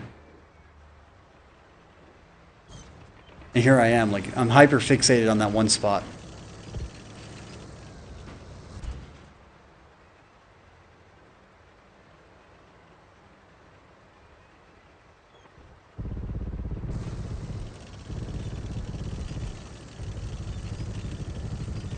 Jesus Christ, what the hell did I just watch go over there? Oh, birds.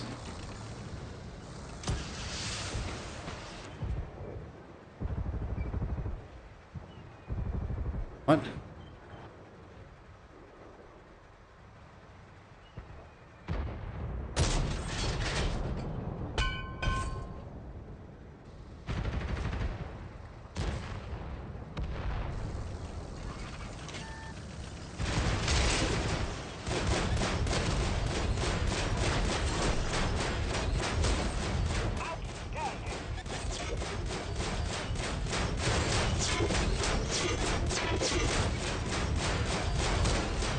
I have no idea what just happened right there, but alright.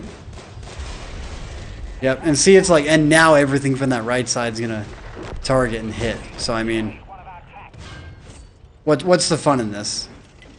Focus attention here. I'm already lost. Direct hit. Good show.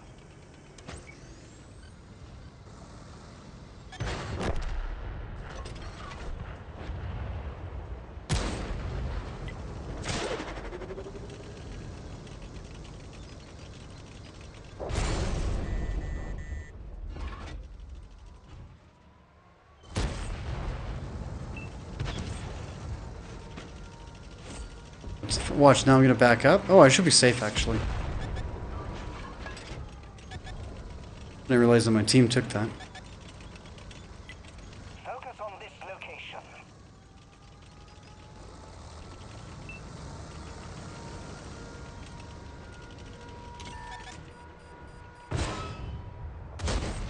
What inferior armor they have.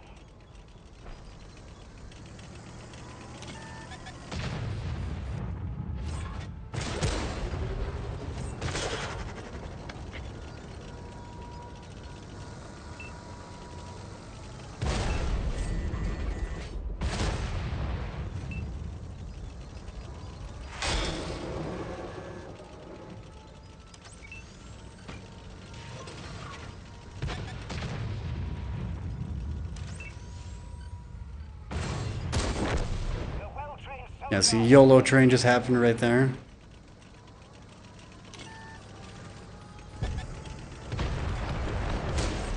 Straight through. Excellent.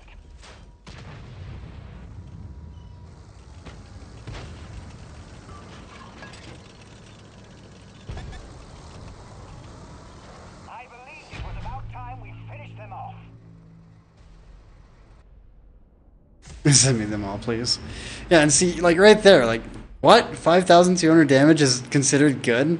Dude, that's tier 8 top performance at 5,000 damage, okay?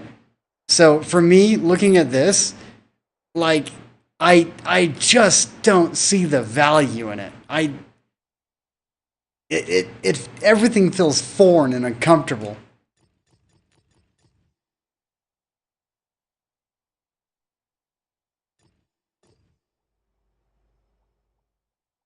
It just feels wrong. Well, yeah, like if you got standard bases in Cold War, there's no point to have standard bases in Cold War. In Cold War, the number one most efficient way is to have a 3-point cap. So you got 3 areas that you can cap, and if one team is on one cap, the other cap counteracts it, so it negates them.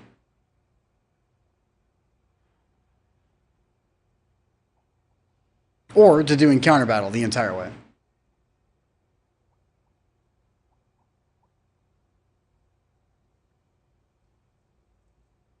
I don't see the value in it. Like, it's a whole different tree to grind that is completely useless. Like, this is a joke right here, the XM800T. This feels wrong, you know? Because in reality, it's like, you get 7 of these shells to pin a tank, that tank's dead. In reality. So, I mean, whatever. Oh, there's my fun time in Cold War. Speaking of which, when are they going to be adding back tier 1s and 2s? That's what I'm wondering.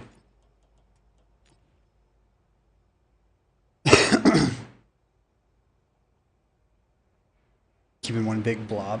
Yeah, which is not how it's actually done. Like, the other thing is, like, you need maps that are way bigger if you're going to have them moving that fast all the way.